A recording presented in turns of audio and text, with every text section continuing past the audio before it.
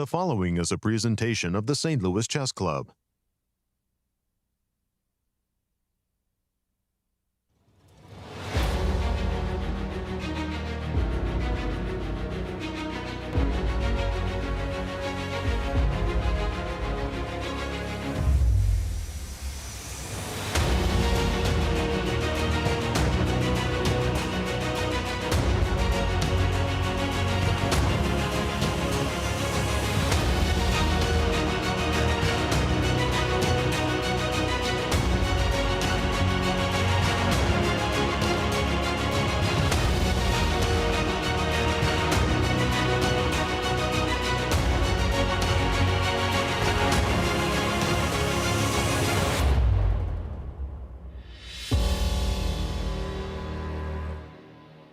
Welcome everybody to beautiful Bucharest, Romania, host of the Superbet Chess Classic, the inaugural stop of the 2022 Grand Chess Tour. Behind me is the majestic Romanian Athenaeum, one of the most beautiful concert halls in Europe. The players are ready to compete, the fans are ready to cheer for their favorite superstars, and we are ready to call all the action. Let's go to the studio and start today's round with Yasser, Peter, and Alejandro. Welcome to the coverage of the 2022 Grand Chess Tour as we look at these beautiful shots of Romania here in the St. Louis studios. I am eventually Peter Svidler. You did it good. You did it good, Peter. No, I didn't. But that's a kind of a harbinger of things to come. I'm Peter Svidler, and with me is the one, the only Yasser Seirawan. I'm very happy to be here, and let's talk some chess. Absolutely, Peter. A big St. Louis welcome to you. Great to have you back in studio. Thank you. Hello, everyone, and welcome to our live coverage of the 2022 Grand Chess Tour. We are getting started, and what an incredible roster of players we have for you. Peter, please do us the honors and tell us who are playing. It is a very strong tournament, as you will see on your screen in a moment.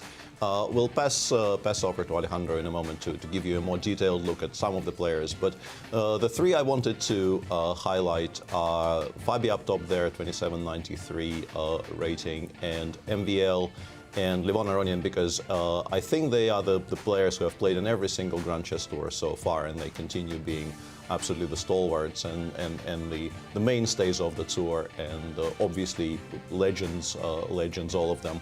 And perhaps one more mention has to go to Richard Rapport, who is one of the hottest players on the scene right now, and qualified for the candidates after having a fantastic Grand Prix series. Absolutely, we can't let it go without also mentioning Ali Reza, our youngest participant and also the hottest prospect in the markets. Tell us about the format. Yeah, the format is it's a 10-player round robin, as you have seen. The time control is what I would call the FIDE time control, because it used to be and still is the official time control for the FIDE events. Yeah, it's 90 minutes for the first 40 moves, and then 30 minutes for the rest of the game, with the increment starting from move 1, a 30-second increment. There is also, as you can see on your screen, a very firm no-draw offers in the tour. There is no cutoff. There is just a very firm statement of no-draw offers. And the usual scoring system of 1 point for a win, half a point for a draw, and obviously no points for a loss is in place here. Absolutely. And our schedule. The schedule is quite simple and a very logical one.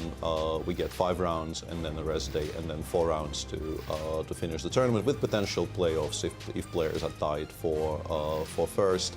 So plenty of chess action to come in the next 10 days.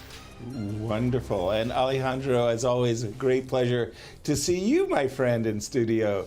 Drill down on some of these players for us, please. It's a great pleasure to be here back at the 2022 Grand Chess Tour. Of course, one of my favorite events. I've been casting this for quite a while, and it's always brought the thrills and spills. Let's take a look at some of the other players that you guys didn't mention. Of course, we have one of the headliners, Wesley So. He is the current defending champion of the Grand Chess Tour. He won it last year, and it was not a fluke. He had already won it very cleanly in 2016. Last year, he had a little bit more of a bumble, but his first place in Paris really catapulted him to the top top of the standings in the Sinquefield Cup. He really needed to cruise, and he did. Third place was more than good enough to take the Grand Chess Tour last year. Another person that really was a headliner of last year, it was the World Championship contender, Nepomniachtchi. He came into the World Championship with tons of expectations, the entirety of his country backing him, but was really unable to deliver. I'm sure that was a tough blow, but he is back in the candidates next month. He's going to warm up with the Grand Chess Tour right here, and of course he has a lot of strong players. One of them is a bit of a wild card. He is the wild card for our event. It's Bogdan Daniel Deac. He did play last year as well in this Superbet Chess Classic in Romania.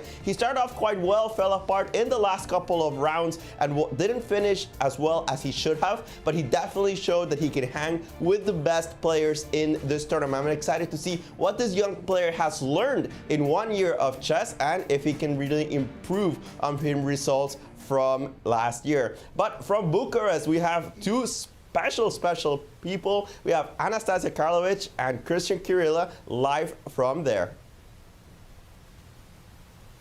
Thank you, Alejandro, and welcome everybody to Bucharest, Romania. The city is buzzing with excitement for the start of the 2022 Superbet Chess Classic. Yesterday, we had an amazing day at the opening ceremony. We will be calling all the action here from location. I am your host, Grandmaster Cristian Chirila, and I'm joined by my brilliant co-host, Women's Grandmaster Anastasiya Karlovich. Anastasiya, tell us a bit about yesterday's opening ceremony.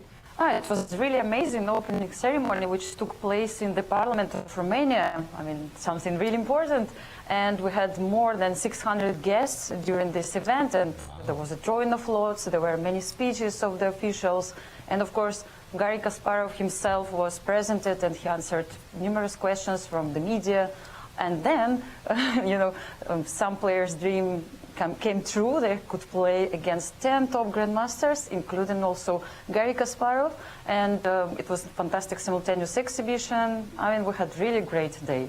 I have to say the organizers put together an impeccable show yesterday, today, as well as we are getting ready for the players to arrive and start competing against each other. We see the buzz around the playing hall, a lot of spectators. We have 100 seats in the playing hall for the spectators to get close to the players and watch the show. We will be calling all the action and sending you guys updates from location here in Bucharest, Romania. For now, back to you in St. Louis. Thank you, Cristian, and thank you, Anastasiya. It seems like a very nice things that are going on, but let's take a look at the pairings, Peter. Do the honors. Absolutely. Here are the pairings for round one, and conveniently for you in the middle of the screen is the game which I think we will be concentrating on, provided nothing else explodes on other boards. But all five games here are very, very interesting. Wesley plays the white pieces against Mamedyarov. MVL is white against Dominguez. Then the game I was talking about, Fabi with the white pieces against Alireza Firouzja, a fantastic game to watch. And also Nepomniachtchi. And there, we're interrupting our broadcast to see Garry Kasparov make the first move on that very board. I wonder if Garry has done this before. I think he probably sat in Fabi's chair on hundreds of occasions. Right. But whether he's actually done this from this side is unclear to me. I think he's been around. I think he's done it. Now the question there was, I think he was just actually asking the first move. Like what's your intention, dude? Yeah. E4, D4, C4. And Garry is, I think his sort of respect and love for chess won't permit him to just like go 1G4 here or something. Even though it would, from him particularly, it would have been a nice gag. But I don't think it's happening. Alejandro, predictions for Fabi's opening move. You know, this is a very important tournament for some of these players because it's the last classical match they will have before the candidates. This is certainly something that Fabi wants to put his foot down. He doesn't want to show his prep, but still wants to beat Alireza. He had a lot of success in the American Cup with the English, so it wouldn't surprise me that he starts to move C4. Okay, and as you were mentioning, the candidates coming up next month, this is a big match because I'm thinking that these two guys are kind of the favorites. Is that definitely two of the favorites. Two of the favorites, absolutely. There it is. There it is. C4, as predicted. Alejandro. That's why he gets paid the big bucks around here, Peter. Absolutely. Wait, we get paid? They're hearty handshakes.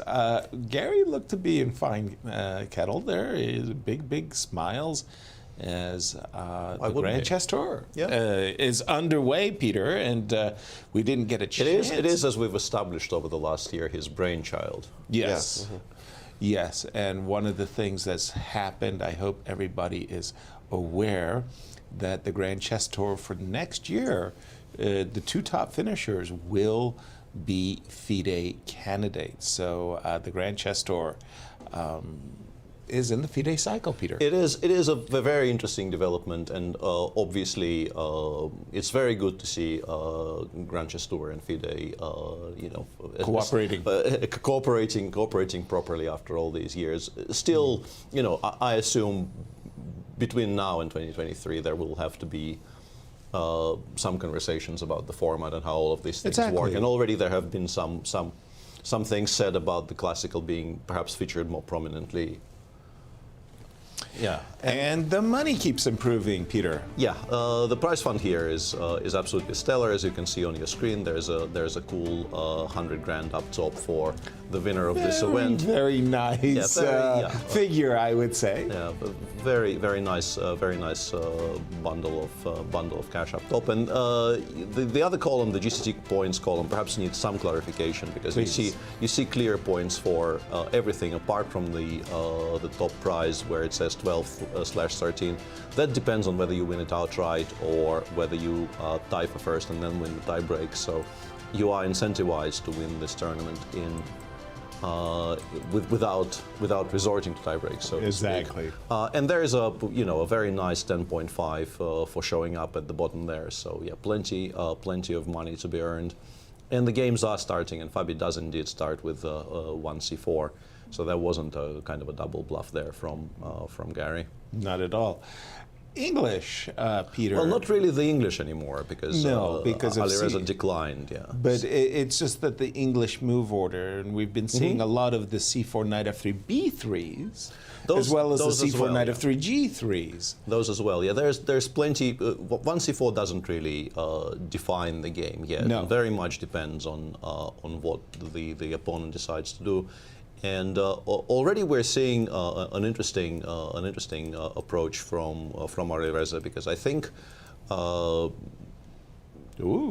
he generally I wanted to go off on a bit of a not a rant exactly, but a bit of a tangent about him being a young, exciting player who plays sort of young, exciting openings. But then old man chess right here. And then I got interrupted by happenings on the board, and then my second train of thought also got interrupted because he took on d5 with the pawn and not the knight. Exactly. When I saw the move order, and we should probably start actually showing what's happening, because well, we have the traditional Queen's Gambit declined with knight.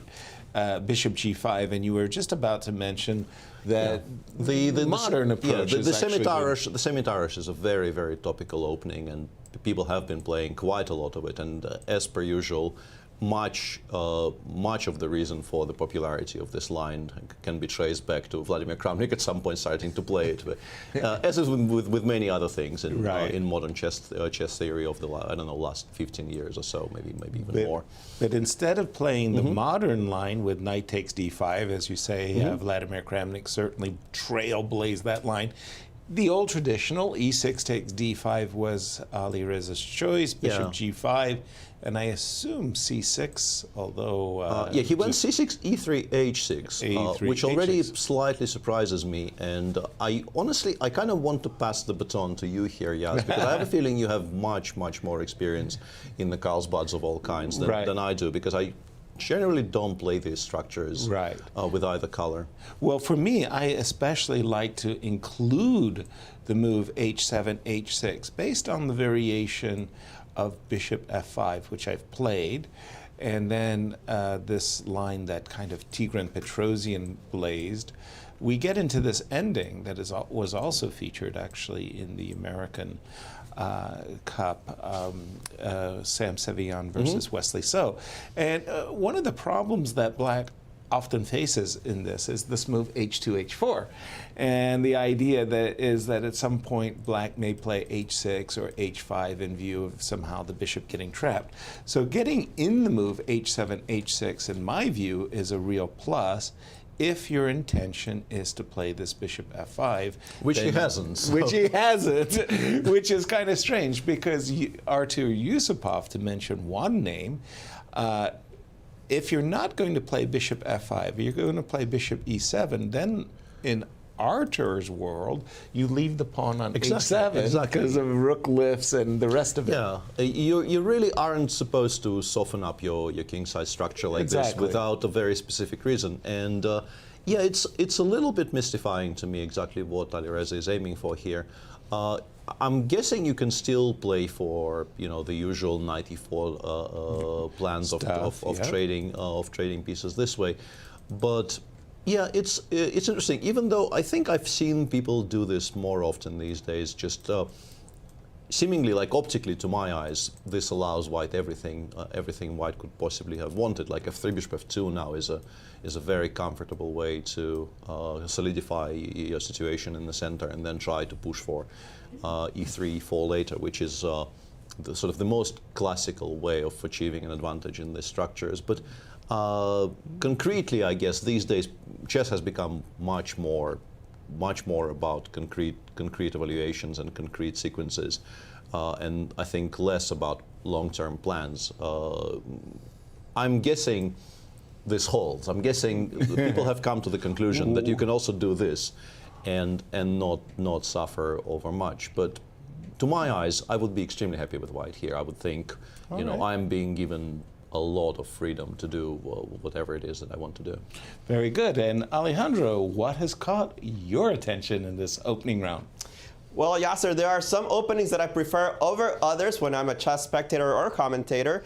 One that I'm not so fond of, even though I spent the better part of half a year analyzing, is the Petrov defense. And we actually have two Petrovs today, two appearances, and they're going in completely different directions. The first one I'm going to look at is MVL, Maxime Vachier-Lagrave, against Lenier Dominguez. And Lenier, who's a traditional Spanish player as well as Najdorf player, has added the Petrov to his repertoire with great success. Remember that he beat Levon Aronian in the American Cup only a couple of weeks ago and actually almost beat him the second time they played in a Petrov in the rapid portion of that tournament in the elimination bracket. And he's bringing the Petrov yet again here to Bucharest, very clearly showing that he's added it fully to his repertoire. And we're going to have a little bit of a twist in this one. After the moves, knight takes e5, if I can get, knight takes e5, d6, But Maxime went knight d3. The move knight f3 is, of course, by far the most common move. But knight d3 has been seen a couple of times. Fabi has faced this with the black pieces pretty often. He faced it in the World Championship match against Magnus Carlsen in 2018. So it's a well-known move. Knight takes, queen e2, queen e7, knight f4 is supposed to be the idea. Knight d5 is actually a deadly threat. But there's a couple of ways to deal with. Most people go for knight c6 with the idea that on knight d5 you have this resource knight d4. And somehow this works out for black just fine. And instead of that, most people have figured out that this game to some kind of drawish endgames, and people stop playing the move knight d3 altogether. I don't know if there's any new twists in the move knight c6, but Lenier wanted nothing to do with that. Instead, immediately retreated the knight to f6, a little bit more passive, just saying, go ahead and trade queens. I'm not really worried about any of the endgames, even if white has theoretically a slight plus because the knight on f4 is better than on f6. Not the most exciting stuff. On the other hand, in the game between sorry, that's not the one I wanted to do. The game between Jan Nepomniachtchi and Bogdan Deac. Bogdan has also tried to use the Petrov, but completely different scenario. Nep was actually using one of his favorite lines, knight takes c4, the move d4 instead of knight takes e5, which I think has recently gained a lot of popularity. Saw it in the Grand Prix a couple of times, bishop d3, d5, knight takes e5, knight d7, and starting with the move order of knight c3. We did see this in the American Cup as well in the women's section. So a couple of Petrov developments, the Petrov making clearly a comeback in fashion. Not something I'm thrilled about, but you know, chess is a very concrete game and draw with black is fine. Absolutely, and it's nice to see, well, nice is a relative term, but the Petrov, it goes through these fashions. Absolutely, right, Peter? and generally speaking, opening theory very much is subject to fashion. things appear and disappear seemingly at random. And, Right. yeah, sometimes it just is very, very mystifying why people just stop playing things which appear to be doing quite well. But yeah, the Petrov definitely is bouncing back.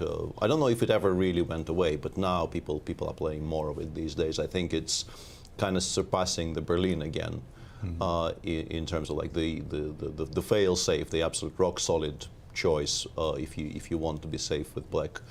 Against 1e4. Yeah. Well, it makes sense, right? You don't have to study the Italian. You're right. Yeah, I mean, people realize you can actually move the bishop to c4 instead of b5, and then people thought, why play knight c6? Just play knight f6, less of an opening. Yeah. Right. And it seems to be the way that a lot of players are switching around the repertoire. Yeah, that actually makes a lot of sense. I think that you may have solved that particular crime there. Yeah. I wanted to draw your attention back, Peter, to the game of Fabi and Alireza. I think this is going to be our marquee matchup for much of round one. And before the moves knight bd7 and a2, a4 got played, you were of the opinion that white has got a lot in this Queen's Gambit decline, which is kind of confounding to me. If you put the knight on f3, everybody's seen this thousands of times. But from the World Championship matches between two Ks, Kasparov and Karpov, we learned a lot that oftentimes the knight on e2 is simply more flexible, as you were about to mention, f2, f3, and whatnot. Expand on your thought process, please. In my mind, that goes back maybe even to like the era of Botvinnik, and for some reason, all the positions in which white's perhaps major plan involves playing of 3-4, and then goes to Botvinnik. Yeah, it just immediately attach the name Botvinnik to it and stop thinking. Right. But the interesting development here, and we'll come back to f3-4 in a moment. The interesting development here is knight bd7 a4. Right, which is very confounding to me as well. Right? Which sounds like a complete non sequitur, and that doesn't connect to anything. And once again, this is guesswork, but it's sort of it hints at it very, very heavily. And this is something that people have been doing more and more, despite, and once again, I want to say this is a very modern development, and I guess, if somebody tried doing this against Botvinnik, they would get kicked out of the Botvinnik school. I think people actually play b5. Yeah. b7, b5, quite a lot in these structures. For example, f3, b5. f3, b5, I think actually is an interesting, maybe not actually, immediately. Remember that F3, b5 was played between Magnus Carlsen with the white pieces and Alireza Firouzja himself in 2020. So Alireza's not unfamiliar with this territory, and certainly, Botvinnik didn't have Stockfish or Lila. Right. And it's all very fair, Yeah, and the computers do suggest a4, stopping this b5 plan so that white can focus on f3, bishop f2, and immediately you see Alireza reacting to this plan. And let's take a look at the lifetime between these two players. The head-to-head, not a lot of games between them. Of course, Alireza is extremely young and extremely talented, but he has not played as many top-level tournaments as Fabi has. 2 wins for the American. I believe one of them was at a Vaikanze, and I'm blanking on the other. And 3 draws. Alireza has never gotten the best of Fabiano Caruana so far, but of course, there's going to be a rivalry for the ages. Very young Alireza will be playing at least twice more against Fabi next month in the candidates. Very nice. And the move knight h5 is a move that is very common in these Queen's Gambit declines. The idea is to force the trade of this bishop. I mean, the move a2, a4 to stop b7, b5 seems like quite the luxury to my eyes, as white really is about to play f2, f3, take command in the center, and that's why black played this, Peter. Yeah, knight h5 is a very logical continuation. I'm still somewhat curious as to why knight h5 has been preferred to, let's say, knight e4, but both of them seem playable to me, and I think perhaps this is where my absolute lack of understanding of the structures shines through. But maybe the idea against knight e4 is to take on e7, and then perhaps after queen takes e7, we can take on e4 with the bishop and try playing d4, d5 straight away. This could be one way to perhaps use the fact that our knight is on e2 and not on f3, meaning that we don't have to spend the tempo moving it away from f3, because it would have been hanging on f3 in this position. Right.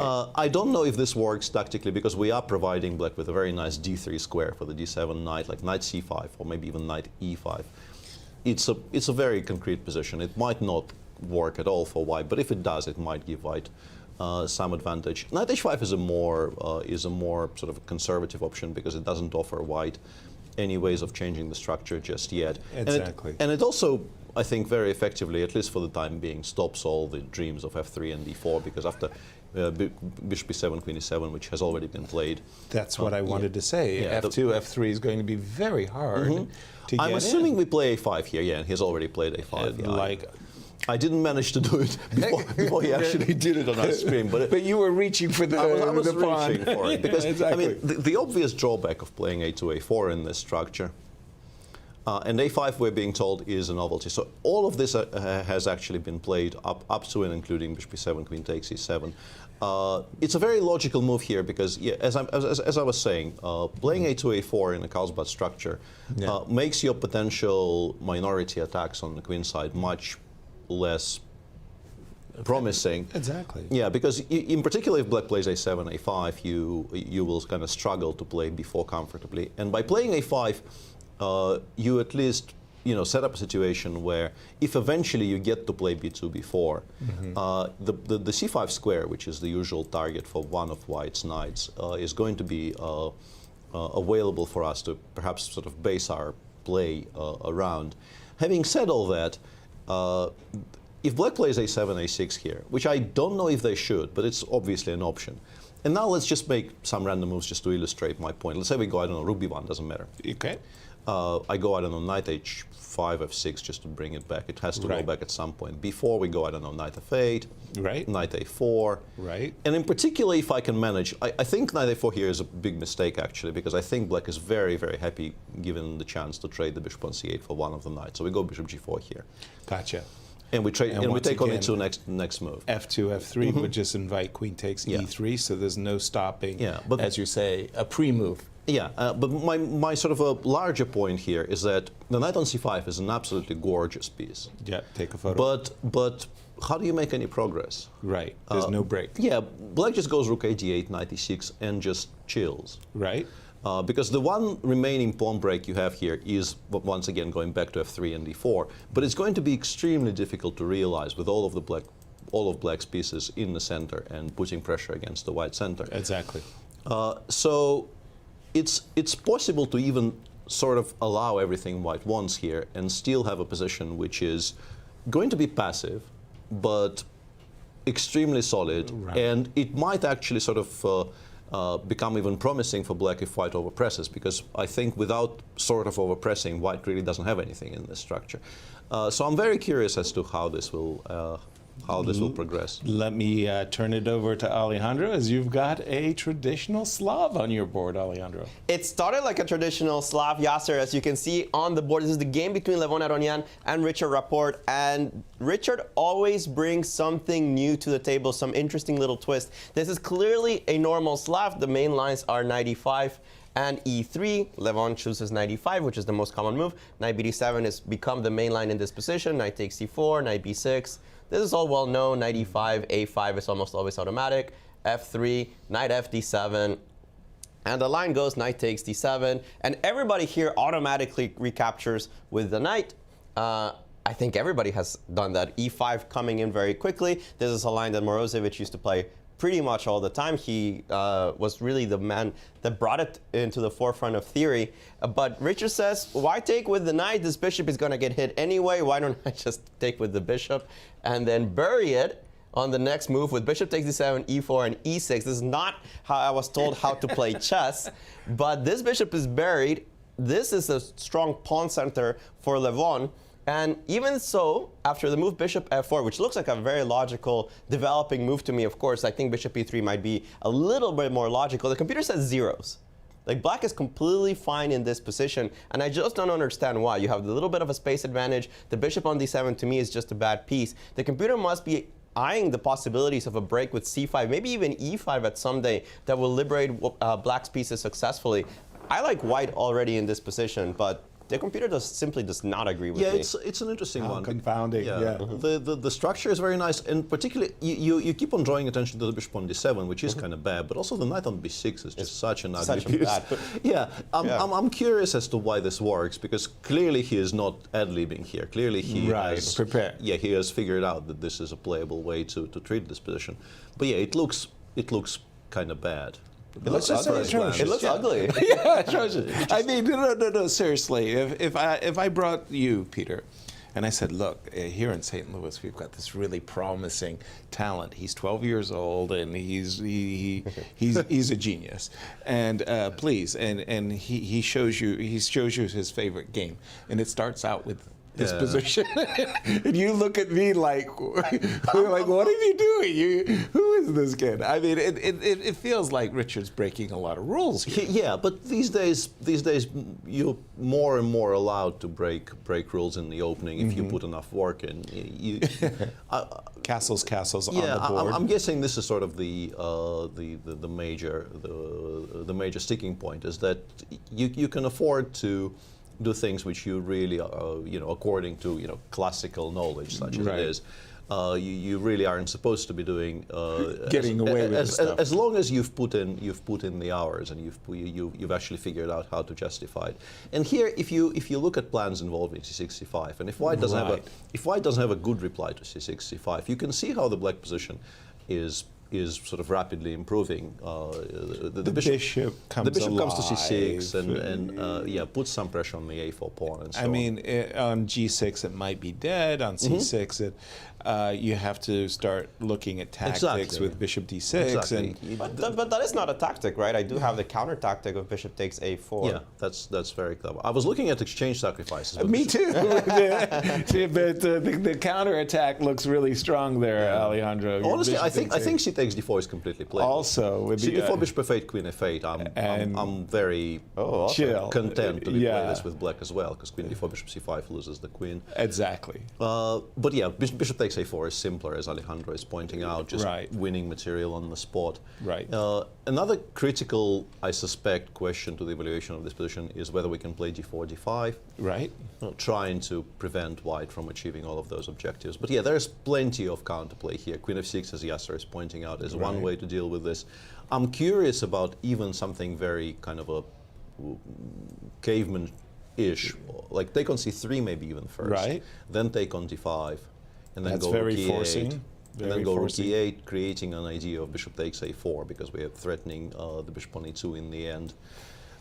And the bishop doesn't really have a good square, so you have to make a kind of an awkward move here, perhaps rook f2, perhaps rook e1, and maybe even I can, although yeah, having looked at this a bit more, I feel like it's 5 a.m. lack of coffee speaking. Because Good morning, St. Louis is our routine. Because I was actually suggesting taking on a4 twice and taking on d5, but I think I'm kind of lost there. I think that position should not be played. Yeah, the two bishops might be a little too strong, but just to show our audience what Peter is contemplating, he's sacrificing two pieces for two pawns and a rook. But the two pieces that are on the board are two bishops in open position. This is one thing, and the other thing is my structure on the queen side is too broken up. Because this would have been perhaps workable if the pawn was on c6. Yeah, and you can immediately play b5 and a4. I mean, maybe life's working. Alejandro, weigh in on this Richard Rapport approach to this age-old opening. Well, good morning, St. Louis, and luckily for me, I have an engine, so I can't blunder as much. After the move d5, which you guys were suggesting, c5, of course, is a very logical break. I like the move d5, but it just doesn't work tactically. After bishop takes c3, pawn takes c3, pawn takes d5, pawn takes d5. We got so far, but just play queen f6. Oh yeah, things just collapse. And things just collapse. You can't defend this pawn and this bishop and this pawn. Just too many things hanging for the white side. At the best, you have some compensation for whatever pawn you decide to lose. But it's murky at best. You're probably just fighting for equality, which really begs the question, what is Levon planning against the move c5? d5 doesn't seem to work. C takes d4 is coming on the board. The engine actually just says you have to say, this didn't really work out. The move bishop f4 was not a good move, according to the engine. You have to take check, king h1, and of course black is in no real danger in this position. The queen comes to e7, the rooks come to the middle of the board. Black's position more or less plays itself out, I don't know if bishop takes d7 was a bluff, if it was some sort of deep analysis, but if black plays c5, at least my engine is saying he solved all of his opening problems and perhaps even a little more. Call me an optimist, challenging your engine at 5 in the morning. But We keep on after saying the queen 5 in the morning. We f6, should stop lying to our audience. 6 in the morning. But that variation where you Yes. had the queen on f6 for a second, only. Yeah. It goes d4, d5. This one. There is the move bishop c7. I was just kind of Very nice. curious. That's very good. Bishop c7. Unfortunately, And then it goes for the piece sacrifice. it's not a sacrifice. Queen Unfortunately, e7 in the end, yeah? Yeah, there's queen e7 at the end. This is a very nice little. Put it on the board. Oh, that's a pretty double attack. And this is a very nice. It's a very easy double attack to miss as well, right? This backward move's hitting both bishops, but queen e7 is quite nice. White's not lost. You are losing an exchange and a pawn, but somehow the pawn gives you enough counterplay where black Not my isn't intention. winning, but it's of course not white's intention. Yeah. No.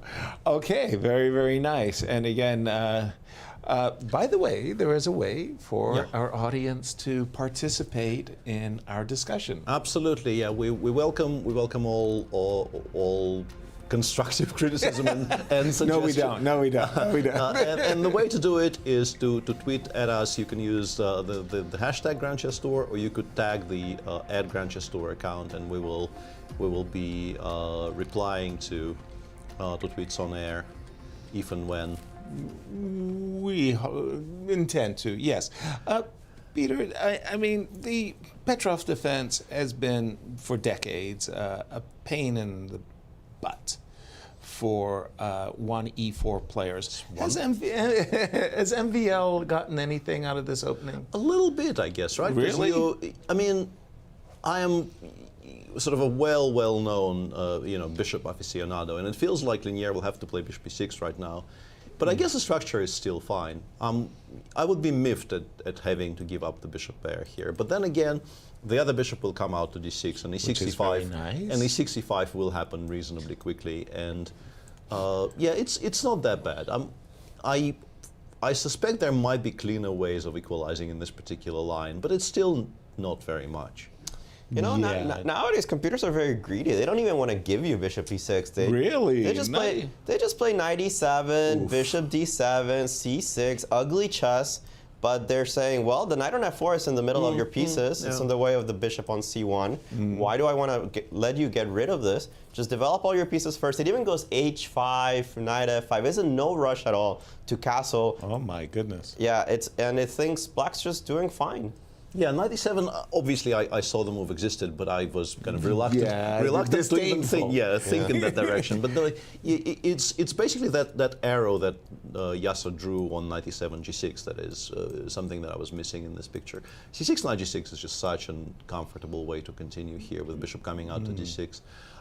97 is perfectly playable. Yeah, I guess there is nothing much wrong with it. For me, I was really kind of skeptical of White's advantage at all. 97 c6 was not on my agenda either. I didn't mind giving up the bishop. Yeah. I mean, I have played some really well and truly lousy French defenses in my life.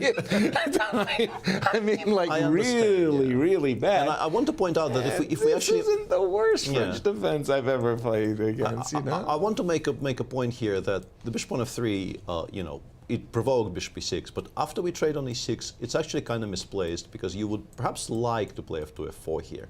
Right. To stop the break with e6, e5. But you have to spend so much time on it that you probably just never actually have the time to stop the e6, e5. And once black plays e6, e5 in these structures, they're normally just completely fine, yeah. And Alejandro, jumping back to you, you've got a completely different game of Wesley So. We have to take a look at everybody, of course. Absolutely. Wesley So is playing against Mamedyarov. It's a quiet affair in the opening, so it hasn't really come out with the fireworks that we perhaps expected. We had a very normal Nimzo Indian with a normal twist nowadays, this move bishop d3, d5, and instead of playing the move knight f3 immediately, people seem to be taking on d5 pretty commonly nowadays, which is why some black players have decided instead of using the move order of d5, have started using the move order of c5. Funnily enough, they now lead to different positions because after pawn takes, the move seen very common here are queen c2, knight d2, and the move a3, all of which lead to slightly different positions. Here, bishop takes c3 is certainly an alternative, but very common is to just retreat the bishop to d6, queen c2, a6, and we'll get to the position that we currently have on the board after the move knight f4. It seems like an old-style way of chess, the bishop coming to d6 with these couple of pawns. Of course, there will be pressure almost eternally down the c-file, but how do you get through? This bishop on d6 is a monster, and of course, you can't really reach this bishop very easily, to the point where white is basically sacrificing their structure, saying, please take my knight with your bishop. I don't think black is ever going to do that, but perhaps a little bit of pressure for the white side. I don't really know. The computer says 0-0. I always felt that it's easier to play these positions with white. At least you had a clear intention and you had a little bit more space, but it's not the most ambitious approach that white can essay against the Nimzo Indian. I expect this to go through quiet affairs for quite a few more moves, but the same I can say for most of the games today. I wanted to point out something about this position, though, that it's only quiet if you manage not to allow c7, c5. I think in this particular structure, in the current position, in particular with the knight going to f4 and sort of not exerting any control over the d4 square anymore, if you play bishop b7, I'm expecting Wesley to just turbo rook b1 here. Because I think allowing c5 here just dissolves absolutely everything. And playing rook b1 and trying to at least make c5 uncomfortable. I mean, it's currently unplayable completely, but if you have to play something like rook b8 or queen c8 to sort of re-establish the threat of c7, c5, white clearly has gained something. Yeah, bishop f5 here is very annoying, and rook b8 in general is just not a move you are extremely happy to make in these types of structures.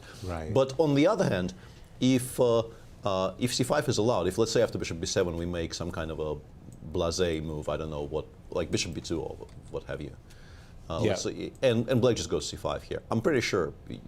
Massive liquidation. I'm probably picking black, maybe. Wow. Ever so slightly. Alejandro, I have this memory, I remember being absolutely stunned by it. It was a match between Garry Kasparov and Deep Jr.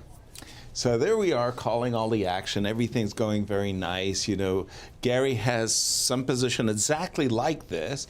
And instead of the move b7, b6, or any other kind of move, the computer goes bishop takes h2 check. Yeah. We like just fall out of our seats.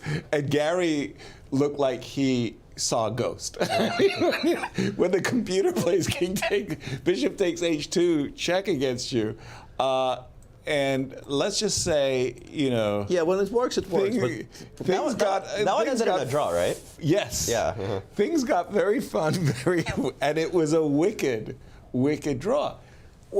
I mean, it's ridiculous. Was bishop takes h2 check? I don't think Instead it was B6, the game. Right? Yeah, I don't think it was the game. No, that was the Semislav game. I remember that game. Right. Yeah. So you're saying in this But it was position, shocking, yeah. Castle, bishop takes h2 here. Yeah, let's just throw it down. +4, let's see. King takes, we go on a little bit of a walk. Yeah, we can't go back, let me just show this to the audience. You can't go back because queen h4 finishes the game. No good way to defend against queen h2 checkmate. Rook somewhere, queen takes f2 is winning. So you have to actually go king marching forward, but that's pretty much the end of the attack. Unfortunately for black, they lack some of the important squares to go back to. For example, the move queen g5, threatening some kind of discovery. Right. f4 is important. It hits the queen, shoos it away, where this queen is defended. So the queen has to go to the h-file. Okay. And then you just don't bishop have d2, g6. I guess, yeah. Sorry? And then just bishop d2, I guess. Queen h6 looks good. Yeah, bishop d2. Queen h2 is a very nice check, but it's just a check. And after king f3, since your queen is now getting trapped with the move rook h1, you have to go queen h4, threatening knight h2 is not a bad threat. Unfortunately for black, after g3, this square becomes available for the king. The king does a little bit of a runaround, but it's perfectly safe, and white ends up a ton of material ahead. It just does not work tactically at all, pretty much. So bishop takes h2 is a nice idea, but it does not work in this position. And Wesley's certainly not going to be defeated by a Greek gift. A Greek gift. Could you go back to queen h6 for just a second? Absolutely. There, because it was just like one of those moments. Oh yeah, you played bishop d2, and life's good. Go ahead, bishop d2. knight e3 is ridiculous We because take and go king f2 simply, I think. just take a king f2. Yeah, the king on f2 is very safe. Yeah. We just don't have enough attackers here. Right. It's- Well, White we has are missing- White has a great amount of attackers. What do you mean? I got rook h1. Yeah. The pieces on the queen side are sleeping. Very much depending on the definition of we in this position. Yeah, If we talk exactly. about white, we have plenty. Right. But okay, so b7, b6, and by the way, I just wanted to ask. Are we following current dictates of theory? Anything new? Not much that I can see. There's a couple of games already here, and he takes d5, knight a3 is already kind of rare. Knight e2 is such a major line of the Nimzo Indian. a3 is not seen very much. There's many grandmaster games, but nothing too major. And already here, after the move bishop d6, we only have like 10 games in the database that are relevant. So not much to speak about when it comes to opening theory. Black's supposed to be okay in these variations, has supposed to be okay for a very long time. It's just a practical approach to the game more than some kind of theoretical theory, some theoretical approach by Wesley in this game. And how do they match up? Well, the lifetime between these two, 1 win, 3 losses. So actually, Mamedyarov getting a little bit of the better here against So. And not shockingly, 12 draws between these players. So they know each other well, but that's I mean, when you think of Wesley So as the returning Grand Chess Tour champion, you don't expect him to have a negative score of 3 losses and 1 win.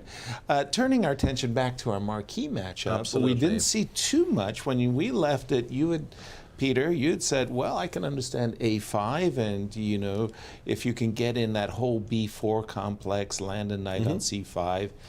Yes, And, yes. After some thought, Alireza actually did play 7a6, freezing the queen side pretty much in place. And just preventing the kind of move a6, which might cause issues with the backward pawn on the c file. Okay, a7, a6, and then Fabi's in a pause. yeah, he's thinking, and perhaps this is a good time for us to actually talk about those, you know, long-winded plans that I was so please. I was so disparaging about earlier. Jump right in. Yeah, and I've already mentioned, I think, one very crucial concept when we talk about this position and these structures in general, and that white, apart from the obvious idea of landing one knight on c5, you can do it with this knight. You can also, in some positions, I guess, go knight e2, c1, b3, c5. I don't know which one you prefer. I think it depends on the circumstances. Both of them will look quite nice on the c5 square. But the big talking point here, I think, is that bishop on c8. Okay. And white needs to, I think, expend a lot of effort here to make sure it doesn't get traded for anything.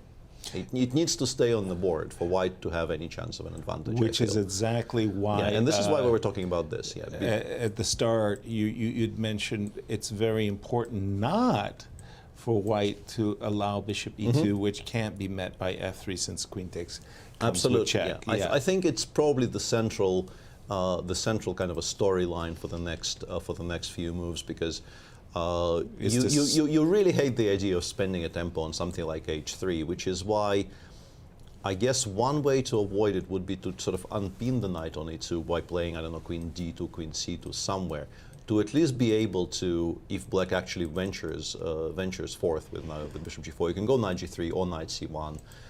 Just not let the bishop take on it. Again, if I can, from the audience perspective, just pick your brain and say, if black were allowed to take his bishop on c8 off the board, and any one of your knights, any one of the then you're pieces, just saying, oh, he's just solved so much of his problems. I think he's immediately completely fine. As far as like, that would be my assessment. That if the bishop on c8 gets traded for any of the corresponding light pieces on the white side, black just puts one knight on f6, the other knight on e6, goes rook a d8, and says, yes, I don't have any active plans, but the moment you start doing something, all of those pieces will make a lot of sense suddenly. So it sounds to me more and more like if we go down this primrose path where we just put some moves on the board, and you put your bishop on, and in such a case, now you're kind of C1, cooking with gas, and right? I actually prefer knight c1 to knight g3, because in general I feel like keeping pieces on the board here might be in white's favor, so I don't particularly like offering a trade on g3 either. So if the central break is going to be e3, e4, and white's going to get need to play f2, f3. At some point, this knight on e2 has got to move, so you can defend the pawn on e3. A little bit awkward, Alejandro, for white to get anything. What do the engines say? Computers are computers, and they find inhuman ways of rerouting the pieces. I think the first move that the engine likes is quite natural. I like the move knight c1 for all of the reasons that you guys explained. Also, the knight b3 idea with c5 coming, that's very natural to me. What's not natural is how the engine follows it up after the move knight f6. The engine also thinks the move queen g5, by the way, might be an idea just to keep the pieces on the king side and put some pressure like that. But let's take a look at these kind of positions, because knight f6 seemed to be like a very natural move to me in this position. The computer immediately wants to go rook e1, but it was also suggesting moves like queen f3 with the idea of putting the queen on g3 and controlling some of the dark squares, which I've never seen in a Carlsbad, but once you put the queen on g3, it makes some sense, right? The queen does exert some pressure over some of the dark squares. But the engine's saying, go knight c1, knight h6, you can start with the move rook e1, and if they go something like knight f8, then f3, and not e4 immediately, but put pawn on f3, the knight on b3, hint that you're going to play the move e4. Doesn't actually play it, it just hints that you want to play e4 at some point and maneuver slowly. The bishop actually at some point retreats to f1, the knight makes a pretense that it jumps to c5, but it doesn't fully, again, because there's going to be a knight on b3 and knight on a4. This knight is obviously going to jump to e6, and then it seems like the pieces just freeze, and white starts maneuvering slowly, preparing e4 eventually, but not immediately. And this is a game that is going to be a lot about long maneuvers if white wants to get anything. If black, the computer really does not like playing like this for black. It actually thinks that after knight c1, this move queen g5, keeping pieces on this side of the board, might be the better way to play it. It does seem a little loose in my opinion, and of course the attacks on the king side might just not pan out. But I like starting with the move knight c1 because it solves so many of the issues that Peter was talking about, and it hits a knight. You never know when they're not going to move it. And you mentioned, sorry to interrupt you, Peter. You mentioned that Alireza has actually played this position before. Sort of, yes. And just cite those games and his approach, if you will. Well, let me go back to the novelty of a4 here, knight bd7, and I'll just jump to this game between Alireza with the black pieces, I believe, against Carlsen. Yeah. f3, yes, he was black. And this game went f3, bishop f2, as Peter suggested immediately. But you can see that Alireza expanded with the move b5, and it's a completely different beast. Even though we have a very similar structure, the fact that b5 was allowed is both good and bad for black. It leaves a weakness on c6. It leaves some things that white can work with. But on the other hand, black does get a lot of space. It does have the ability to kick out this knight from c3, so the center is certainly much more unstable. And the game was, it was fun, but eventually, I don't really know which one of the many Alireza Carlsen games I have in this database is, but eventually got to such a position where you can claim that white still has a little something because of the pawn on d5, but it's clear that black has pretty active pieces as well. There's some targets on e3, the knight on f5 is nice, but it could get kicked out someday by bishop f8 and g6. The game ended up in a fighting draw, but I don't think that Alireza minded too much the position that he got in this game. And, well, when you play this against Magnus Carlsen, it shows that Alireza was absolutely prepared for this, and it couldn't have been too much of a surprise for... Yeah, and the one thing I was going to mention, which we haven't actually touched very much on, is the clock situation in this game, because Alireza is still pretty much, as you can see on your screens, he started with 90 minutes and he's down to 87:34. So he clearly isn't very surprised by any of these developments, and a4 being the novelty. These days, if it's something you are seriously preparing, I'm guessing a4 is not going to be a novelty for you, because you've looked at, both of these guys have looked at the same sort of a readout on their screen. Exactly. If the engine suggests a4, it's unsurprising that Alireza is aware of the existence of this idea. What is a bit surprising is that, as we have just heard Alejandro describe, engines are not entirely in love with this for black, and it doesn't seem to be, quote-unquote, mathematically equal.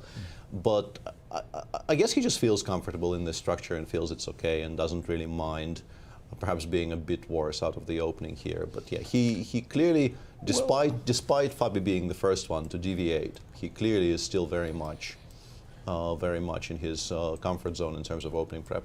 Well, I mean, for me, this move, Queen G5, is actually a rather attractive looking move that you don't automatically step back and passively wait for white to slowly build up the F3, E4 break that we all know is coming sooner or later. But the move Queen G5 is kind of just throws down a little bit of a gauntlet, right? A kind of a challenge. This knight is potentially routing, and Bishop H3 would suddenly be a smack. Absolutely, yeah. And, you know, I think the major point here is not that you have realistic hopes of launching an attack on the king side. It's just that if you don't do this, white pretty much has an absolutely free hand to do whatever they please, and it's not a particularly good situation for black to be in, considering their lack of potential pawn breaks. So you do have to give white at least something to think about. Right. And this is what this setup with Queen G5 and Knight F6 does. And also I want to point out that apart from the Bishop H3 you keep on pointing out, Bishop F5 is perfectly wonderful. Is coming back to the idea of needing to trade away the Bishop on C8. Exactly. Is another thing here that is very attractive for black. Yeah, as you say, just get rid of this Bishop on C8, put your Rook on E7. With your central control, white's F3, E4 is not frightening anybody. Okay, well, we'll definitely keep an eye on this Fabi, after one. some thought here, played a move which we didn't look at. And wouldn't have been on I think you could anybody's agenda. You could give me quite a high number of guesses here before I came to Rook A3. I think I would be close to 12 myself. It's Queen C2, Queen D2, Knight C1. There's plenty that comes before Rook A3. It's an interesting move. Yeah, I'm not entirely sure. I have a feeling it's more to do perhaps with I don't know what it does on B3.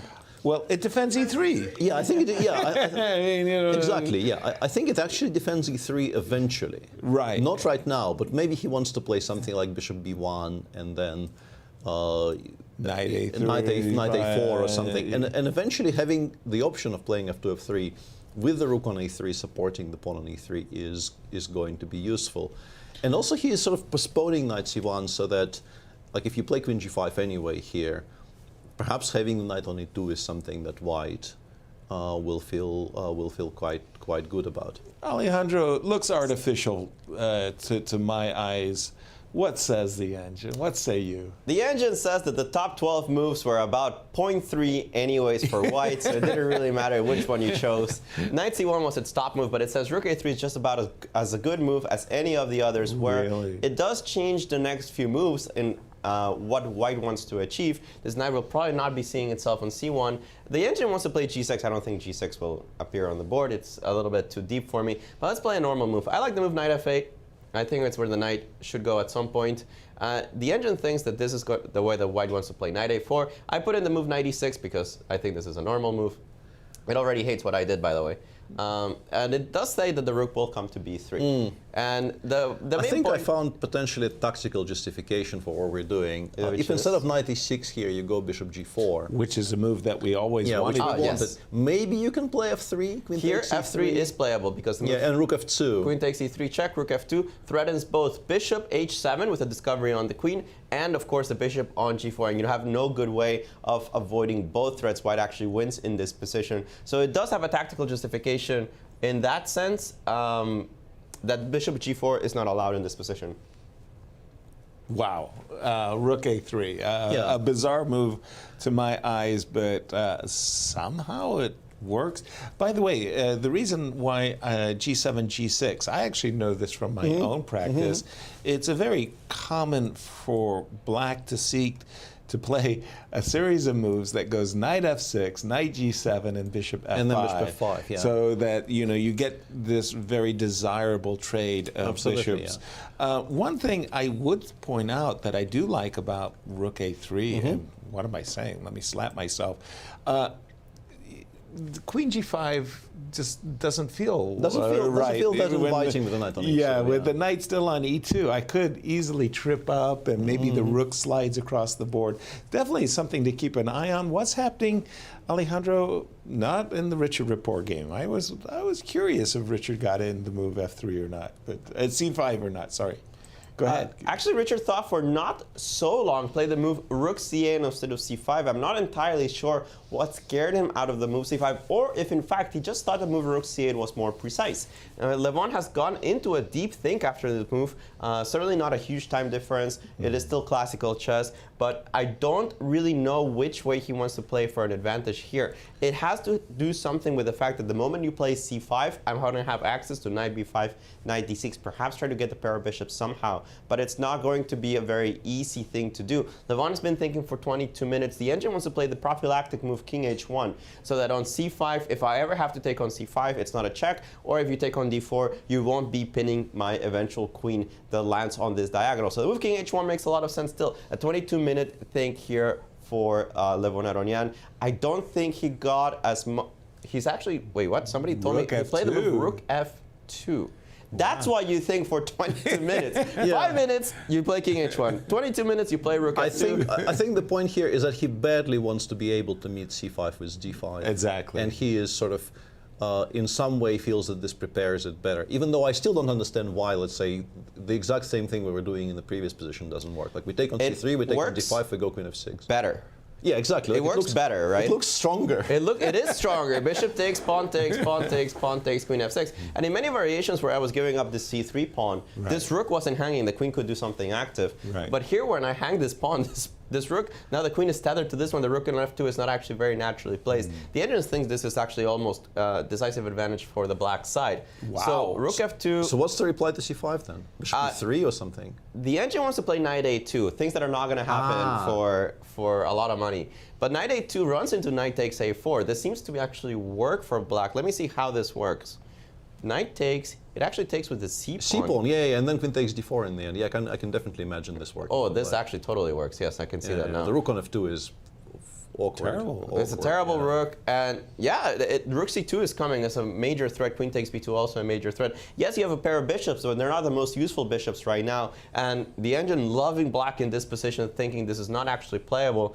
So I'm at a loss at the moment on what he wants to play against the move c5. I also don't see a lot of other moves for black. You don't have a move that is as useful as white's, right? He can play rook c1. He can play a lot of useful moves, but black is running out of useful moves. Rook e8, queen e7 are the last couple, and I would argue that the queen on d8 in many variations, like the one that we just saw, is useful. It's useful on d8, not on e7. Yeah. So it seems like the time to strike. Maybe he wants to play like knight b5. Does this work? If loses material, we just take, take on d4. d4. Yeah, this doesn't work at all. No. No, Yeah. I'm not entirely sure what he wants to do against c5.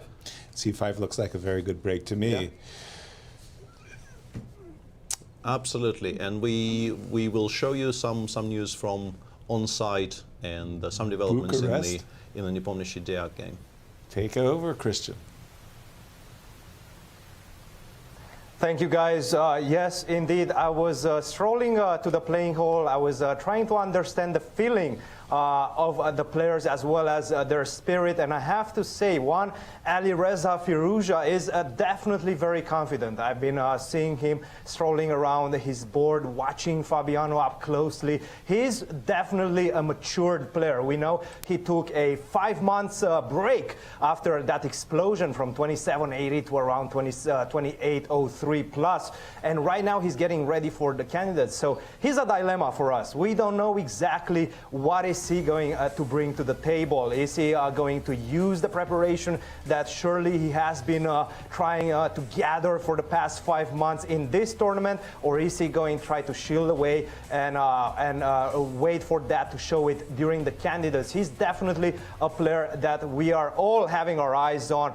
But another player that we're definitely having our eyes on, and one that performed admirably last year, is Bogdan Deac, the youngster from Romania. He's been taking a bit of a break as well at the beginning of the year. He did not play in the Romanian Championship. So right now he's coming back with a lot of new, fresh ideas. Also, it seems like he's playing some sort of a new opening for him. I remember him as a Rui Lopez type of player for black, but it seems like nowadays everybody is taking over and starting to play the Petrov, the Russian defense. And of course, we know that Nepo surely must be ready for the Petrov. Is one of the openings that he definitely had some preparation going into the World Championship match. Of course, we know when during a match with the black pieces you're trying to equalize. equalize. So definitely he has some residual understanding and preparation from his match against Magnus Carlsen. So let's see where that took us, this clash of ideas. A new player playing the Petrov as well as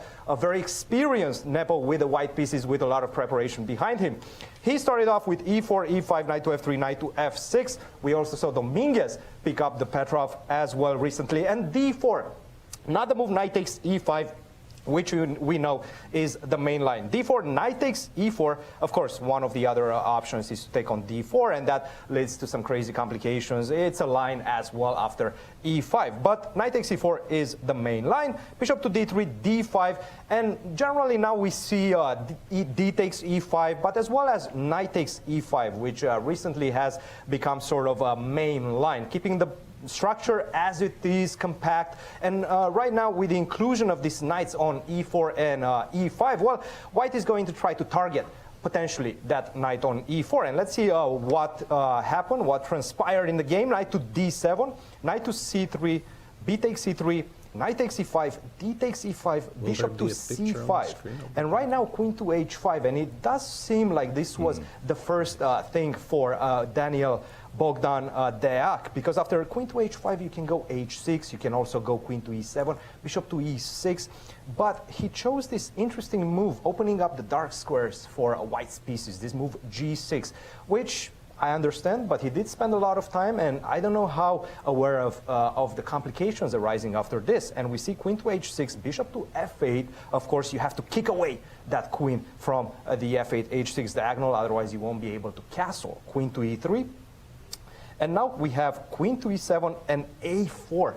I do like white's position quite a lot. I was looking through some lines. What if he doesn't go queen to e7? What if he continues with a move bishop to e7 and try to short castle? Well, the problem is, right now, as white, I have a lot of useful moves that I can play. I can play the move a4, as we've seen in the game. I can go rook to b1, as we've seen as well. And I know Jan was definitely prepared for this rook to b1.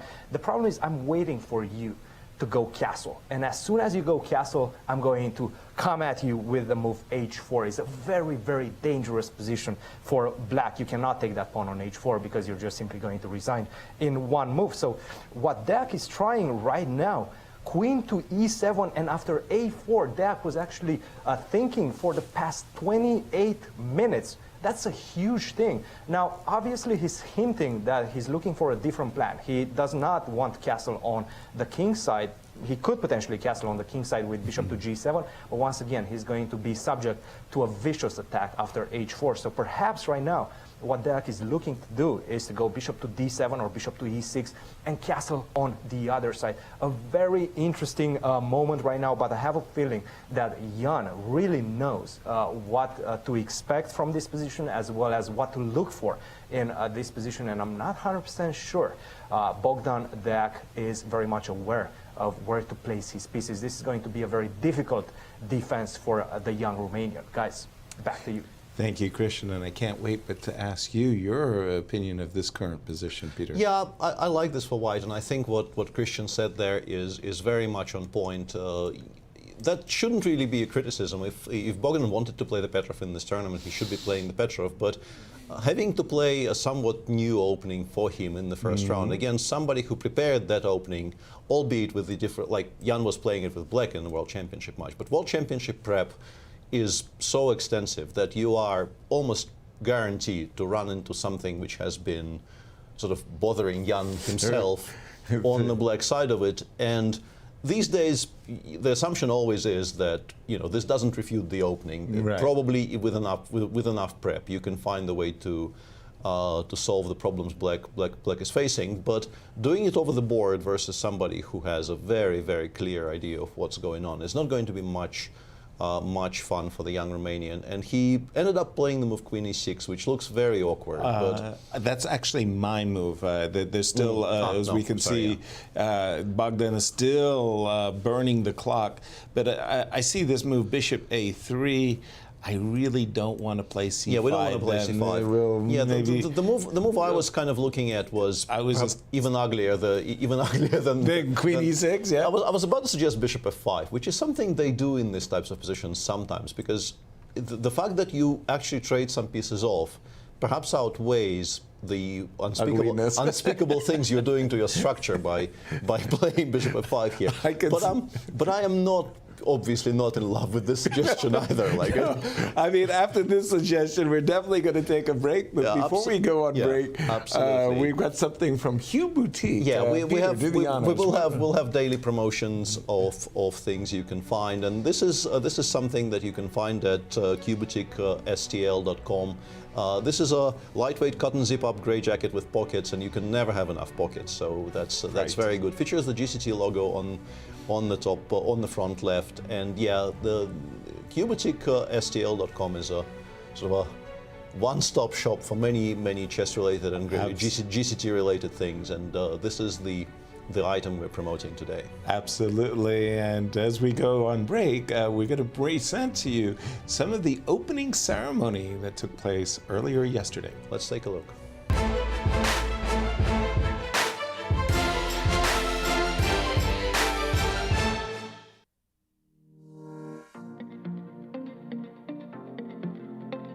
Hello everyone and welcome to the Bucharest Grand Chess Tour stage. Here we are in the building of the Romanian Parliament. We are very excited to see the opening ceremony and the drawing of lots to learn who will be playing in the first round. Let's go for it.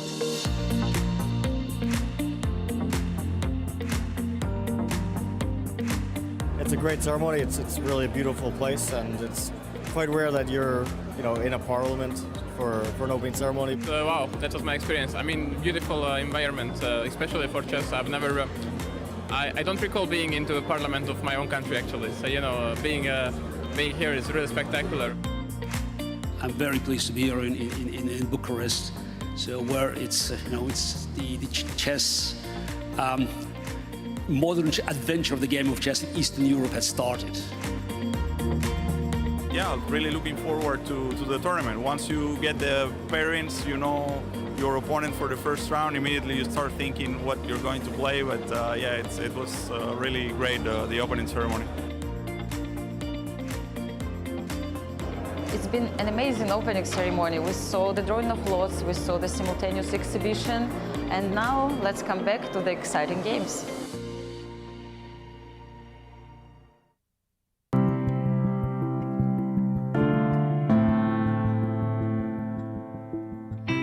Can you hear it?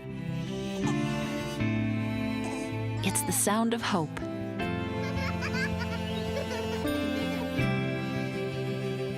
And health. And strength. It's the sound of compassion. Of open doors. Where people and machines are in tune and miracles occur. It's the sound of personalized healthcare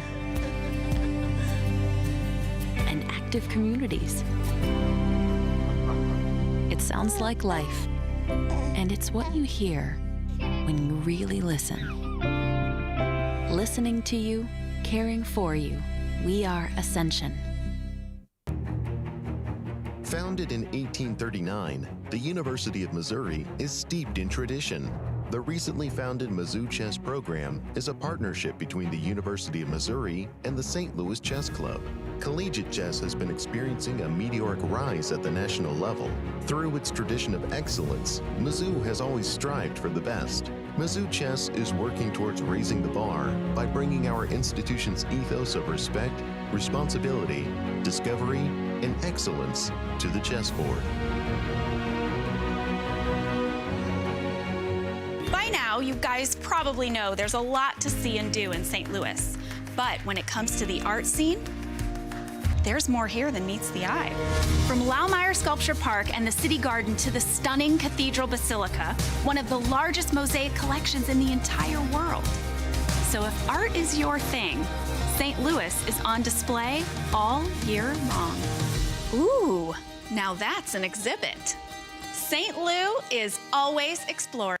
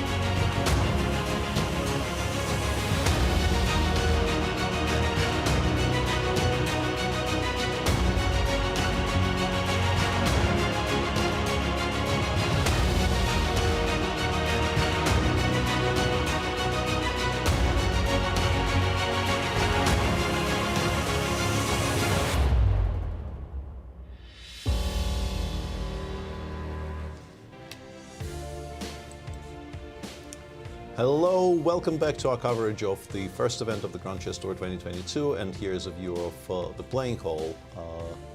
Spectators watching our 10 players play. Lots of very interesting games in progress, and yeah, as you can see, the Sheraton Bucharest Hotel looks like a very, very nice venue to me. Absolutely, really great staging. I always love that, Peter, that when the organizers go out of the way to make a very beautiful playing hall, I just feel like, yeah, that's why I'm playing chess. It's a nice feeling. It's really is nice. Nice. And I remember these tournaments, most especially in Yugoslavia, it was like the audience was very knowledgeable about chess too. And I get the feeling that in Bucharest we're going to have an audience very knowledgeable. Let's just jump immediately into this game that's our marquee matchup game between Fabi and Firouzja. What has taken place since we left, Peter? Yeah, Rook A3 was the move that we were talking about, move 14, which confused. It initially confused us quite a bit, and then I think we actually landed on exactly what Fabi meant, because I think Fabi expected knight f8 to happen, and knight a4 is the reply here. As we mentioned before going on a break, the big tactical point here, and it actually is a very big tactical point, because you really want to prevent this bishop from being traded. The very desirable bishop g4. Yeah, it can be met by f3, and actually very importantly, rook f2 specifically, not king h1. Because if you play king h1 here, that allows bishop f5. And bishop h7 check has been stopped. Our big idea there was to play bishop h7 check and then win the queen on e3. Well, how does it continue? Bishop f5, bishop e4? Does it not work? I mean, queen g5. Queen g5. Yeah, it continues, but it's a mess. But rook f2, on the other hand, protecting the knight on e2. Stops bishop f5. Stops bishop f5, and now the bishop is hanging, and also bishop h7 check is a major, major threat. And so we're ending up being material ahead, and even worse, at the end of the whole day, White still has a near-death grip. Absolutely. On these two squares, c5 Material and c6. balance here is not even that horrible for Black, but Black probably will lose because of just how bad the structure on the queen side is. So now we see the hidden point of the move rook a3. Absolutely. It denies bishop g4, then came rook b8, queen d2, and very quickly queen g5. Yeah, queen g5 is the move that we were mentioning in a slightly different setting. Perhaps with queen g5 earlier, with the idea of putting the g7 knight on f6 would have been slightly more active. But even here, queen g5 makes a ton of sense, because you, as Yasser is absolutely correctly pointing out, the idea of bishop f5 here is extremely important for Black's well-being. If White just blithely goes something like knight c5 here, let's do it, and we go bishop f5, I think many of our problems immediately disappear here with Black. Yeah. But now can we see a point that maybe Fabi had seen from afar, which is actually it's actually annoying, easy, right? Because I thought I can play rook e7, and then I realized that blunder is a pawn. Exactly. Good morning, St. Louis, as we would say at these moments. So there is some needling going on here. And Alejandro, in that game between Levon and Richard, what do you have for us? Creativity. This is the way that many players describe Richard Rapport. Anish Giri was one of them. He did a Reddit AMA today, and he was asked how to describe some of the top players in the world with one word, and he chose creativity for Richard, and we can see exactly why. We see in this position that Richard prepares the move rook c8, with the idea of c5, and the normal grandmaster c5 is the next move. Levon played rook f2. We didn't really know how this move dealt with the move c5, but Richard didn't ask. He just played the move bishop e8 and said, I'm going to improve my bishop. It's still not very clear where I'm going. And after the move bishop f1, which seems normal, it opens up the rook on the second rank, even prepares the move rook d2 to hold on to the pawn on d4 in some variations. Richard said, c5, none of c5, who cares about that? f5 on the board, the other break in the position. This bishop's going to g6, pawn takes e4. Doesn't seem like a tactical threat immediately, because remember, the bishop on f4 would be defended after f takes e4 as well. But it seems to be difficult for White to hold on to the center. What surprises me the most, the engines already think Black is better in this position, which after the moves bishop, d7, e8, and then f5, it looks weird to me. But they're just thinking, look, the pawn on d4 is a little bit loose. You can't play rook d2 because of this problem with the bishop on f4. Losing a tempo is not so easy to do. You would like to just retreat your bishop to g3, get it out of the way, but you can't do that because after f4, the bishop is magically trapped. And it's not actually trivial to deal with the pressure that's going on in the position. You give black one free move, it's pretty obvious. The bishop's going to go to g6, keep pressuring on the e4 pawn, and it doesn't become so easy to actually move all of white's pieces from the current positions that they have. Perhaps Levon got a little bit too creative for himself with the moves rook f2 and bishop f1, and Richard is taking full advantage of it. I love the move f5. It's not exactly a traditional Slav break, but it seems to work in this position, and Levon may be in a little bit of trouble. Nothing huge so far, but it seems that black is taking over.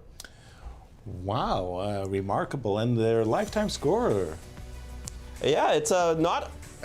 It's funny to think that that they've only played this many games. Right, 7? Yeah, when you think about Levon Aronian. Two candidate players only playing 7 games against one another. Right, actually Levon didn't qualify this year. This time. This time, but of course he's been in the candidates many times. Right, and that's Richard... a startling picture of him though.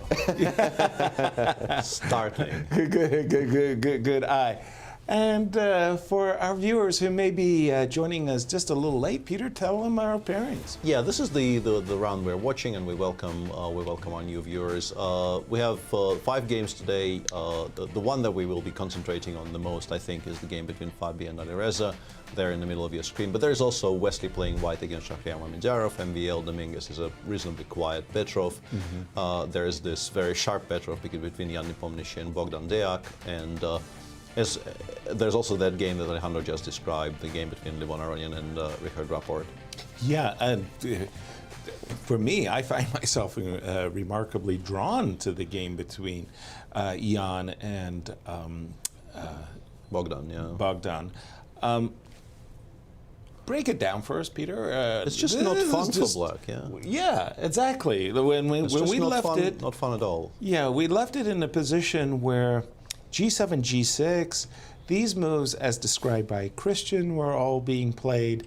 And then this move A2, A4 just seemed to freeze the young Romanian. Yeah, Queen E7, I think he was still playing quite quickly up to Queen E7 included. And then A4 put him into...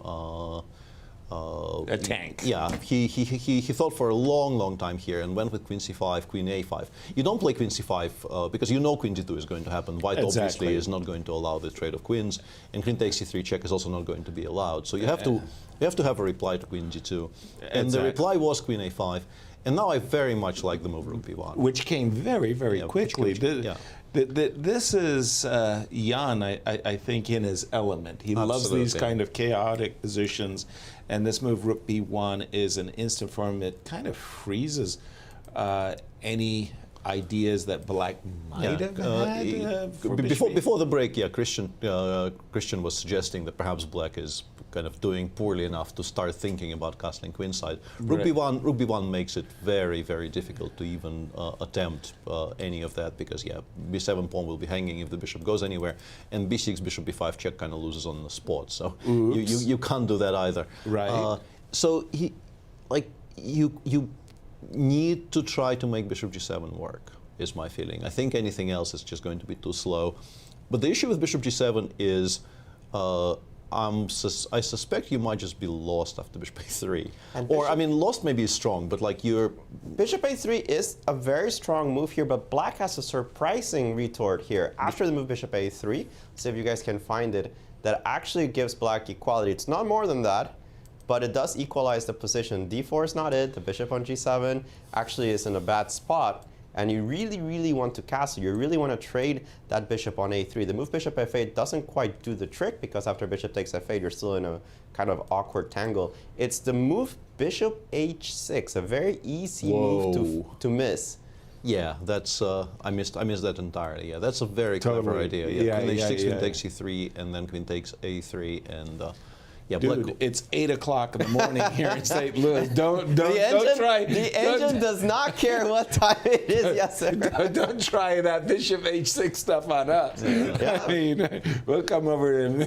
But it seems necessary, because as you guys were mentioning, beautiful move. You guys were mentioning how difficult that black's position becomes after most things, right? You can't really develop this bishop too easily. If you move it to something like E7, even these structures are not easy, but Nepo might just say, why not h4? Exactly, yeah. And just go kill the guy. h4, you can't castle because h5. You don't want to play h5 yourself because after castles, if you castle, you'll die to something. Queen h6 at some point will destroy you. This queen on a5 was very severely misplaced. So it does come down to the fact that Black needs to find a couple of tactics to finish his development. Otherwise, he's going to be in a world of hurt. So a big time difference already between Jan and Daniel, to be expected, as Jan is such a fast player. I remember precisely with this type of structure, he beat Yu Yangyi in the 2019 World Team Championship, where he actually spent, I think, about 10 minutes of time thinking, but the increment was so great that he ended up with more time on his clock than, than what he started with, and won easily. Jan awkward. Jan is very, very lethal in these types of positions. He is very, very good at exploiting these edges. And yeah, clearly, as you can see on your screen right now, yeah, Bogdan is suffering. Bogdan is in trouble here. The position might not be beyond repair yet, but yes, it has those feelings. Yeah, but the combination of you know, now being quite severely behind on time, even though I do mention that. Like, one of the things I definitely know about Bogdan is that he is very much a time trouble merchant. So he will be, you know, he probably will be in severe time trouble in this game, but it will not be the first time, and he will be sort of reasonably comfortable in that situation because he's been there before. You know, in as much as people can be comfortable in severe time trouble against Jan Nepomniachtchi, he will be sort of okay with it. But yeah, the combination of the position probably not being very good. Playing against somebody who is confident, clearly knows what they're doing, and not a good trend. And the pressure on the clock, all of that is not boding well. Let's take a quick look at the MVL versus linear game. Again, that was the another Petrov. We left it very quick, hopefully. Very quick. Bishop f3. Just checking in. Knight e7 was the move that we had talked about, that the computer actually liked. I thought, okay, bishop e6, but knight e7, and look at this. It all goes very swimmingly for Black, as it strikes me as he's got nothing to complain about whatsoever. Well, I mean, this might be an important decision right about now, because knight g3 is a bit of an annoying threat to the bishop on f5 because we don't have that many great squares. So I would like to find a comfortable way here to trade some pieces, which doesn't include me taking on f4, because I don't want to develop the bishop on c1 for white. And having said all these things, is bishop g4 a good move? Yeah, I was about to say bishop e4 and or bishop g4. I think bishop e4 has a tactical problem, because I think I take, you don't want to be taking d takes e4, that creates a weakness. No, I didn't. Yeah, and if you take with the knight, I have knight takes d5. Right. And this might not work out all that great for Black as far as I can tell. I think you just kind of lose material. Knight f2, I can continue with the stupidity of knight takes c7, and you know. Does it still? Knight d3, knight d3 wins material. Yeah, maybe you can. It's a awkward line, but because of the point of knight d5 is what attracted your eye to this to. Well, if I can't go bishop d4, you go... Because I think if Black has a comfortable way here of trading specifically the light-squared bishops, the structure is so symmetrical and so solid that there shouldn't really be very much to... to press for white. Okay. Going over to our game, this was Wesley So's game, and Shaq. When we left it, you had mentioned that the one thing that Black really wants to achieve is c7, c5. If you played the desirable bishop b7, after knight f4, rook f1, rook b1. I beg your pardon. Bishop b7, rook b1 is what you specifically mentioned, Peter, as a way of really slowing down this move c5. Shaq said, "You know what? I'm going to do it the hard way." And interestingly, we kind of mentioned that bishop takes f4 exists, but will never ever be played. Never. Yeah, never. And, commentators curse. Welcome absolutely. To St. Louis. And Shah actually took, I think, quite a bit of time on that decision, and then just went with bishop takes f4, specifically followed by c5, without the follow-up of c7, c5. I'm pretty sure bishop takes f4 does indeed never get played. But, exactly. But because it can be followed up by immediately putting some pressure on the white center, this is what Shahriar ended up with. And the current position, I very much, as a spectator here, sort of, I very much like the move c5, c4, because I think Shahryar is about to sacrifice some material, because after bishop f1, I think bishop f1 is a kind of a wiser move than bishop f5, because I think you do want to have some control over the back rank here. Not falling for any cheap Yeah, pose. because I think d5, d4 is very much on the mind here for black. I don't know how this works. I think in this position it might not work with the bishop on f1 specifically, because I can just take on d4, not even and c4. not worry about the rook e1. And not have to worry about rook e1 mate. But sort of a larger point here is so you that want to make the point that if I play bishop f5, d4 is a possibility? I think yeah, something like this must be Shahryar's intention, because if you, let's say you play bishop f5 and you make a waiting move of some sort, I don't know, some kind of a stupid move like h7, h6, just to give white a tempo, and I play bishop b2 here. Well, I love white. This looks horrible. The bishop gets to d4. This is fantastic. The bishop gets to d4, the knight returns to c3, and black is just like strategically busted. Exactly. It's very, very bad for black. Right. So the move c5, c4, in particular played after a long think here, does indicate very, very heavily to me that Shahryar is intending to take this from, we were expecting a kind of a slow positional shuffle. Yes. For quite some time in this game. Instead, I have a feeling we're going to have a brawl. Okay, well that which is bodes good. well. Which is good, absolutely. I mean, it's still a question to me. like I'm the pawn grubber. Yeah, queen takes c4 and what happens. You still got to justify the whole pawn sacrifice. I have no idea how, but maybe bishop d5, bishop b3 here is one step. Or, I mean, queen d3 is possible. None of this seems forced. None of this seems obvious. But exactly. But on the other hand, when you, just as you're saying, like this is a very consequent decision. When you play this move and you see that this bishop is about to land on d4, strategically you better have a good solution. Yeah. And your suspicion is that that good solution is based on d5, d4. And by the way, we have a very experienced group of roster players, as many have played in all the GCT tours. I alluded to it earlier. Yeah, we have 3 players here who played in every single tour. That's Fabi, MBL, and Levon. We have Wesley played in 6 and was a wild card in the one that he missed. I see. And pretty much everybody, dipped their toes into the GCT circuit. The numbers you see are full tours. It's not tournaments. It's full tours. And for me, the one that's kind of funny is Lanier Dominguez. He's played once as a full tour participant, but he's been 4 times wild card candidate. So he's certainly familiar, but a very, very deserving tour player. And absolutely, for Ali Riza, it's nice to see this young man, 18 years young. Alejandro, let's talk about that for just a second. 18 years young, and he's in the world's top 10, and everybody's top 10. He's top 3 right now. Top 3. He used to be top 2 until Ding Liren won a couple of rating points. Good point. Everybody's watching him. The only reason that people haven't been talking about him in the last couple of months is because he hasn't played. This is his first appearance in chess in quite a while. I think it's since Vaikanze. And everybody's trying to see... Vaikanze, yeah, January. Right? Yeah, in January.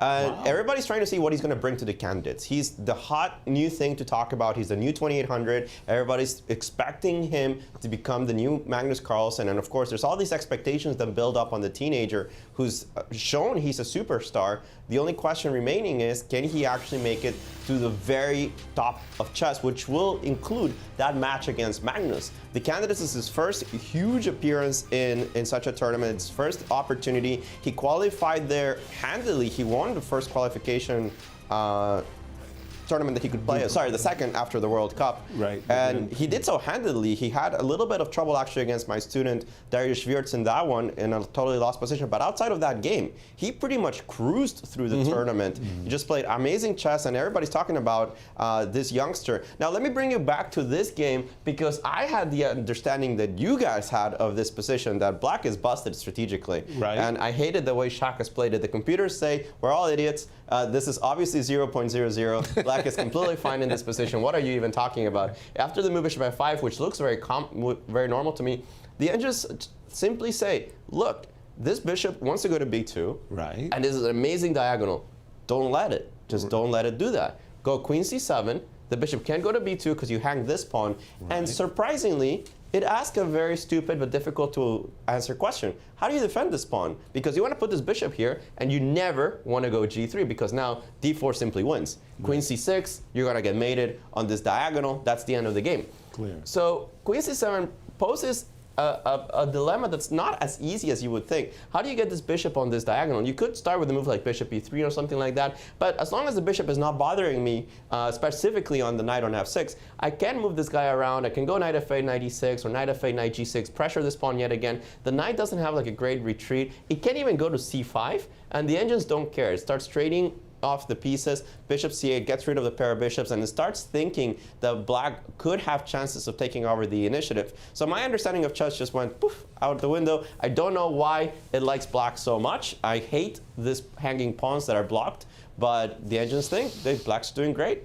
I'm with you on that one. I just threw my playbook in the rubbish bin that's, because, I mean, I like that position for white. I'm thinking the bishop on e3 is good. I'm thinking the knight on c5 is terrific. Yeah, that final position, I can sort of see how black will be doing better than we originally thought, because the bishop on b7, which is, you know, the two ways of reviving the black position would be, one, to find the way to play d5, d4, or second one, which is what we saw Alejandro do there on the screen. Traded for the bishop on f5, getting rid of arguably the one piece that black needs to trade away. That is just such a remarkable conception, that in this position, after the knight goes back, that you just go bishop c8 and zeros. Yeah, this is very, very non-obvious, and I wonder if that is actually what Shahryar is intending, because it's possible that he's correctly assessed something like this, or it's possible that he found some somewhat speculative pawn sacrifice somewhere after bishop f5 and is you know, intending going in that direction. Yeah, intending to be much more adventurous. We will see, but yeah, it's a very interesting position to discuss. And as Alejandro was mentioning, creativity of Richard Rapport has just got me flummoxed, I want to say. This whole concept after rook f2, I mean, I think c6, c5, my hand could not physically stop me. It would be difficult to restrain myself here exactly. from playing c5. But he did restrain himself with his exceptional move of bishop e8. Bishop f1 seems like a reasonable move. And then comes f7, f5. Alejandro starts mentioning there are issues suddenly facing white. Not exactly the move you wanted to play, g2, g3, bishop g6, h4. Yeah, and honestly, I want to say that with the moves g3 and h4, I wonder whose creativity here we need to be praising, because this is also a very, very, you know, non-obvious reply to black exerting a lot of pressure against your center. Wow. And now is apparently the time for my favoriteest thing in the entire whole world, and that is predicting how things will come out. Are we talking today or the whole tournament? Yeah, I think the whole tournament. The whole tournament. So who's going to be the Maurice? Well, yeah, well, exactly. Well, Peter, the problem is I haven't had much competition around here in a long time. So that's why you, in particular, are so very welcome. And you, being a guest, get the first bite of the apple. Are we only doing first place, or are we doing the top First place, three? that's it. First place. Yeah, first place. First. And Magnus isn't. Yeah, I'm aware. Yeah. I'll go with Ali Reza. Nice. Alejandro. No, yes, sir. I'll let you get second pick. You know, he got off to a bad start at the American Cup. He really did. He didn't impress anybody. But Fabi, when he got into his cruise mode, he was unstoppable. I'm predicting Fabiano. I just want to spice up the candidates. If one player from this four is going to win the tournament and say, I'm a serious contender in Madrid, it's going to be Richard Rapport. So I'm going to go with Richard winning this one and spicing up Madrid. Wow, I like it. 3-3-3. And how about Romania? Jump in, Cristian, Anastasiya, and VAR for that matter. You got to get everybody in. Cristian. Well, guys, they say great minds think alike. And I know Peter went with Ali Reza. I'm going to have to join Peter on this one, and I'm going to choose Alireza. I think for the past 5 months, he locked himself in his chess bunker in France, or perhaps he went on a nice sunny vacation, chess vacation in Spain. Who knows what he's been doing?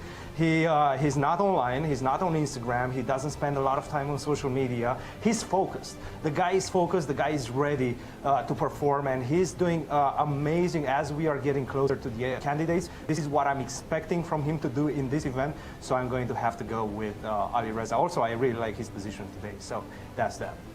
Yeah. Anastasiya, how about you? I think if Shahryar has made it once last year, he won the tournament, probably he can repeat his success again, so I will bet for Shahryar. This time, also I heard that Levon has some ambitions in this tournament. He said that last time he came third, but he is hoping to improve his result. So I think he can also try to do something interesting here. But normally whatever I say doesn't work, so don't take it seriously. Well, we have a pretty varied set of picks, I have to say, guys.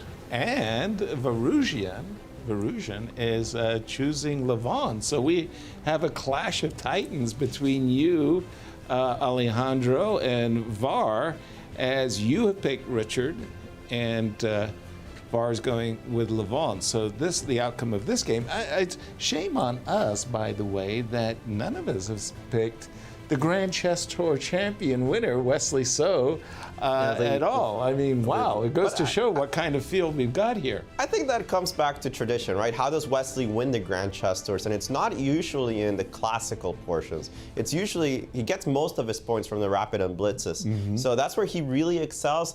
He does well in the classicals. He did win the Singfield Cup once when he won it in 2016, but it's not usually his forte. So when it comes to the rapid and blitz, I think we'll see a lot more people predicting Wesley to take it all. Gotcha. Talk about this clash of titans here between Levon and Richard. This move, H2, H4, is not intuitively obvious to me, and I'm sure our viewers. I think the point of H4 is basically Levon is struggling to find a way, a comfortable way to protect his center here. And he is just saying, my position will actually improve if you win this pawn on e4. Like, I will be a pawn down, but my position will start making a lot more sense. So he basically chose a move which sort of improves his position for the eventuality of this happening. I think he probably plays c3, c4 here, just to take away the d5 square from the knight on b6. There are other moves available as well, but I very much like the idea of stopping knight d5. Very consequent. And then, I mean, white definitely does have a decent compensation for the pawn here, I think, with the bishop on f4 quite strong. And the inclusion of h2, h4 helps gives you some additional squares for the king. Perhaps in some weird situations it might actually be useful not to have to think about g7, g5. Okay. But mainly it's just a waiting move. And if you look back at the position of move 17 after g3, bishop g6, if we go all the way back there. Just here. Yeah, it's until black actually resolves something in the center, you don't have very many useful waiting moves. I think it was just basically just sort of the most useful of the non-moves you can make. Because rook c1, yes, looks fine, but you know, a4 might actually hang in some lines. So I'm not sure how effective is the rook on bishop c1. g2. Bishop g2 doesn't look right because it just gives up additional squares. Yeah, like knight c4 might become interesting, c6, c5 might become interesting, and so on. So I think h4 is less of a proactive move and more just a move which says, you know, please tell me what we're playing here. Please tell me if I'm a pawn down with bishops for bishop and knight. Please tell me what's... And Richard actually says nope and goes king h8. I'm not going to resolve the tension either at the center. I'm not going to up the ante with a move like c6, c5, which again, I mean, I'm you know, the hand. I'm desperate to play the move c6, c5. You're itching to do it, but not Richie. Richie says, no, your position is still awkward. I can still refuse to cash in. I can still make some improvements to my situation before I choose to do something in the center. Please make more moves, sir. For me, Peter, and I don't know how, your approach, but I absolutely love this type of game where it's the battle of ideas.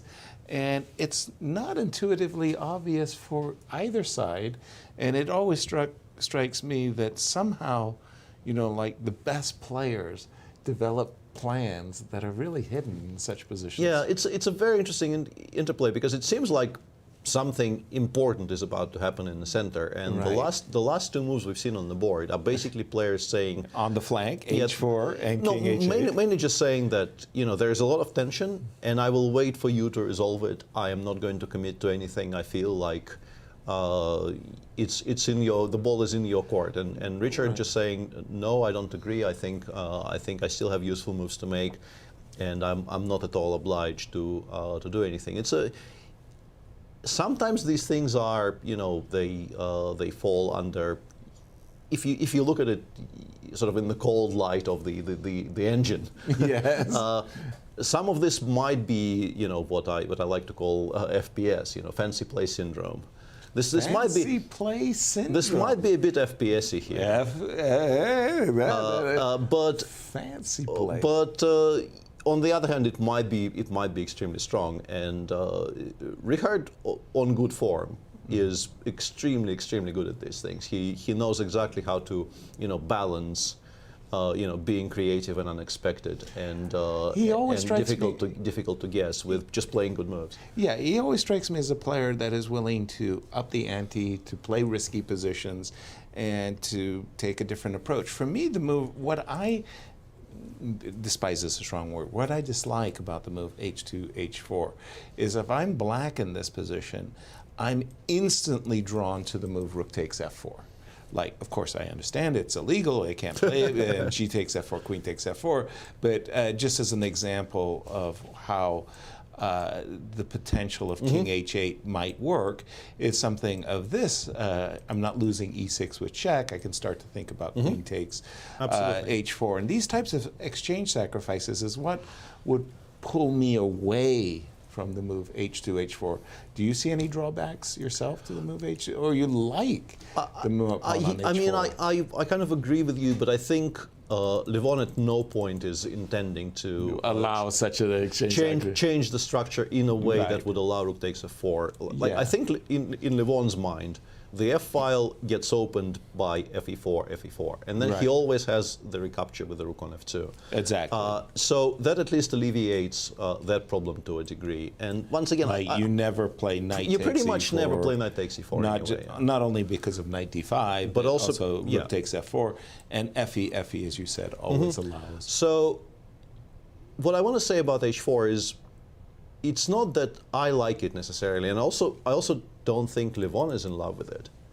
I think he is experiencing sort of a scarcity of useful moves to make, and he is just doing something, waiting, as I mentioned, for the tension in the center to get resolved in some way. And he's sort of back in exactly the same spot after king h8 again, because you still need to make a move. I still don't like bishop g2. I still don't like any of the queen moves. Like, you can play queen d3, but it feels like it only invites trouble here. Like queen d3, I can think about, let's say, fe4, knight d5, for instance, which didn't exist a moment ago. Thank you for putting the queen. Yeah, because we've just self-pinned ourselves. Knight d5 now is at least something to consider. Exactly. I don't know if it's good, but it definitely is something to consider. Also, I just want to point out that a move like king h2 could have a real drawback of e65 losing is the very rook, logical here. The rook hanging. Well, as we ponder this one, or rather as Levon ponders this one, let's turn it back over to Alejandro as our marquee matchup. Is it heating up, Alejandro? Not really heating up over the board. We do have some of the moves that we expected, but it seems like Alireza is curing all of the problems of his position, but more importantly, gaining a huge time advantage on his opponent. We see over there the clock actually reads 28 minutes for Fabi and an hour and 8 minutes for Alireza. That is a very significant time advantage, considering that we're barely out of the opening. Right. But it does seem that Fabi is not comfortable with the position that he got. Obviously, he's not worse, but where is this advantage going to come through? He just played the move knight f4. And guys, you were talking over and over again about how trading off this bishop on c8 for any one of White's minor pieces would alleviate the problems. And the question simply is, after the move knight g7, knight f4, what is the problem with the move bishop f5? You're threatening to trade. I think I'm going bishop a2. You might want to play bishop a2, yes, but is this really a way to play for an advantage? You have 3 pieces on the a file. You're never really getting e4 in. Knight e6 is a possibility. The engine wants to play h5, h4 just to grab space on the king side, which is also a logical plan. Now, Alirez's position, very solid. One weakness on b7, but that's not going to be the end of the world. You can't really attack it too many times. Putting the rook in front of the bishop is going to be absolutely horrendous. So I start to wonder, what are you playing for as white in this position? e4 is unachievable. You could get a knight to c5, but then what? That's about your only good piece. And you have to watch out for all the pieces getting traded off with knight f8 to e6 or knight g7 to e6. And I just don't see where white is heading towards with this position to gain any sort of advantage. I feel these knights on f4 and a4, they're a little disconnected with each other. The only thing that they could both do is target c5.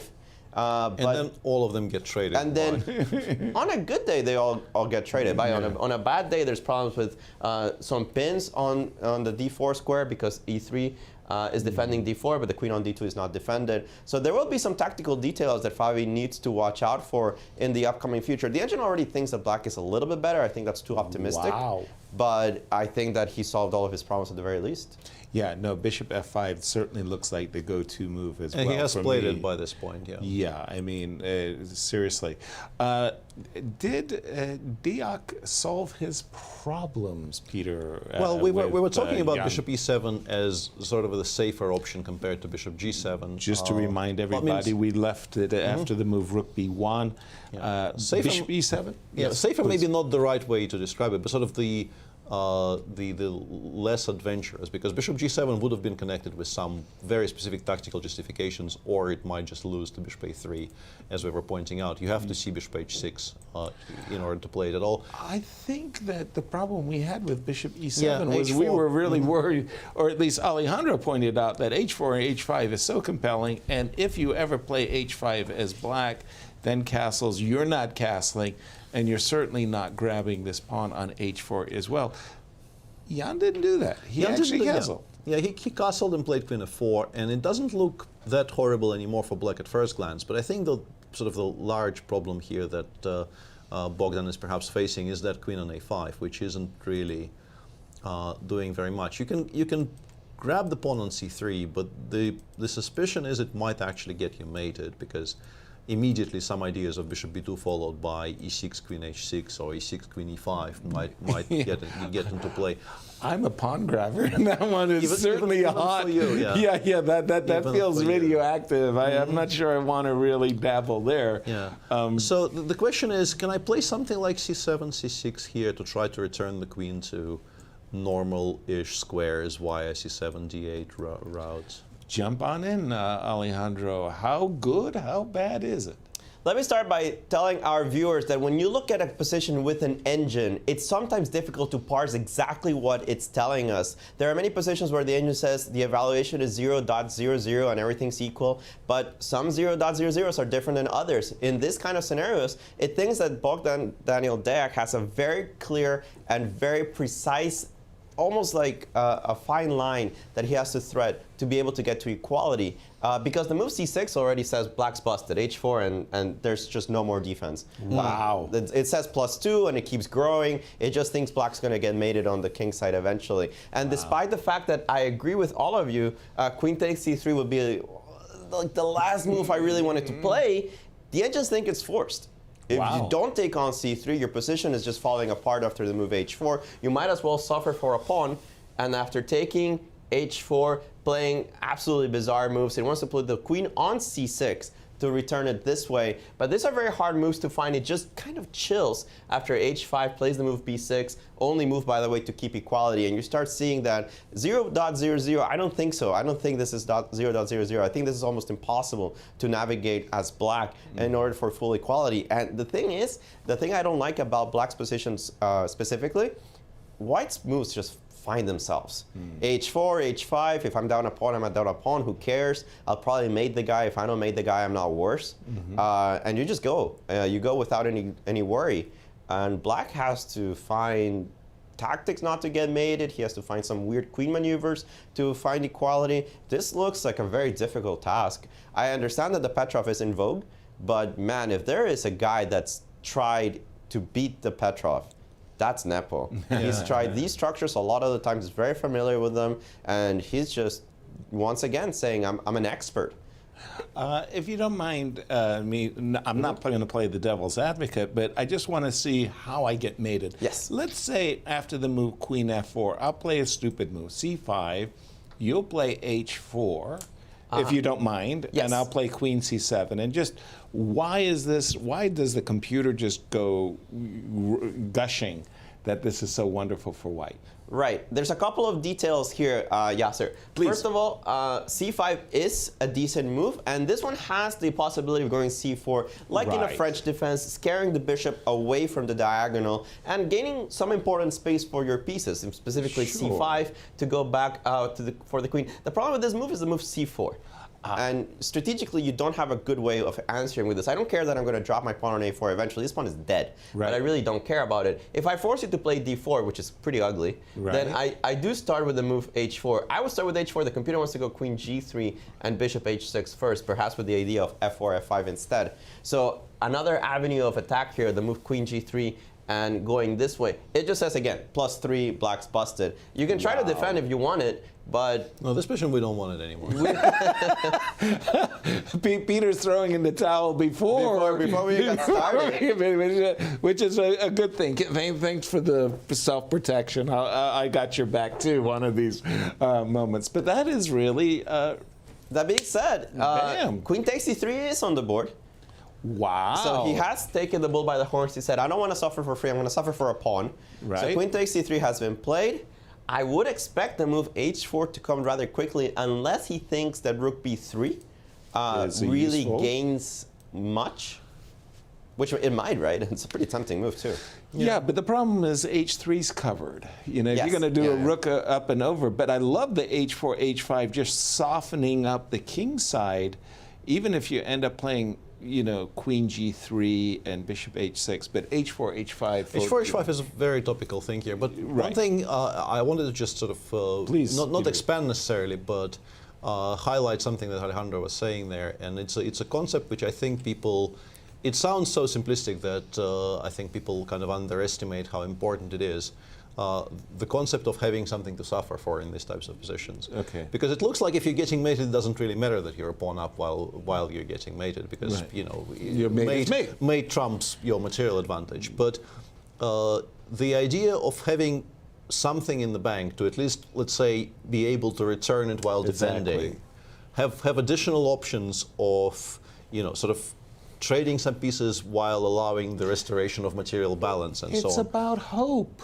You have a hope for a good ending. Exactly, and knowing that endings now are suddenly quite good for you, which allows you more leeway in defense. This is a very, very important defensive concept. And as we were saying, Nepo, Queen F4 clearly signaled that he wants H4, H5, so he played H4 pretty much instantaneously here. And by the way, for Nepo, he first of all, he's really ahead on the clock.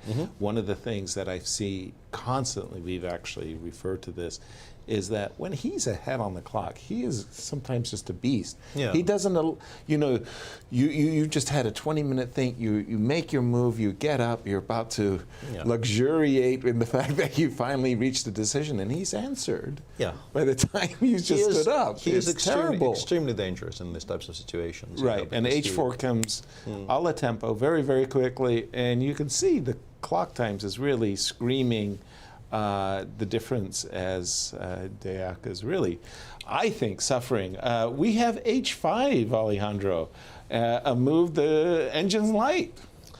Some developments in the games. Bishop A2 was Peter's idea. This is ugly, but it's holding. And the idea of H5 was what the engine wanted to play. The move H4, grabbing space, coming up soon. E4 is tough to play, but playable. This knight will probably jump to E6 sometime soon. The question is, how do you prepare things for white in this case? I think the move knight C5 is something that almost yells to be played, because this knight on A4 is not so great. The problem is that, you can start playing knight FE6. If you're an engine, you play knight D7, apparently it's more accurate, but I think humans would play knight FE6 and just trade everybody on E6. And why would black ever really be worse in this position? Perhaps even you can think of an advantage in certain scenarios. This bishop on A2 is not so great.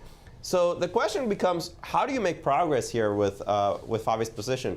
It's not so easy to just shuffle randomly either, because black will play the move h4, he will play the move knight e6 at some point. His moves are also coming together quite nicely. Rook e7, rook b8 comes to mind as well. Rook e7, rook b8. So black has a ton of moves.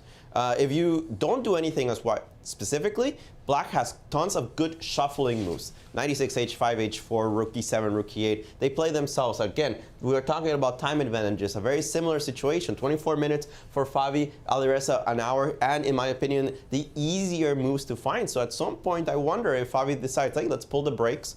Let's play knight c5 and start trading pieces off, because I don't want to find myself in a worse position down on time. Remember, we do have extra time at move 40, but we're still 20 moves away from that.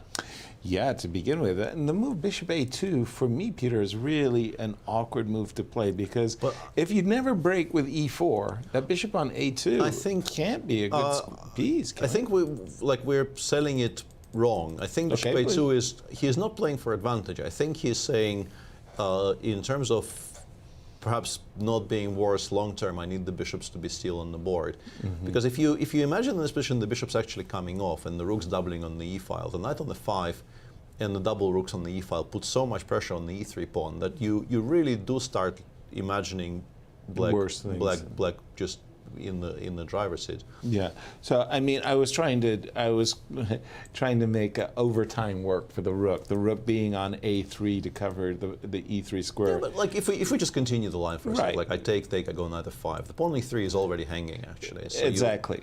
You already have to make some decisions as to how you're going to protect it. G3 and then doesn't really feel like the way I wanted to go. Knight e6, rook e7, rook e8. It's just black's play is extremely natural. The one weakness is on b7, where it can't really be gotten at very successfully. So exactly. It's just a very comfortable position for black. So you think bishop a2 is a move you play not necessarily because you're being optimistic or something like that. It's just that the knight coming to f5 is actually too disruptive. I think it's a defensive move, weirdly. I don't think you enjoy putting the bishop on a diagonal where, like, the only way to justify it would be to play e3, e4, and it really doesn't feel very likely that you get e3, e4 to work in this type of position, because black is just way too prepared for it. And Alejandro, I really needed you to expand upon why you don't play knight e6, but you play knight d7. The computer engine were like, what? You don't play knight e6. You mean in this position, you're knight c5? Yeah, the engine wanted to go knight d7. d7, what? It just thought that trading off all of the knights would ease white's position, and kind of the same lines that Peter is saying, perhaps black is the one that's thinking about more than just equality, thinking, well, let's keep some pieces on the board, let's pressure some pawns, this knight could go to f5 at some point. It does like black a little bit. The more you let it think, the more it thinks that black is the one in the driver's seat in this position. Even after the move knight takes, bishop takes, it already gives a very solid minus 0.7 to the black piece. And black pieces, you can imagine rook e7, rook e8, h4, bishop somewhere, even to c8, knight coming to f5, attacking this pawn on e3. Again, white's position, I'm not sure what the plan is if you don't get e4 in. And as you mentioned, e4, everything that black owns is targeted towards e4 not working. And even when you get it in, you have these pawns you have to work with. So perhaps black is actually just better in this position, and white is the one that has no plan. Wow, and you had I took you away from the game that you actually wanted to talk about, which was the Wesley So versus Shaq game. What's taken place since our break? The engines don't really like the way that Shaq handled the position. After the move c4, bishop f5, I was advocating for the computer move queen c7, which guarded against the move bishop b2. Now, Shaq took a couple of tempi to trade this pawn on a6 for this pawn on b4, but I'm not entirely sure what he's gaining for it. After a5, bishop e3 takes queen e7. Again, black is attacking this pawn on b4. It's become, let's call it a weakness. But after the very logical move b5, which I don't think he's played yet, but the very logical move b5, I'm not sure why this pawn, which is now passed, has and does gain a lot of space for white. What black is planning to do against it? Because if you're spending this much time weakening it, right. I think your idea is going to targeted directly, right? But the more I see it, the more I think this pawn is just very beautifully placed on b6. It'll be crushing a lot of black's position. You're going to run out of space. I think I'm keeping it on b5 for quite a bit because I want to restrict the bishop on b7 as much as possible. Yeah. All right. Like my idea here would be to prepare and play knight c3, and then black really does not have very many squares to look forward. So the bishop on b7 is just completely hamstrung by the pawn on b5. Yeah, I completely agree with everything you're saying. I mean, I understand why opening up the a file for the rook on a8 would be appealing to him, but it also spends perhaps time that he didn't necessarily have, and it did create a passer for white, which otherwise would have been, white would have had to work to create an actual passer on the b file. I'm not sure I like this very much. I wanted to briefly touch on a game we kind of, I think all of us sort of wrote off a little bit. Which as very kind of dry. Yeah, this is the other Petrov, because it probably will still be very dry because white has options. But it's the MVL? Yeah, the MVL linear game. But okay, Linier's last move is a very curious one because we were discussing ways to kind of equalize dryly by trading the bishop f5 for the bishop on f3. And instead Linier just offers the pawn on d5. I think his point is knight h4 here. I think this is an actual pawn sacrifice. I think he wants to play knight h4 here, as opposed to the bishop takes h2 check. Yeah, which I think really loses material. I think it's bad strategically, but I think it also just loses material because I take with the king and I go knight e3, and I don't think you actually have enough squares on the 5th rank to guard the bishop. I think I go like b4 c4 or b4 a4 and just I win material here quite simply. Oops. So I think his point is if knight takes d5 happens, he wants to go knight h4. Okay. And use the fact that we are overloading the bishop on f3 to actually take it next move, spoiling the structure, so and then having like knight f6, knight f3, gf, gf. And I want this to be my first absolutely egregious use of the word Marshall compensation for something that is not the Marshall. That's a very loose Marshall compensation. This is going to be like it's always been a recurring theme whenever I talk about chess. But this is there is something martially about the structure. Martially. This is a man who loves to be a pawn down. But let's jump over to Bucharest, and we're joined with Anastasiya. What do you have for us, Anastasiya? Hello again, everyone. And here we are in Bucharest. The games are still continuing, and while the players are fighting on the boards, we had a very interesting press conference with Garry Kasparov. There were many journalists, many questions. You can imagine there were many political questions these days, and it was very interesting, very exciting press conference. The hall was full of people, and I mean, it was amazing. At the same time, the playing hall is also full of spectators, and all of us are following, of course, the first round. The players seem to be a little bit nervous, as usually when you start the tournament, but otherwise everything goes smoothly. And I just want to say how happy I am also to be here and to work with all of you, to see your faces, your commentaries. It's great.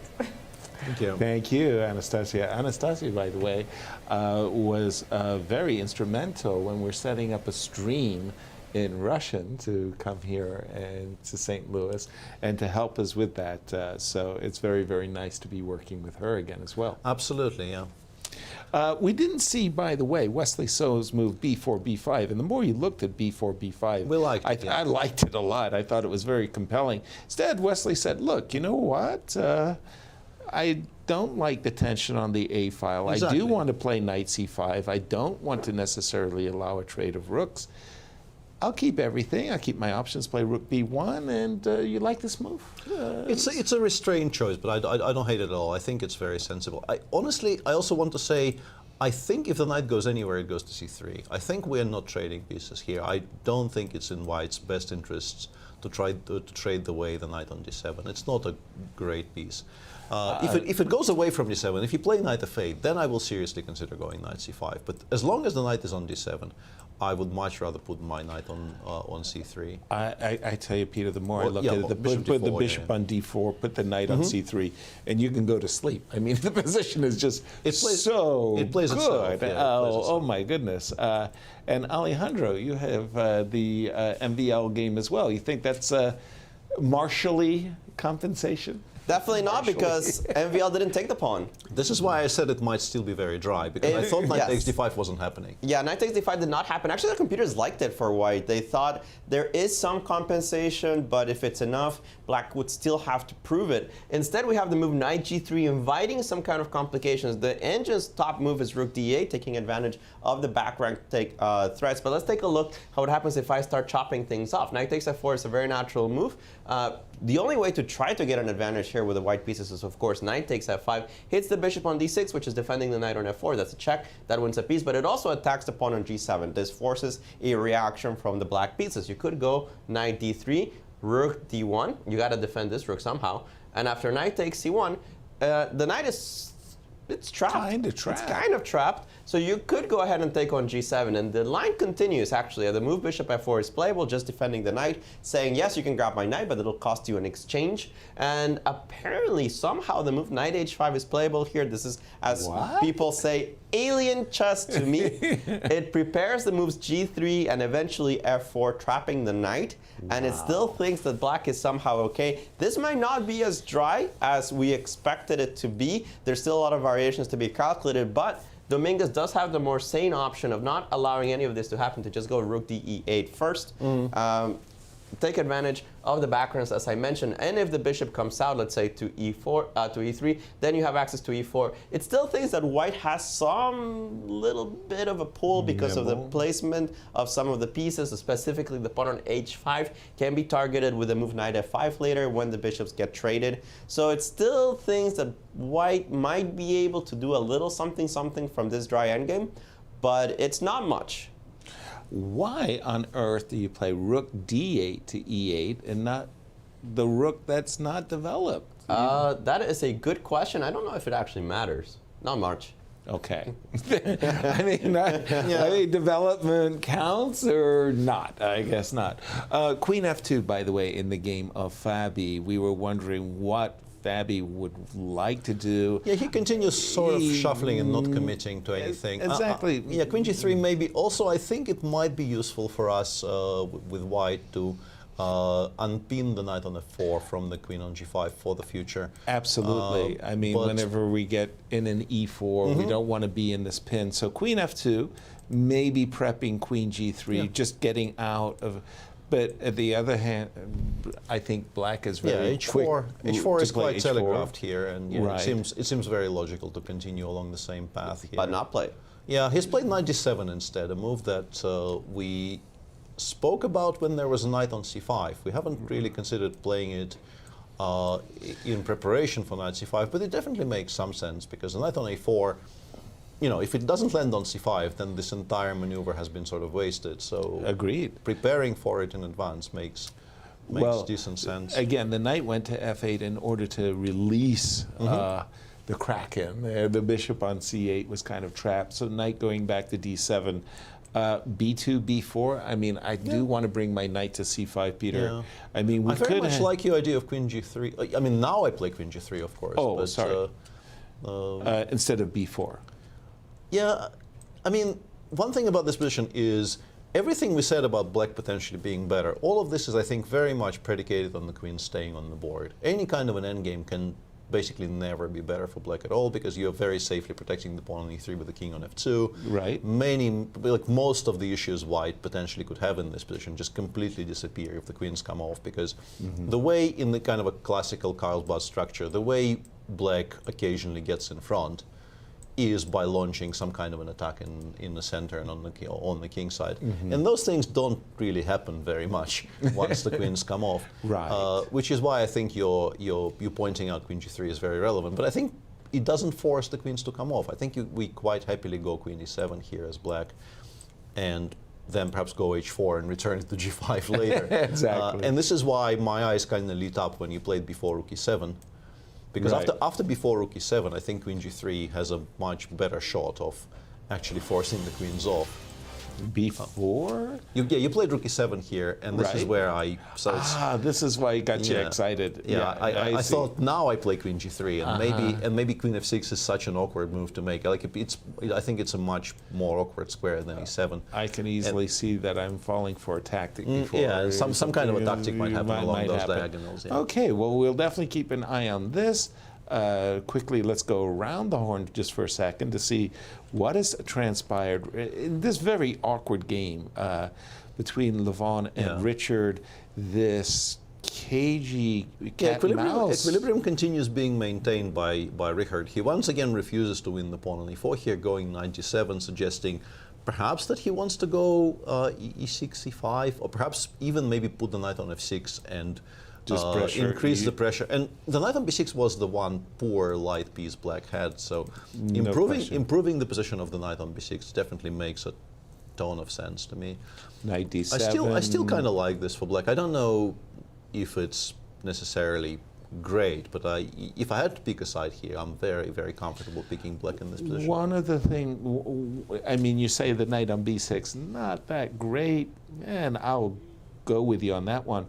It did, however, protect the square c4, and now that knight has moved away from the square c4. You do have to watch for e6, e5, though. Like, tactics probably might work out for black somewhere around here, because I mean, although d5 and then e5, e6 might be, it could suddenly become like an absolute slugfest where we will have to give up this exchange on f2, but we now have a very promising passer on e6. It does look like a very but I guess big pawn, I guess also after bishop c4, we don't have to do anything knee-jerk. Just go queen e7. Prepare the same break. Exactly. For the moment, can I? Again, g5 annoys me every single time. But maybe I can just go queen e8 there. Maybe I can go queen e8 to begin with. From the start, not just to a sidestep. G5, I do feel somehow this rook on f2 is not my favorite piece. It's weird. I'm confused. It's one of my favorite words, and it definitely describes this game so far. It's a very weird game. What do you have for us, Alejandro? Just a couple of looks at what has happened in the last couple of moves in some games. Knight d7 is a cagey move. It does prepare the move knight f6. It does prepare queen e7 and e5, but it does seem that it gives Levon a choice as well of how to continue. The move bishop c4 is certainly playable. The move bishop g5 immediately is playable. You can even take on f5, taking advantage of the fact that this knight is not landing on d5 on the very next move. So a lot of different options here for Levon. 30 minutes for him, 37 for his opponent, still plenty of time. In the game between Nepo and Deac, very, very different scenario. Black's certainly not going to get mated because there are no queens on the board. I was told in my ear by the producers this is a wild, wild game. This is exactly the opposite of a wild, wild game, as after the move h5, queen d4, these queens were forced off the board. And after queen takes, pawn takes, bishop h6, rook e8, we have the position on the board. It does seem that in this endgame, Black has some things that he's suffering about. This pawn on b7 is difficult to defend. This pawn on d4 will probably fall at some point. But he is up a pawn for the moment. You do still sometimes get mated in these types of endgames. Like he might. I can go f4, f5 here, and I think the question will sort of remain whether your king is entirely safe. But yeah, definitely this is an improvement for Black in terms of, in particular, the practical side. He's down to 15 minutes, and defending an endgame where threats will be more telegraphed and easier to parry, and he still has his extra pawn to fall back on here. I think definitely this is an improvement for Bogdan. And well, the queen trade has to just come as an enormous sense of relief, even if it's still an awkward or difficult position. That queen trade just makes life so much more bearable, I want to say. And again, time will be a factor. Sorry, Alejandro. And perhaps because of this move, queen d4 being a threat, the engine here was not a huge fan of the move h5, was extremely subtle at how I wanted to continue. The move rook b5 was actually its preferred way. On queen, Let's get this on the board. And if queen d4, you can do something similar. You can take, but the pawn on d5 will always be hanging. You don't have to take it immediately. You can also play the move bishop g5. Importantly, bishop b2 is currently being threatened. And that is the main issue, that if you kick out my rook, which actually is the top engine move, surprisingly, the move a6, allowing your queen to be captured. Both bishop d2 and bishop b2 work. I actually did that on the other way around. Bishop d2 allows queen d4, but the endgame is no fun. And on bishop b2, you can take on d3, take on d3, pawn takes b5. And maybe this looks lost from a human eye, especially with the move e6 coming, queen e5 coming on the long diagonal. The engines don't care. They think a6 takes queen e5. You still have the move bishop f6, so all is good. They like white a little bit more because a queen is a queen, but it doesn't think that it's such a huge advantage. And this would have been a tough one to find. At least I would assess this as a tough move to find for Deac. The move rook b5 would have been kg-er, and I think it would have put more practical problems on the young player over the move h5, which was a little too direct. And now we have an endgame in which f4, yes, it's on the board, but if f4, f5 doesn't kill, then... Yeah, and as you can see, there's great potential for lots and lots of material coming off the board, which once again improves the situation immensely. Yeah, you can maybe even in some of these positions you can sort of bite the bullet and just make some kind of a quiet move like b7, b6, so that b7 isn't hanging. And if f5 comes, I just trade everything on f5, go rook ac8. And yeah, it looks scary, but if there's no immediate mate, rook c6 is a good defense. we traded off a lot of material. We put some pressure on the c2 pawn and so on. But for now, we'll take a short commercial break, and we will be back with the continuation of round 1 of the Bucharest Grand Chess Tour. Excellent. Thank you, Peter.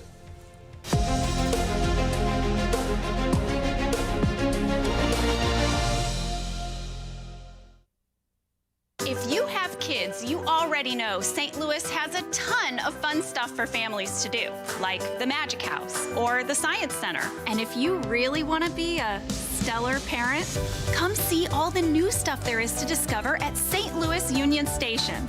With a new mirror maze, light shows, and the 20-story high St. Louis wheel, it's enough to make any parent feel like a star. St. Louis is always exploring.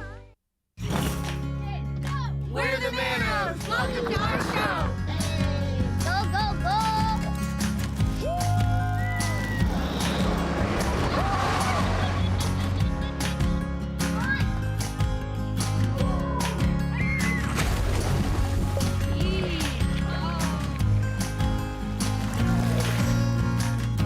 That's our show. Now go plan yours at visitmo.com.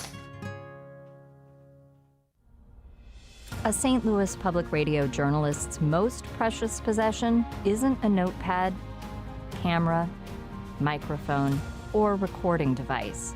Their most precious possession is credibility.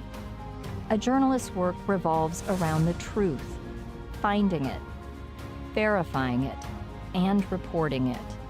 Great journalists work hard to find the facts and put those facts into context, examining all the arguments and including differing opinions, amplifying fascinating voices from our community, telling captivating stories, offering facts that may have been omitted. We work every day to earn your trust. For news, turn to St. Louis Public Radio. When you visit St. Louis, you'll probably want to watch the Cardinals or the Blues. What about after the game? Heading back to the hotel would be a major error. Instead, boogie through the city and discover the music that gave the blues their name at the National Blues Museum, Broadway Oyster Bar, or even the legendary Blueberry Hill. So whether you love the Cardinals, the Blues, or the blues, come play with us. And you guys know I can't play this, right? St. Lou is always exploring.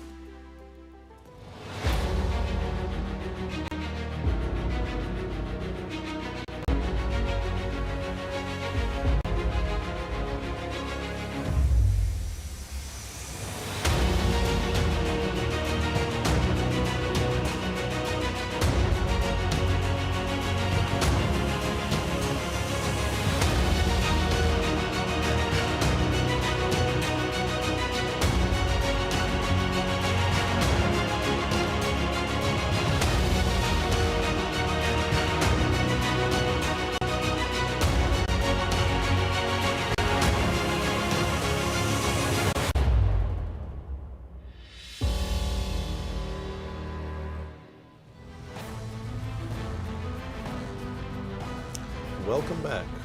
Welcome back indeed, as we jump right into day one, game one, round one of our Grand Chess Tour from Bucharest. Let's go around the horn and take a look at the 5 games. We'll start with the game between Fabi and Alireza. After the move knight d7, h2, h4, queen f6, b2, b4, queen d6 on the board, knight c5.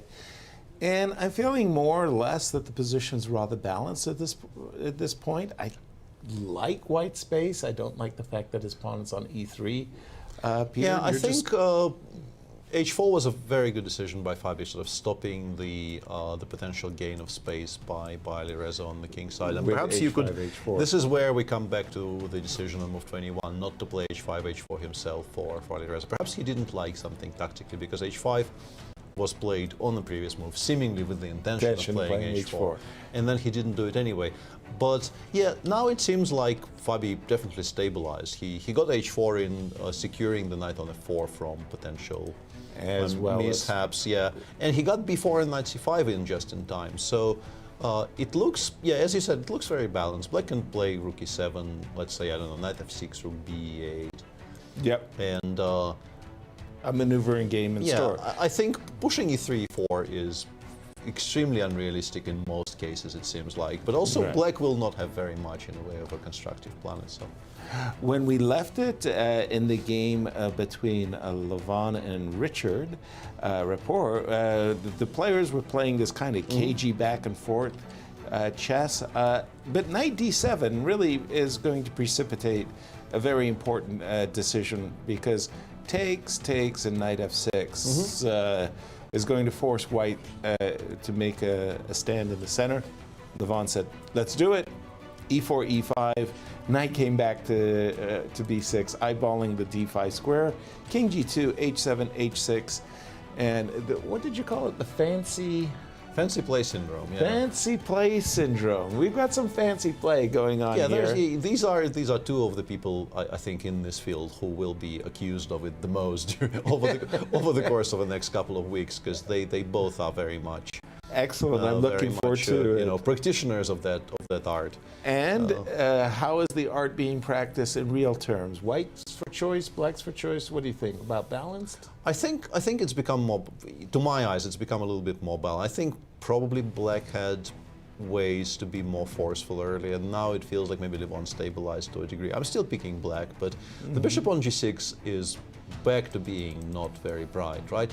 If you could imagine, like fe4 included at any point earlier, this bishop would have been a monster now. And I think this is also why Levon played e4, e5. Just something like fe, knight d7, like just to show a bad line, a sample bad line, that something like the game. Difference is quite pronounced here. Yeah, this bishop is suddenly, like as you said, it's a monster, whereas the current position less so. Let me just flash back to the current position. The bishop blocked on g6. All right. Continuing with this game. Yeah, interestingly, of the two moves which preserve the pawn on b7 in these types of endgames, Bogdan chose rook b8 over b6, which is somewhat surprising to me. For me too. Because it feels like the rook will really want to be on c8 very soon. Big time, yeah. Big time. And so why aren't we playing b6? But speaking of very soon, like right on the next move. Right about now, yeah. Yeah, you might want to be thinking that if the pawn were on b6, we would be trading and bringing the rook. Or at least calculating it very seriously. Yeah, exactly. We might even still be doing it here, but allowing rook takes b7 is going to be a major. By the way, Deac under 7 minutes as he's still facing an awkward decision. I mean, exactly. You know, rook b3 g3 is a lethal idea here. Yeah, the rover 47 minutes for Jan, and he looks to be in the driver's seat. Also looking to be in the driver's seat is Wesley So in his game with Shaq. I think this has gone slightly off the rails for Shahriar, it feels to me. Exactly, especially with the inclusion of the move g6. Now, when you just compare the bishops in this bishops of opposite color position, I mean, how can we not help but like? I think he goes knight g7 either immediately or maybe in the next 1 or 2 moves, because he needs to challenge this bishop on d4, and it doesn't really. If it ends up costing him the g5 pawn, but trading every single light piece off, I think you snap take that. Right. You're extremely happy about that outcome, because if you continue just giving white time to develop, you will just get mated over the light squares eventually, or the b pawn will decide the game, one of the two. Exactly. So you need to be you need to start taking somewhat dramatic measures here. I like the decision to play knight g7 very much. Now, finally, our fifth and final position is this, again, a kind of a cagey game that's going on between Lanier and MVL. He did choose the move rook on h8 to e8, by the way, and it feels like that move has equalized it. Honestly, I think I can maybe, specifically after bishop b3, I can maybe answer the question you addressed to Alejandro earlier, why rook h8 is maybe slightly less precise than rook d8. Because if you play, let's put the move bishop b3 on the, as it happened in the game, actually, Sorry. Bishop b3, I think my idea here would be to play bishop takes f4, because I would like to, trade away as many light pieces as possible. But after knight takes f5, bishop takes e3, and let's say f takes e3, g7 is hanging, and the only real way of protecting it is to play rook g8. Right. Removing the rook from the e-file again. So if you played rook d8 on move 15, I would play rook hg8 here, and I would already be prepared to play knight g6, e7, pushing away the knight from f5. So I think this might be a somewhat inaccurate way to play it, which, as a kind of a, all of these things flow from each other. He, probably because of that, chose to play knight h4, and now after knight f5, and I assume bishop d2, unless knight e4 works. If knight e4 works, I take all of it back, and black is completely fine. In general, I'm somewhat reluctant to allow, first of all, there's bishop g4 tactics, but even simply the structure change of bishop takes e4 and d takes e4 often worries me in these types of positions, because sometimes this pawn becomes a liability and a target for white to play against. But in this particular position, I look at it and I don't really see the white light pieces aren't really positioned well enough to create any kind of pressure against it. So maybe it's fine. And there we have it, our walk around the hall, and let's go to Romania. What do you have for us, Cristian? Anastasiya. Thank you, Yasser. Yes, I actually want to talk a little bit about trends in chess, especially at the highest level, because now we see quite an interesting situation in the game between Fabiano and Alireza, and actually in another game that's been happening at the top level as well today. And I was shocked, because I usually see players following trends 1-2 days later, and I'm saying to myself, sure, back in the days it used to take maybe a week, couple of weeks until it was in print. Nowadays, of course, you have the databases and everything that comes along with that. But these players actually are playing the same exact game today, and that is the game between Fabiano and Alireza. And with this quite novel idea, a4. a4 has only been played twice, and not necessarily at the highest level. Another game that is being played today is in the Tepes-Sigman tournament, a high-level tournament, in a game between Van Forest and Michael Adams, and they had exactly the same position: a4 followed by knight to h5 exchanges, rook to a3, knight to a4. And at this point, it was Alireza that played this move, rook to b8, and Adams play the move bishop to e6. Quite interesting to see how these trends are developing. We understand that they have the engines and probably they're analyzing a lot of similar things whenever they work at home. I really liked this situation. It was quite novel for me as well. How about you, Anastasiya? Yes, I mean, it was such a surprise, and it's the only good thing I can say that don't play at the same playing hall. Otherwise, I don't know what the arbiters will do, changing the tables, moving them to the other rooms. I don't know. It would be really a disaster. So I also wanted to share some insight. Yes, I mean, from yesterday,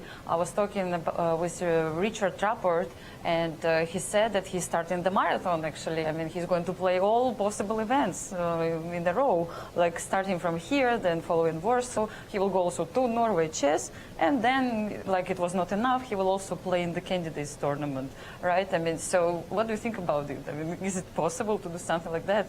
So much chess for Richard Rapport, and I know two of you at least have played in the candidates. So what is your opinion on that? Did you like to play a lot of games in preparation for the candidates, or did you like to take more of a resting approach before candidates?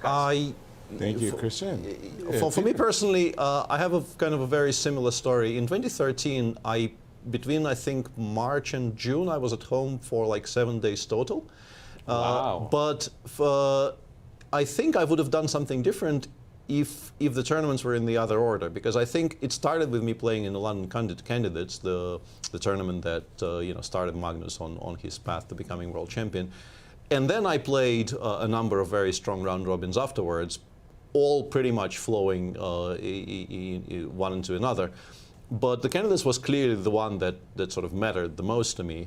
And I think I probably would have decided to skip some of them if they were resulting in me playing the candidates like 3 months in.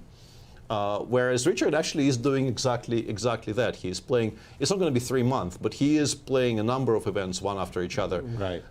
Culminating in him playing the candidates. I think one of the sort of biggest unresolved kind of mysteries of chess life is how to get to the important events in your career in the best possible shape. Right. And people take all kinds of differing approaches to that, and I don't think anybody really knows. I don't know, have you ever figured out whether you play better after being properly warmed up, or if you play better fresh after, I don't know, 2-month break, just spent thinking about chess or perhaps preparing? Because for me, there's just like, there's no rhyme or reason to it. Right. I've done some good things in my chess career following large breaks. I've done some good things at the end of long stretches of play, and alternatively, I've bombed completely, right. thinking I'm in good form, like I've done all the right things, like I've got myself in shape, I've been eating well, working on chess, like I feel good, and then nothing works at all over the board. So it just, I know that I don't have an answer, but it feels to me nobody really has an answer still. Well, in my case, I simply didn't have the choice. In my 2 candidates, in Montpellier in 1985 and against the Spielman in the candidates matches, there just weren't the events that there are today. You're talking about Richard Rapport going from the Grand Chess Tour, Bucharest, Warsaw, Madrid, in the candidates, and gosh knows what comes next, the St. Field Cups and things like that. We just didn't have these kinds of things, and I remember very vividly the prescription advice of Botvinnik. Oh, yeah. You play 60 games, 55 games, 56 games a year, pardon me. Precisely this number, no more, no less, and that was optimum. And today, I think that the players are absolutely forced to play a lot more. Absolutely. Now, does that mean that they're more tired? I don't know. These guys play really, really, really good. I mean, for me, Magnus Carlsen is playing nonstop, and his I think everybody's playing accuracy non-stop. is just phenomenal. Yeah, everybody's playing non-stop, and it has to do not only with the schedule of events we have now, chess of course being so much more popular and becoming an esport, both at the same time, but also rapid time controls coming into play, allowing more and more tournaments to be scheduled one after another, to the point where players are actually having to make tough choices. Do I want to play in the Rapid Chess Championship? Do I want to commit to the Grand Chess Tour? What about my candidates prep? What's going to happen with the Grand Prix system? There's so many things that go into the minds of the top players nowadays that perhaps weren't really available before. Exactly. And I feel a lot of them are just playing on inertia, one tournament after another without having the real time to think about what they should be doing. And of course, Richie going from this to Warsaw to Norway chess to the candidates seems suicidal, but let's see what actually happens in Madrid. To me, that would be too much chess. I would not advise anybody to have your 4th tournament in a row be the candidates. Exactly. But here we are, and of course, Richie never shies away from a fight. Let's go back into chess a little bit. We do have updates in a couple of games. Of course, this one is important. Let's take a look at the Favi game, because Alireza played a move that I didn't think was very good, but the engines hated it a lot more than I did. We got to this position with the queen on d6, knight on c5, and I was assuming that at some point this knight will trade itself on c5. Perhaps not today, perhaps not the next move, but down the line this knight on c5 has to disappear. I would think a move like rook e7 is quite normal in this position. The engines were even considering the move b6, which I would never consider, but they think tactically it resolves the problems of the position. But Alireza played the move knight f6, which I didn't quite fully understand because I don't know where the knight is going. This pawn on f3 is doing a great job at already restricting the knight. It can't go to d5, obviously it can't go to g4. I'm not sure what the knight is doing there. And also importantly, it allows this slight tactical issue of this queen getting life. The queen on g3 is much better spotted than on f2, and it has an annoying trick. This knight takes h5 is actually an idea in this position, taking advantage of the fact that the queen is undefended, and the knight on h5 would defend the queen on g3. So it sets up a trick. The queen actually had to cede some space, goes back to d8, and immediately Favi goes queen g5, and you can start seeing that the last couple of moves must be favoring the white side in this position. Suddenly the move e4 is coming into fruition in some positions, because if the bishop opens up, sometimes the move knight takes g6 will even come on the board. Clearly these pieces, the major pieces that black has, have gotten a little bit more passive. The rook on b8 wanted to be on e7, not quite on b8. The queen was already on d6 in a good square. It was forced to move back. So certainly Favi making a little bit of progress in his position. The engine really likes his position, gives him a clear advantage. I don't think that it's so relevant. But remember, he has only 8 minutes in his clock for the remaining 14 moves. Another game that I wanted to show, put your attention on is the simplifications that happen in the game between Nepomniachtchi and Bogdan Deac. In this position after the move rook b8, you guys mentioned it. Rook b8 is really weird. It feels wrong somehow, but Nepo didn't take full advantage of it. Here the move f5 was definitely the best move, but after pawn takes f5, here I believe that the World Championship challenger of the previous match missed his chance. The move rook f3. Nice. The engines thought it was a much better move, and it's a little bit of a cagey one. Of course, the threat is clear. It's not a killing blow. You could actually play b6 and somehow not die immediately. But of course, you want to prevent rook g3, bishop b7 coming. And if bishop f8, the point is that you go back to f4. Whoops, allow me to do this. And e6 is coming, hitting this rook on b8, which is awkwardly posted. And if you just play the move bishop e6, trying to prevent me from doing this, then after check, king h8, the engine plays a very difficult move to find in this position, and perhaps this is the reason that Nepo didn't find this, is that the move h6, threatening bishop g5, bishop f6, meeting this with rook g7. And this is where the engine just goes a little bit alien-like in an absolutely beautiful sequence. Bishop f8, hitting the rook, get out of my position. This engine says, no, I'm going to play g4. And if you find this move from afar, well, I mean, that's a little questionable. It's a full exchange sacrifice, but the 2 pawns on e5 and f5 apparently are more than enough composition. Then you're thinking that white is actually for choice in this position. I think this is an impossible sequence to find. Very logical instead to just take on f5. And even though bishop c5 is playable in this position, the solution that Deac found, give up the pawn immediately with the move d3, is absolutely engine approved. The point is e5 is weak as well. So when you go bishop c5, check, the rook will take on e5, retaining the pawn advantage. White retains some trumps in the position, but is it enough for an advantage? The computer's saying no. That being said, it is 35 minutes against 4 minutes for black. So that might be trouble for the Romanian player. So far in the position, however, it seems that he's solving most of his problems.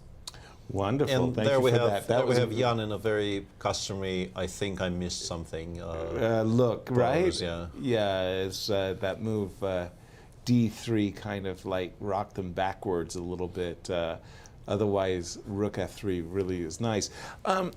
I wanted to ask you a little bit, because it goes hand in glove with what you were saying about too much play, not enough play. Are you getting yourself informed?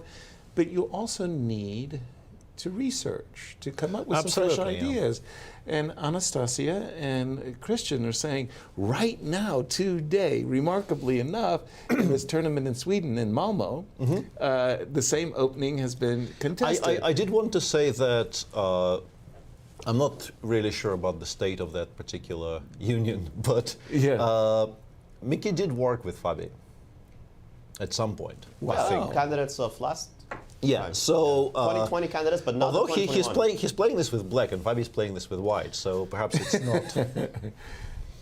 But I did want to kind of throw an additional ingredient into the mix there. So okay, good that you. Maybe it's not such a outlandish coincidence, but in general, I absolutely agree with Cristian. I remember I had those conversations with my coach, who said that basically when he was active as a chess player, which was like 70s, 80s, if you had a novelty, you could legitimately expect to sort of, eat off it for like half a year to a year. Exactly. It was great. The informants only came out twice a year, so you could play a novelty 3 times if you're lucky. Yeah, and also in particular, like in the old Soviet times, there were people who had like pet openings, who legitimately would ask organizers of events to not publish their score sheets. Right. And then it's just completely gone. Nobody knows what you're doing. Exactly. And you can play, like, I have a particular name in mind which will not be known in the West, but there was like a particular international master in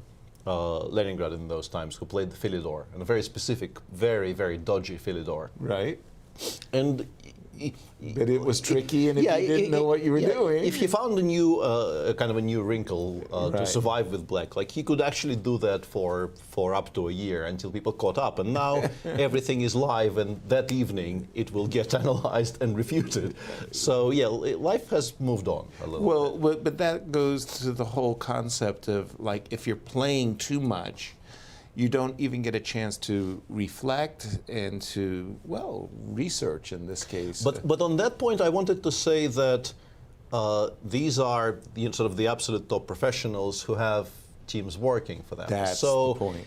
They do have an advantage of actually being able to delegate. Right. And I think the game may have, is this already 3 times? It's going to be, it might be 3 times if Alireza goes for the move Queen d6 and Fabi repeats with the move Queen g3. I don't think that there was much of an incentive for Fabi to continue with the time situation he has. Yeah, I think it's specifically that. Yeah. Alireza's position has deteriorated. So it does feel like both players might be okay with this result. Queen g5 asked Alireza if he wanted to draw, because after Queen d6, he would have to accept it if Fabi stops the clock and claims the 3-fold repetition with the Queen g3. I see. And as for Fabi, I think it's sort of exclusively to do with the 6 minutes on the clock, because his position by this point is very safe, and clearly at least a little bit better. Maybe not much, but at least a little bit better. That was something else I wanted to say too, is this idea of, do you play a lot? In the old days, truthfully, the Western players just didn't have the financial resources, the sponsorships that were necessary to have a staff, a coaching staff, or in fact a single coach. This was very difficult. Absolutely, yeah. So you were doing a lot of research on your own. But like you say, if I've got a Mickey Adams, if I've got an Alejandro, working in the shadows and keeping me informed, that's a completely different situation than when what I'm relying what on we my do own. in the shadows. Yeah. Yeah, exactly. What do you have for us? Alejandro, you're just looking around. Nothing pretty. Nothing pretty. I was taking a look at the game between Wesley So and Mamedyarov because if anything is going to be decisive, this one has the most potential. Yeah. This is all Wesley all day long, and I think the position keeps getting worse and worse for Mamed. It's true that these two connected pass pawns in the center are theoretically great if they start rolling.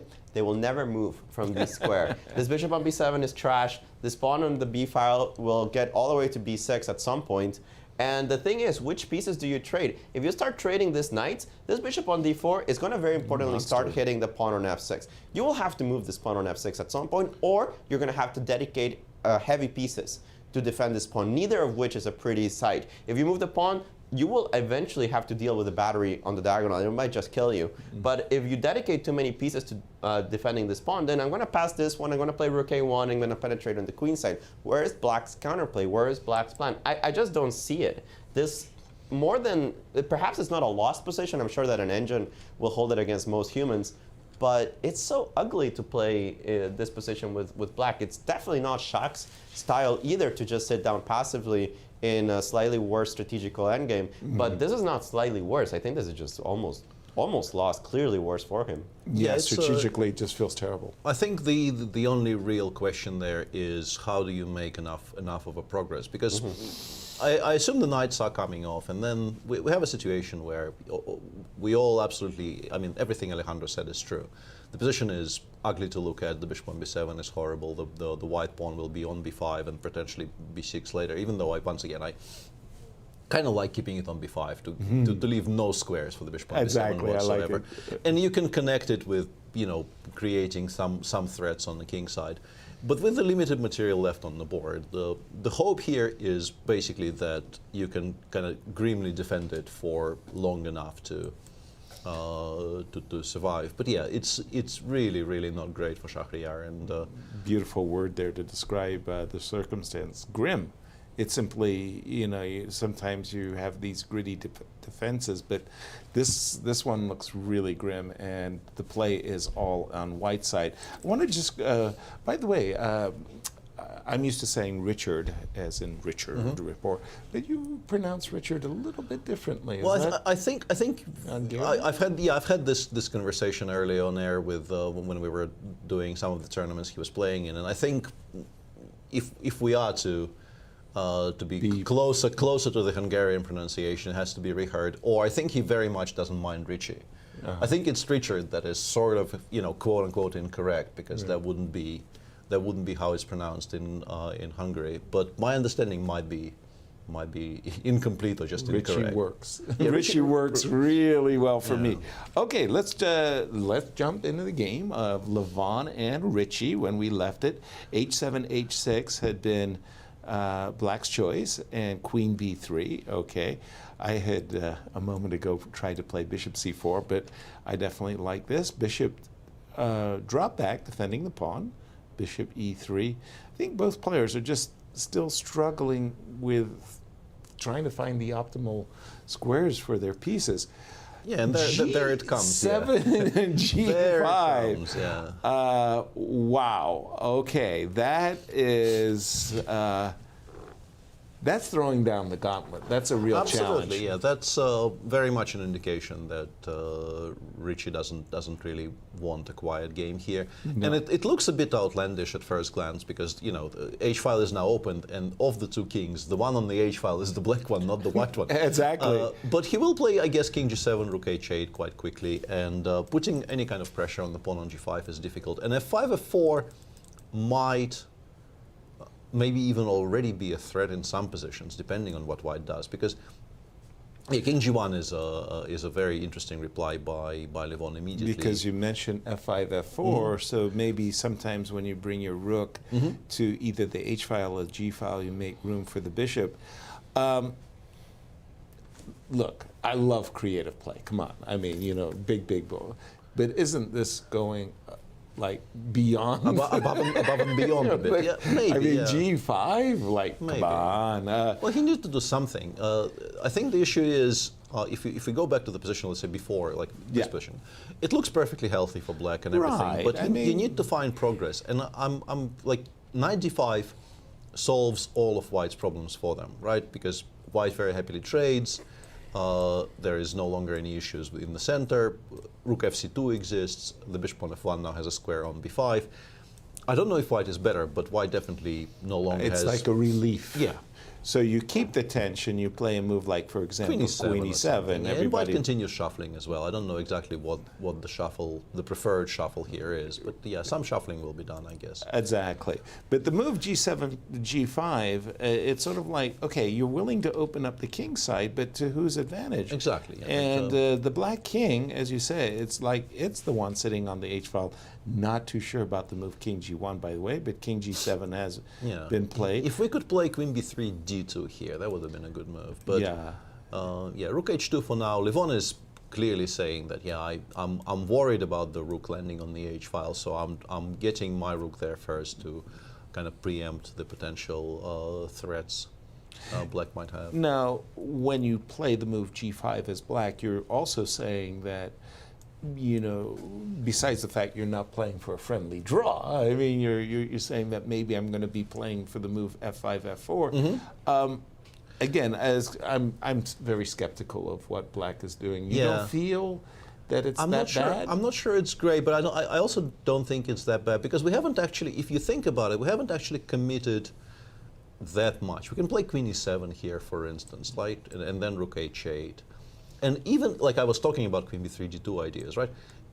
Even let's say if I make a passing move here and this happens, Queen D2 pretty much always can be met by King G6. But that's what I mean too, your king is... Yeah, but it's reasonably safe on G6 as well. And yeah, it's a strange situation where we've opened the H file, but we're not really giving mate, but we're also not getting mated. But Alejandro has something to say about the Petrov. Yes, indeed. Well, this game is about to be over. We did see that Nepomniachtchi had perhaps missed a tremendously difficult thing to find there with the sacrifices, but as we see on the board, there is a very powerful pawn on c2, and that is forcing white's hand. You don't have a choice but to give the perpetual with bishop g7 and either bishop f6 or h6 on the next move, but you can't create any threats. All of black's pieces are securely defended, and if you move that rook on c1, white will not have a perpetual any longer, and this pawn will eventually promote, and that's why we see the handshake as our first result of the tournament is a draw between these two players. And well, by the way, big relief for Deac, because he had no time. He had no time left, but he found just about enough resources. D4, D3, very, D4, very D3 timely. was very nice. Yeah. Very, very timely indeed. And did we see also a result in the Fabi game? As you were mentioning, there was a 3-move repetition. It is a 3-full repetition, but I guess nobody claimed it because Alireza is still on the board. He could have claimed the draw with the move Queen G3, but for some reason he didn't. It is up to Alireza now. He could just end the game by just pressing the stop button on the clock, but let's see if he decides to do so. Because Fabi did think a little bit before playing the move Queen G3 and fell down to 4 minutes. Wow. Has it ever happened to you that both players refused to? We've seen some really bizarre. I think these days mainly it happens in tournaments where there is like a cutoff for a potential draw and people also don't particularly want to call the arbiter. Right. So let's say you can make draws after move 30, but your repetition starts on move 21. So instead of making 3 repetitions, you make like 7. You go to move 30 just so that you don't call the arbiter. No, but basically if you make it last until move 30, you can just sign the score sheets there and don't bother any of the officials. Right. But yeah, it's kind of curious because it seems like there's a little bit of a let's assert dominance here. Gamesmanship going on. Yeah. They know they will be playing each other for, the foreseeable future. I don't even talk about the candidates here. I mean, they clearly will be playing each other in top events Grand Chess Tour for the next, I don't know, 5-10 years. They're both young enough. so nobody wants to be the one to say, yeah, I don't like this, I want to get it over with. And there's this little bit of an interplay here of, who will be the one to actually stop the clock and say, yeah, this is a draw. My favorite story on that one was, it was a game between John Vanderbilt, who was white, against Anatoly Karpov, the world champion. And Karpov had this Zaitsev in his repertoire: rook e8, knight g5, rook f8, knight back to f3. And they played a 4-move repetition before John continued the game. And it was just great. And I said, well, what were you doing, John? He said, I was getting closer to the time control. It was like, what? Get out of here. And, I once did that in a junior event. I was playing against somebody with black. I wasn't a 100% scorer at the time. And I was playing somebody who I thought was a good player, but I still kind of fancied it a little bit. And Zaitsev was my only opening against 24 in those days, pretty much. And I played the Zaitsev, and he kind of needed to beat me, so I assumed it wouldn't happen. And then he just went knight g5, knight f3. And I repeated 3 times, and instead of claiming, I continued repeating. And he also didn't claim. And then I played knight d7 and just continued playing. And I, instead of repeating it, and I won the game and was sort of happy with the entire thing, but was, I think, he was not that impressed. But yeah, here finally we do have another repetition in the game between Fabi and Ali Reza, as we have 2 results, both drawn, and it's kind of funny that, for me at least, that Fabi was the one who got into time trouble in this game when he was the one playing a4, a5, rook a3, and it seemed like he knew what he was doing, only it took him a lot of time, Peter. But first, let's jump to Bucharest, as we have Cristian with Nepo. Thank you, Yasser. Yes, we are indeed here with Jan Nepomniachtchi after a very hard-fought draw against the youngster Bogdan Daniel Deac. Jan, first of all, tell us, you're back in Bucharest. What are your initial impressions about the tournament, the organization, and the opening ceremony? Tell us a little bit about your first couple of days here in Bucharest. Well, now it takes a little bit longer to reach to Europe from Russia. Yes, so it was quite a journey. Via Istanbul, yesterday the opening ceremony was, as usually, undeservedly long. But at least, of course, the assignment was fun. So I didn't really have any time to have some let's say, rest. But on the other hand, I had like half a year rest after my last classical game. Yeah, so that's not a good excuse, at least. And it's always fine. It's always nice to see audience, and it's especially nice that here are no COVID restrictions. So this surely pleases. You started off with the white pieces against the lowest rated player in the event. What was your strategy going into this game?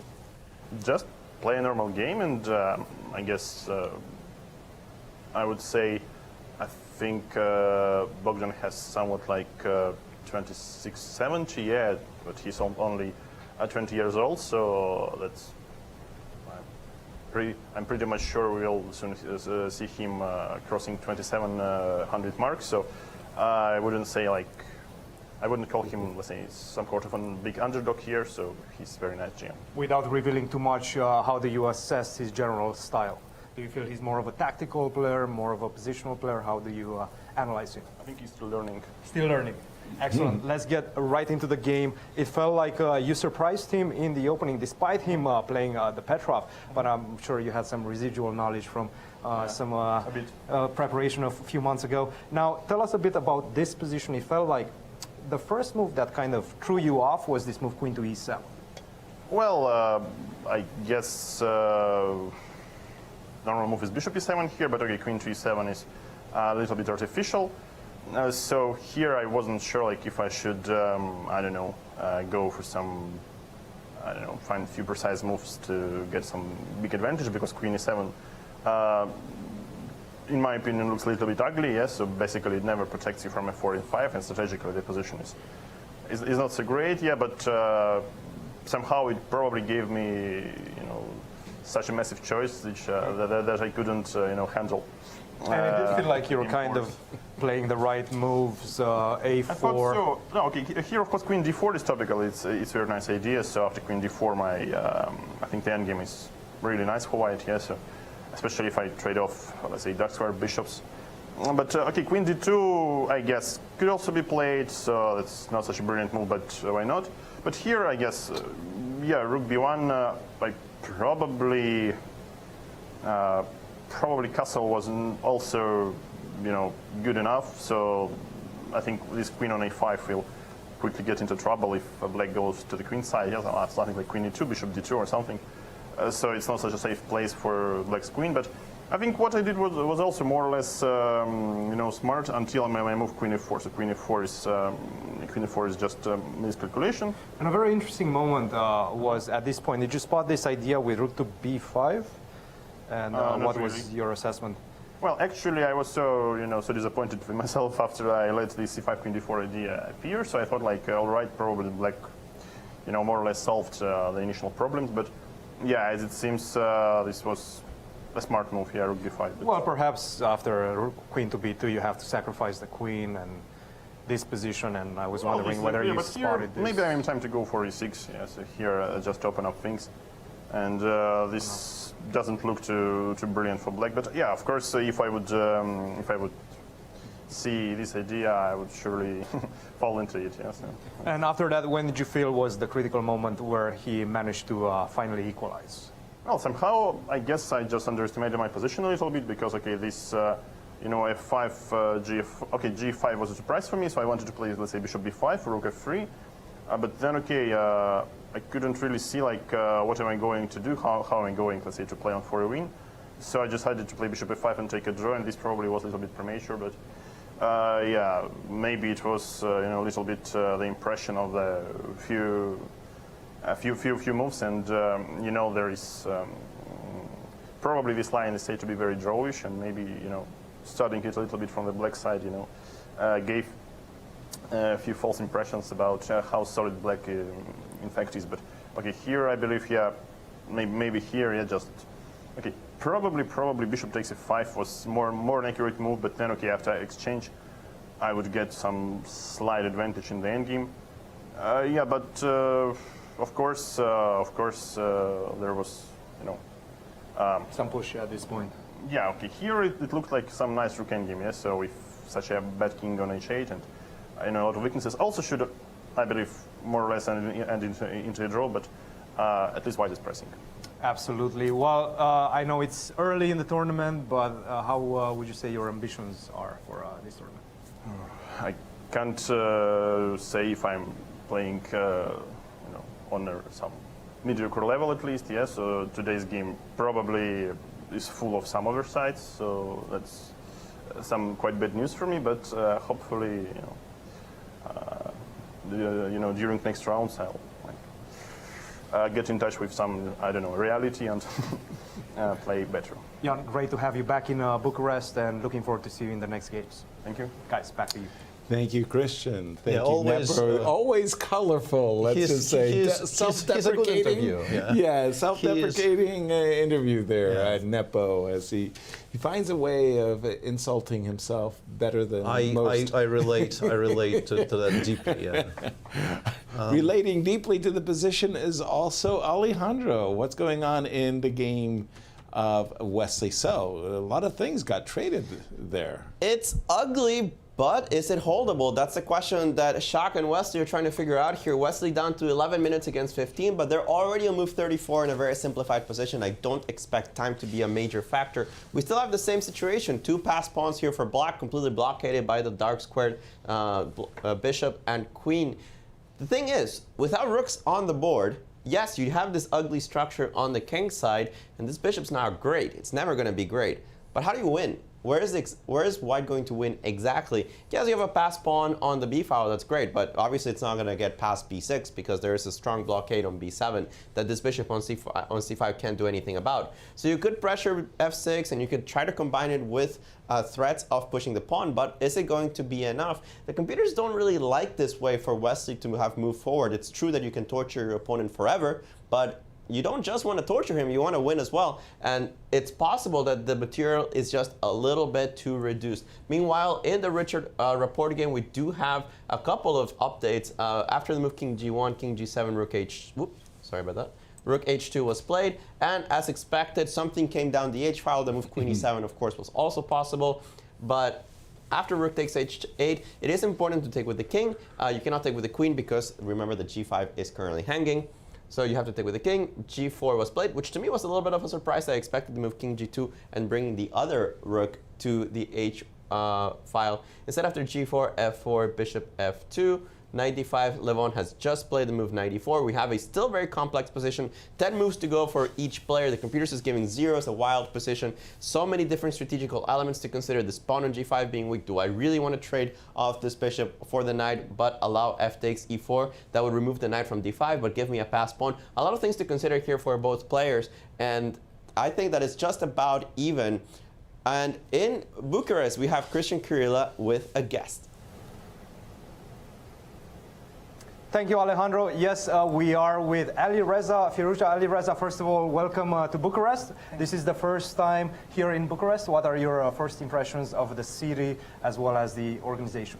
Yeah, I heard a lot of good things about Bucharest. Our personal doctor in France is from Romania, so she talks a lot about Bucharest, and I wanted to visit at some point, but okay, now it's a good time. No, for now, the city is great. We are in the city center, so it's pretty good, and the tournament is also very well organized, except yesterday was a bit, in opening ceremony was too long, but okay, in general, I think the organizers are doing a good job. One of the things that I wanted to ask you is we haven't seen you play classical chess in a while, neither online, perhaps with some fake accounts, but we haven't seen you play much. What have you been doing for the past 5 months or so? Just going in. I just was living my life. They are trying to prepare a little for candidates. But yeah, in general, I was busy with others, doing some sports and yeah, just living the life and continue preparing for candidates. Do you see this tournament as your main preparation for the candidates? No, it's a great preparation. I think just to play 1 month before the candidates is a good schedule. Also, the players will not get tired. So I think it's a great tournament, and I'm lucky that everybody is playing in this tournament, all the top players. You started off with a very difficult game, Black against Fabiano Caruana. Historically, you have quite some difficulties against him. Tell us a bit about your strategy going into this game, and did he surprise you at any point in the opening? How do you see this game? I think in general, Fabiano played, I think, 2 times against me E4, so first move was a little bit surprised, of course, because he's a very good E4 player, but okay, maybe he wanted. I saw lately he was playing C4 or D4, so yeah, I was also ready for everything. So I could say the first move was the biggest surprise in this game. Surprise. Yeah. And after that, you guys follow this interesting new line that it's been developing in real time, actually. This move A4, which was also played in a game between Van Forest and Adams. Were you aware of this move? Yes, this is the top engine move. So people see the top engine move they play. So, but this line I played against Magnus in Norway, not A4, but he played F3. F3, yes. I played B5, and the game was draw, but it was very complicated. But yes, this A4 is in top engine move, so I kind of expected this also. So we continued a little. Knight for the game. Yes, Knight H5 takes A5. He told me, Fabiano told me after the game, A6 is not very precise. But I think in general, these positions, the structure is very same, like everywhere. The moves doesn't matter. You do not lose by force here. Right. So slow developing game. Yes. Right.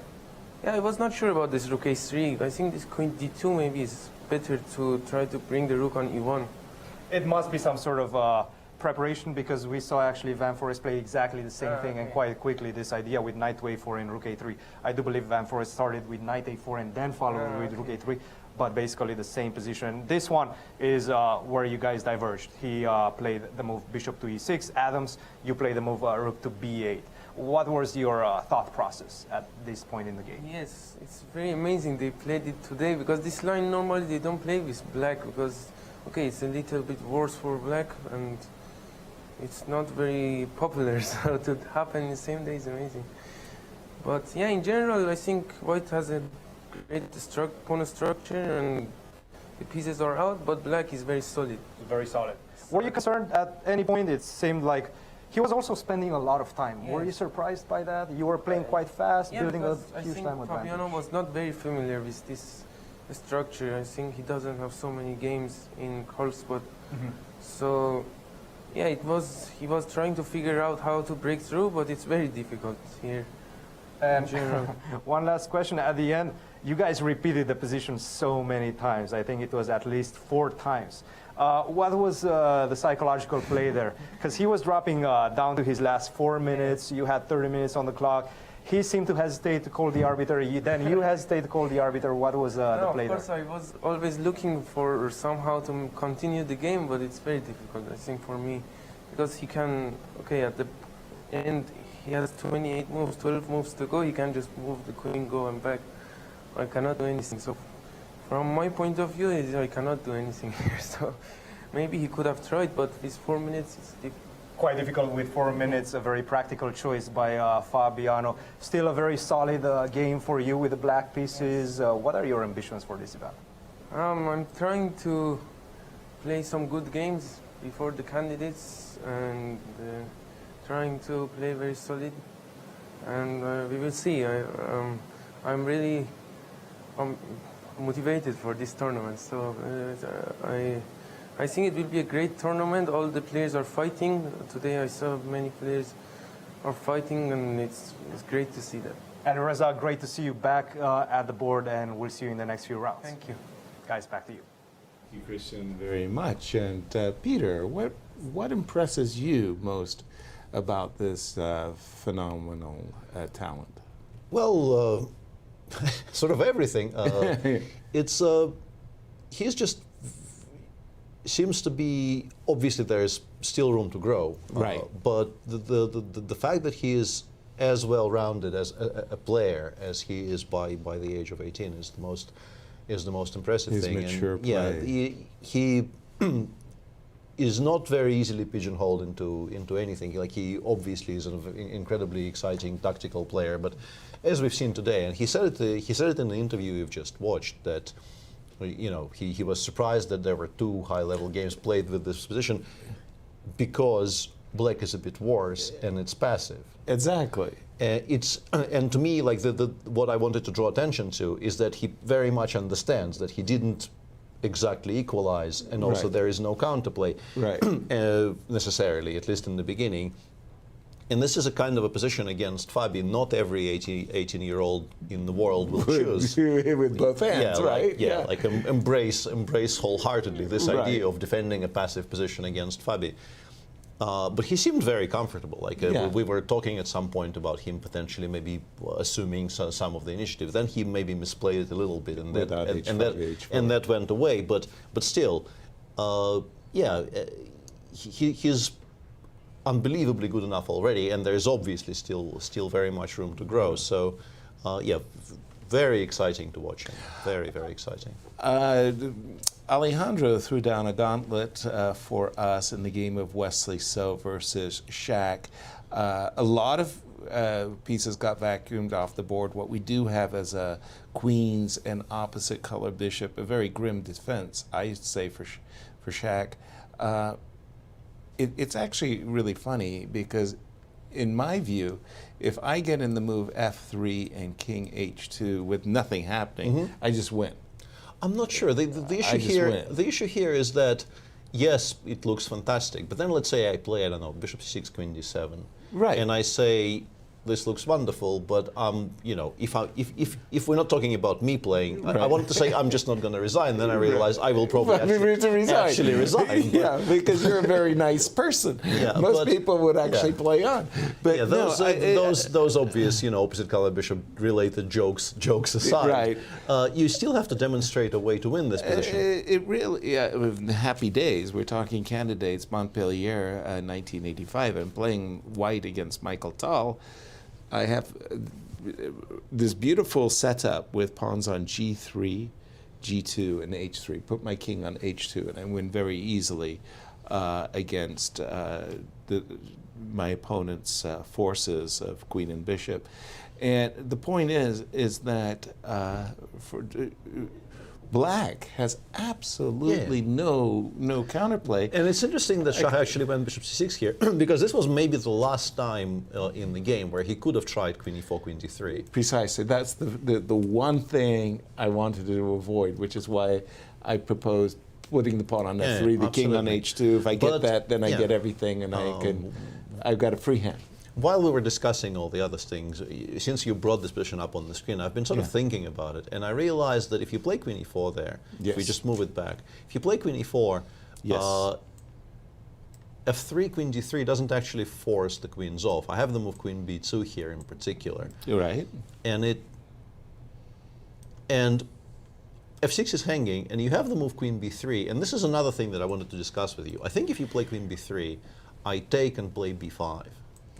And this endgame might be lost. Yeah, because these two pawns are actually just simply wretched.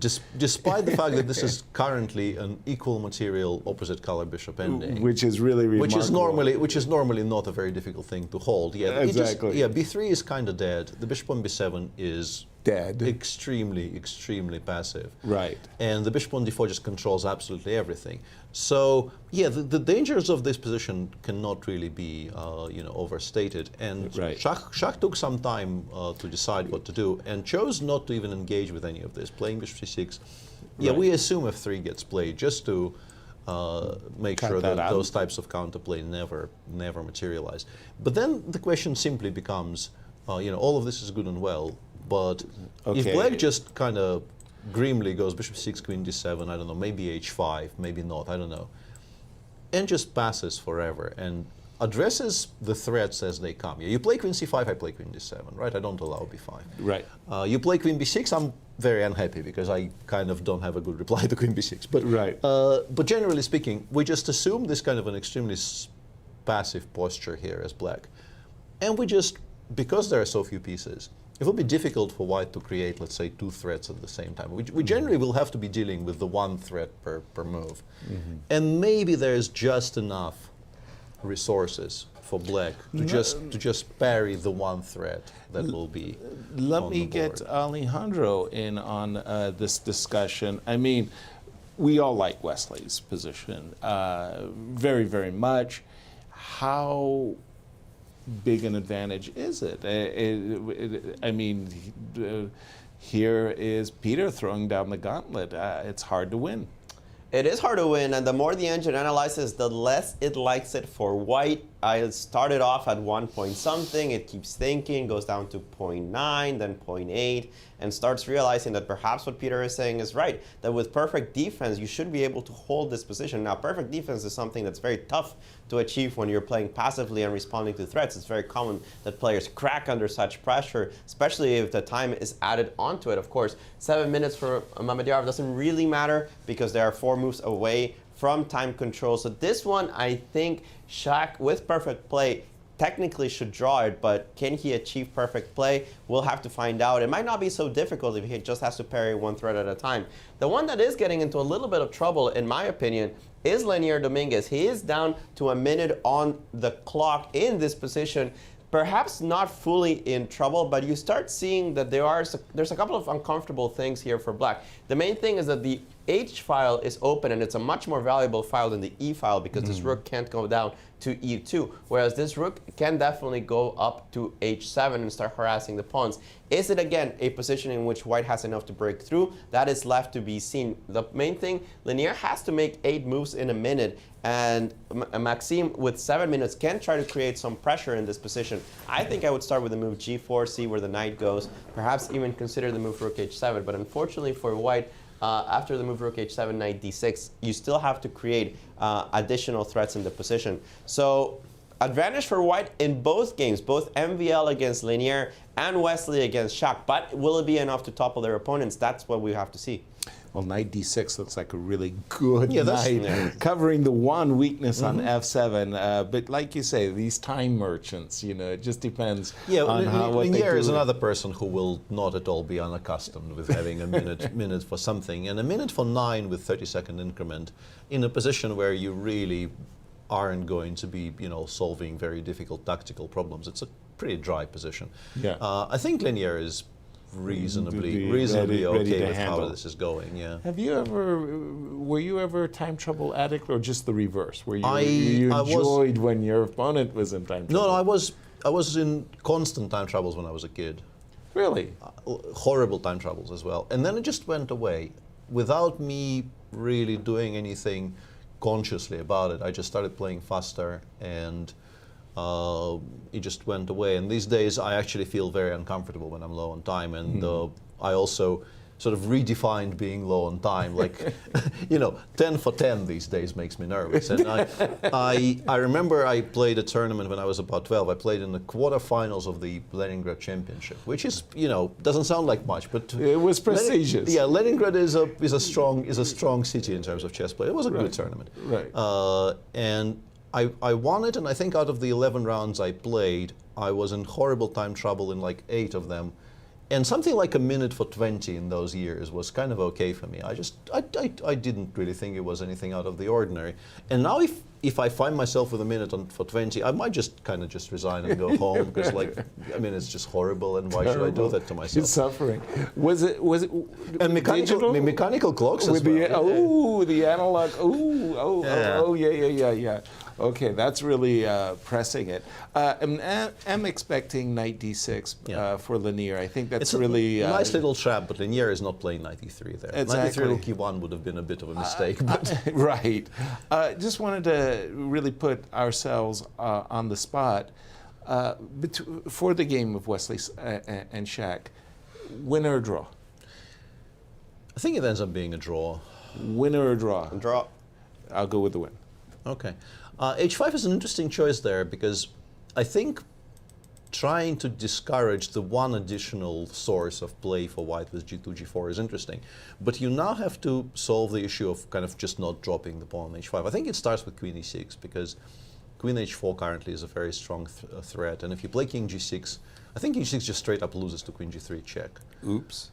So you need to protect the F6 pawn first to be able to play Queen H4, King G6, and not drop any material.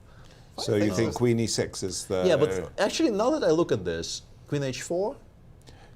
Queen H4? Yeah. I was about to start one specific thing there. Queen yes, H4, absolutely. King G6, yes, and shockingly G2, G4 in this position, because there is no check from E1.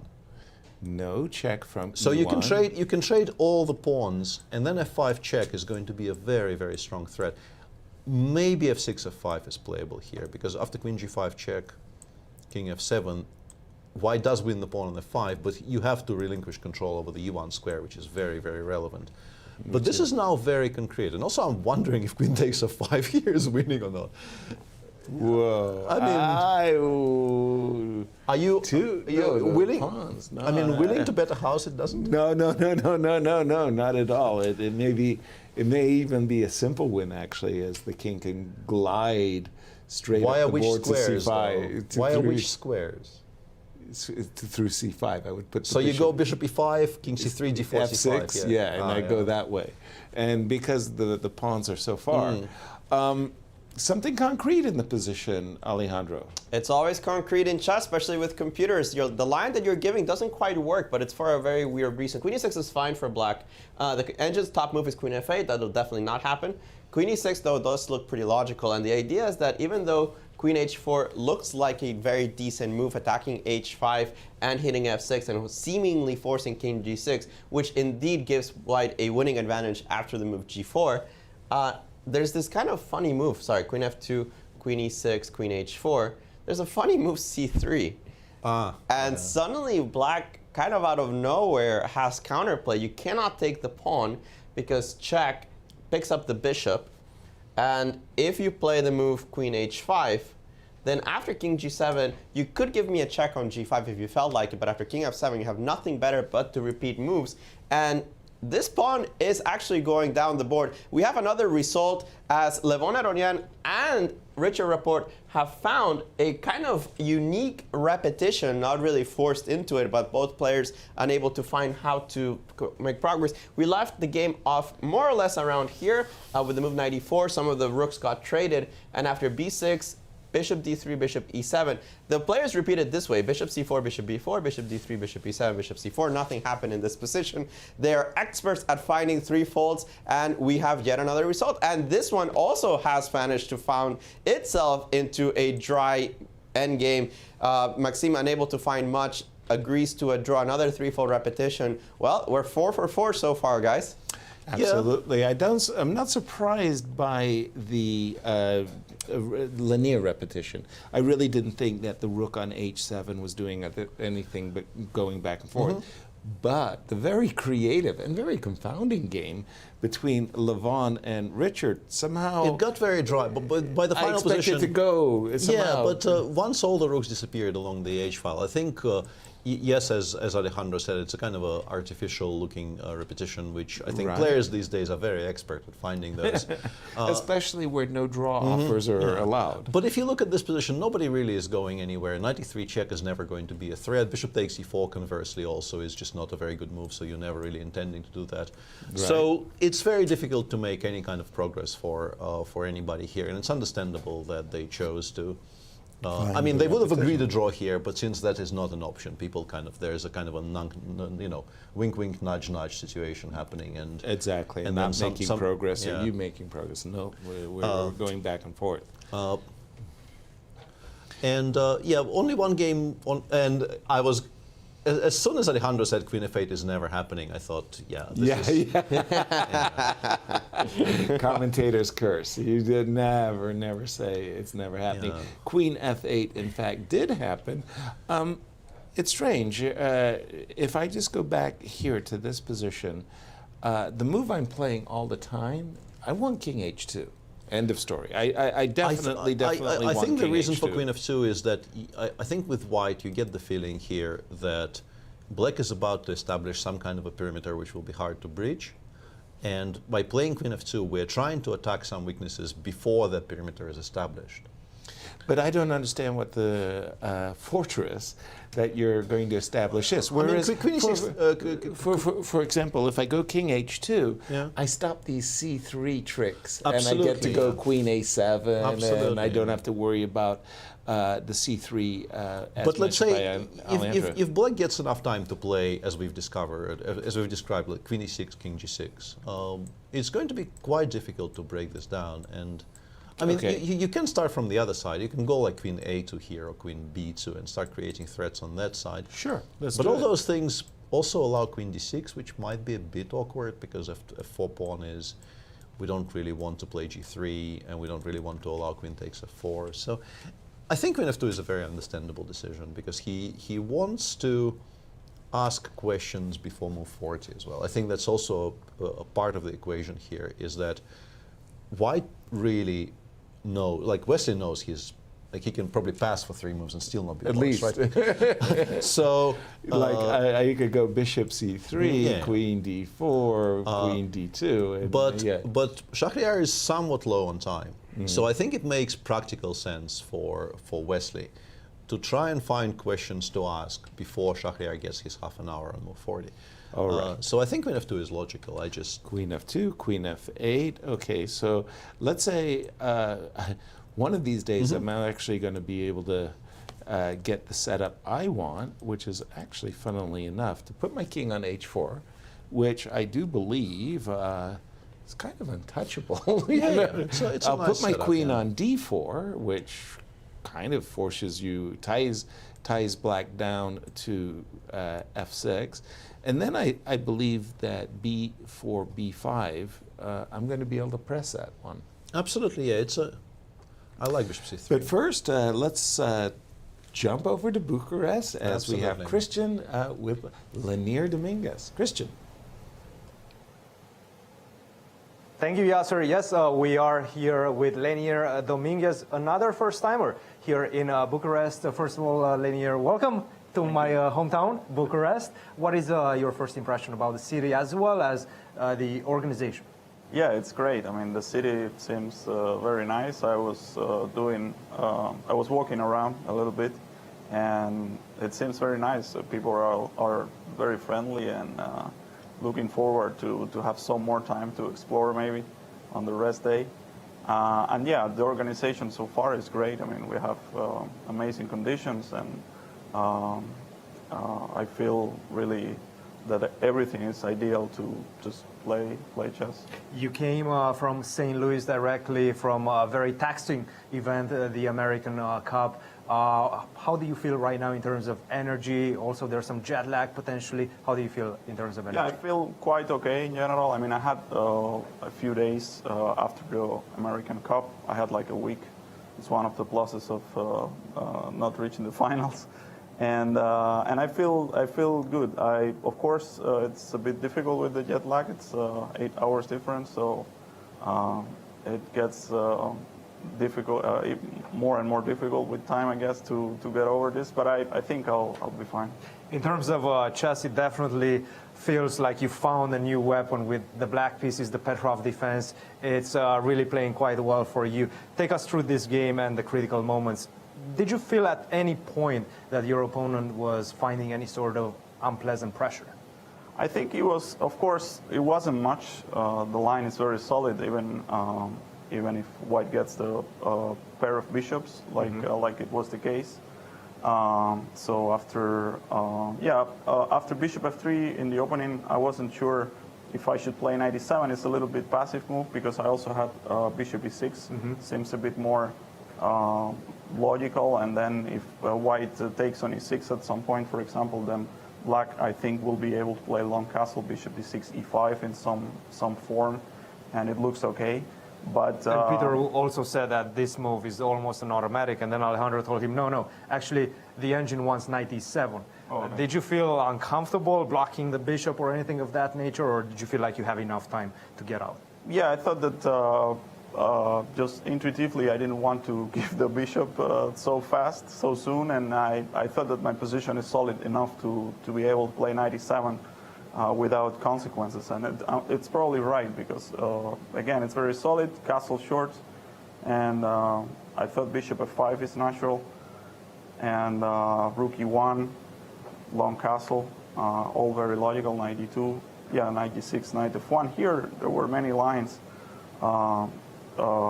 to calculate. For example, the problem is that white wants to play knight e3 or knight g3, so that's why I decided to sacrifice a pawn with bishop d6. But I think if white takes on d5, I have this knight h4, and I was pretty happy with this position: knight f6, knight f3, df, df, and I'm pawn down, but rook g8, h5 is coming, bishop h3, the king on g1. It's black has the two bishops, and I think it's probably enough compensation here. And it does feel like the engine does agree with you. It feels like this rook g8, h4 is really coming quickly. Yeah. So he decided to go knight g3. Yeah, knight g3, rook e8, I thought is natural, and bishop e3, knight h4.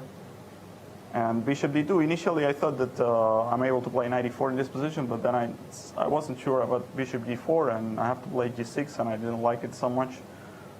So I thought I should play something like c6, and then we get this position where white indeed keeps the two bishops, and some hope of, let's say, using the bishops later, but I think black's position is anyway like very, very solid, so I was just trying to not to play, to create weaknesses or something, but I think if black plays normal, then it should be fine. When did you feel like you fully equalized? At which point were you certain about your chances to I just saw finish in a draw? I think after bishop g3, I was relieved because at least I'm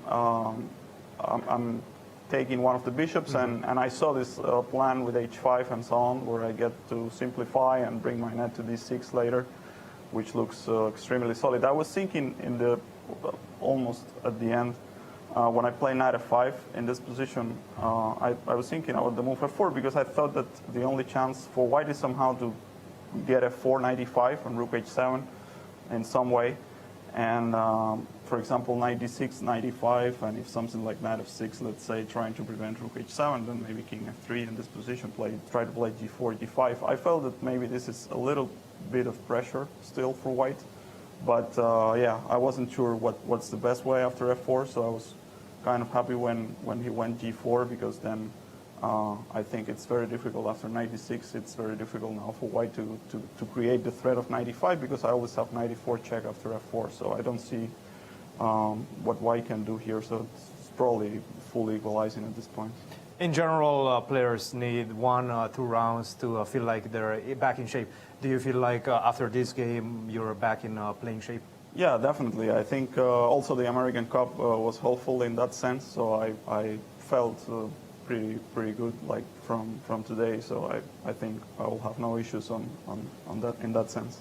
Perfect. Thank you very much, Lenia, and we're looking forward to seeing you in the next few rounds. Thank you, guys. Thank you, Cristian, and thank you, Lanier. Any progress being made by Wesley? Well, he progressed all the way to move 40, so he can now pause and think about potential plans. He gets his extra half hour here. Again, I mean, I've been beating the table pretty hard that I want to play bishop to c3, it's on the board, yeah. Queen to d4, bring my king to h5, and then, pardon me, bring my king to h4. Not that I'm really ready to take the pawn. Maybe I even want to just play g3 and just like stay. Just entomb it there. Yeah, entomb it. And get mated by king g6, queen g5. Precisely. That's the intent. But now that they've reached time control, we're just going to take a break. Oops. I apologize. We will be going to Cristian, not quite away. And here we have the language of chess. Fancy play syndrome, all the way at the top. How did that? I mean, it's funny. They found 4 actual things of chess, and then they added 2 that I've never heard of before today. LPDO. No, LPDO exists. Yeah, that's like some real John scholastic. No, that's from John Nunn's books. Yeah. Loose piece, loose piece. I learned a lot in this broadcast, I have to say that. Zugzwang, Zwischenzug, Zeitnah. Now, those I was really proud of as a kid. But I actually had a lot of tactical stuff that I patted myself on the smothered mates. You know, the fact that I knew what the smothered mate was really, you know, elevated me to like class D. Absolutely. Thank you. And there we go. Okay. And we go to Bucharest. More interviews, yeah. More interviews with Cristian. Thank you, guys. Yes, we are here with Richie Rapport, a new full-time player on the Grand Chess Tour. First of all, Richie, welcome back to Bucharest. Tell us a bit about how does it feel to be a full-time Grand Chess Tour player? Actually, I was supposed to be a full-time player also the last season, right? But there were some problems. Yeah, I fell ill in the last minute just before coming to Bucharest, and then I had to skip this event, and then I kind of had a disadvantage compared to the others, right? With missing one crucial event. So now I'm very happy to have made this one, and actually, aside from this one day which I've spent in Bucharest last year, I haven't really been here. So I'm enjoying the city so far. Yeah. What are your first impressions of the playing hall as well as the organization of the tournament so far? The playing hall is fine. I mean, hotel is of course very nice. The playing hall is fine. Organization is always great, right? So I can't complain too much. Yeah. My play is, could be better, could be worse, but everything else is nice. I like the area where we're actually staying, so I like to, stay in such areas in this more crowded areas, so like I feel at home. Was sort of, yeah. Well, speaking of chess and your play was definitely quite exquisite. Take us through the game. It certainly felt like after this move, f5, how did you feel at this point? It almost felt like you're taking over the initiative. Yeah, I felt pretty confident about my position and my chances. Overall, right, because I went for the Slav, which I haven't played for a while, but okay, Levon reacted as he does usually pretty quickly and confidently, but then, okay, when you look at the position and not the opponent, yeah, sometimes you realize, okay, he might be confident, but there might be some bluffing, some holes, yeah, some bluffing going on. So I felt like after f5 I was doing really well, but then he went for this extremely strange plan with h4 and I don't know, king aj, rook c1, and yeah, I couldn't really see at this point like what was of course engineered giving big advantage, and I also feel like, okay, I don't think black could be worse here ever. Black is clearly the one who is pulling the shots, sort of, but I just couldn't figure, and then I went for knight d7, which was not such a good practical move, I think, because after knight d7, yeah, I kind of forced him to do something with his e4 pawn, right? And he played e5, but even if he would have gone for ef5, I don't have such a big advantage. So I guess I should have been kind of braver or something and just make another waiting move here and see what he was. Because the problem was that if I would have, I don't know, captured a pawn, maybe fe4 is more precise, so let's take it like this. Start with yeah, f4. fe bishop c3.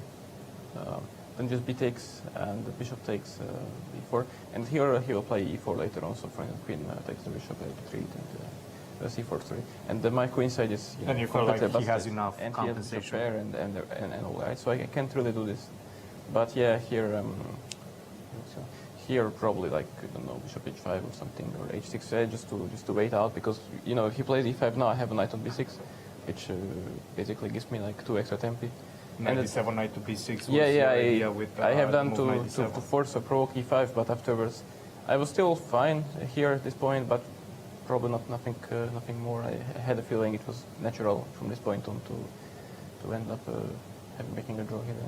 And Anastasiya was telling us quite an interesting fact. You will be playing quite a lot of chess leading up to probably one of the most important tournaments of your life, the Candidates. You will also be playing in Norway. What is your strategy? How do you approach the Candidates? Well, whatever strategy I would have wished to make was kind of ruined by my, basically speaking, by my lack of confidence, I guess, to qualify, right? Because I figured I'm never going to qualify to the Candidates. I haven't even tried since, I think, 2017 was my last event in a circuit before this GP. And then, yeah, so I asked for the GP to, have the possibility to because I played vacancy and I had to play just right after, so have the possibility to skip one of the first 2 GPs. Okay, I didn't work out with FIDE, they scheduled me to play them, and then I figured I have absolutely no chances to qualify because of the busy schedule. And as you know, I figured, okay, why not to play events that I'm invited to, right? And then, yeah, I somehow ended up qualifying, right? So they forced you to play, and then you qualified. And then I got stuck, yeah. And then I got stuck with these events, which I can't really. I guess it wouldn't be even too fair, but also I can't really back out of them. So yeah, at the end of the day, my preparation will be just play everything. Yeah, play more chess than I have played in years in these 2 months, and then hope that at the moment I get to the Candidates, I'm not full-time zombie yet, so I can still calculate 2 moves as a straight. Yeah, it's far from ideal, but this is what it is. Yeah. Speaking of that specifically for the Candidates, we know that preparation and having a lot of well-analyzed ideas, let's say, is quite important. Do you feel in any way exposed by playing so much? Yeah, absolutely. I mean, I even tried to get some support from my country, from Hungary, or from Federation or something. Of course, this completely backfired, like it always does with them. I asked for some, basically some support from anyone. Didn't really work. So I figured, okay, I will just take Candidates as one of the many tournaments because, okay, what can you do? Yeah, c'est la vie, so is life. So at the end of the day, if you are not having the right cards, I mean, obviously you can't hope for too much. So yeah, I will just play in preparation all these events. Spoiler alert, that's what I am going to do. So, and then we will see. Hopefully, I mean, I still hope that I can get lucky enough to pose some threats to these guys. But of course, they will be all well rested and well prepared. So my odds are, kind of slim, I believe. Yeah. I'm pretty sure you will definitely pose a lot of problems to all your competitors in the Candidates. Thank you very much, Richie, for joining us, and we'll see you in the next few rounds. Thank you. Guys, back to you. Thank you, Richard. I'm not sure who is worse, Nepo or Richard in this self. That I could never qualify. I would never qualify, so I accepted all the invitations. That was quite an interview, yeah. And, once again, I felt like you could identify a little bit because I could. And in this particular case, it's not even the self-deprecation and the kind of the I could never qualify and I don't stand a chance in the candidates. Even though that part I also probably have said over the years, on occasion. It's this idea that people ask you things and you just answer, right? It's he's just doesn't have a particularly promising political career. He's not hedging anything. Mastering the art of hearing the question and then saying something that you want to say, which is particularly, in some cases just unrelated to the question. He got asked some things, and he just straight up told us what he thinks. Right. Which is very refreshing, and he is a wonderful, wonderful guy. I've spent some time last year with him. I really, really like him. But this sort of extreme honesty is... I asked my federation, and as usual, I got nothing in return, and it kind of rebounded against me. Yeah, it's very refreshing to see people just sort of answer questions fully and honestly and everything. But sometimes you do feel that maybe it's not the best policy. Wonderful. And as we take a break, we have one game remaining in this opening round of our Grand Chess Tour. We'll see you on the other side of the break.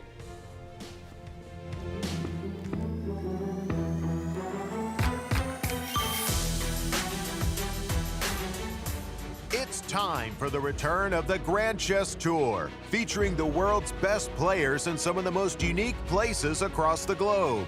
Romania, Poland, Croatia, and the United States. Join us in May as we kick off the 2022 tour in Romania, and then immediately followed by Poland.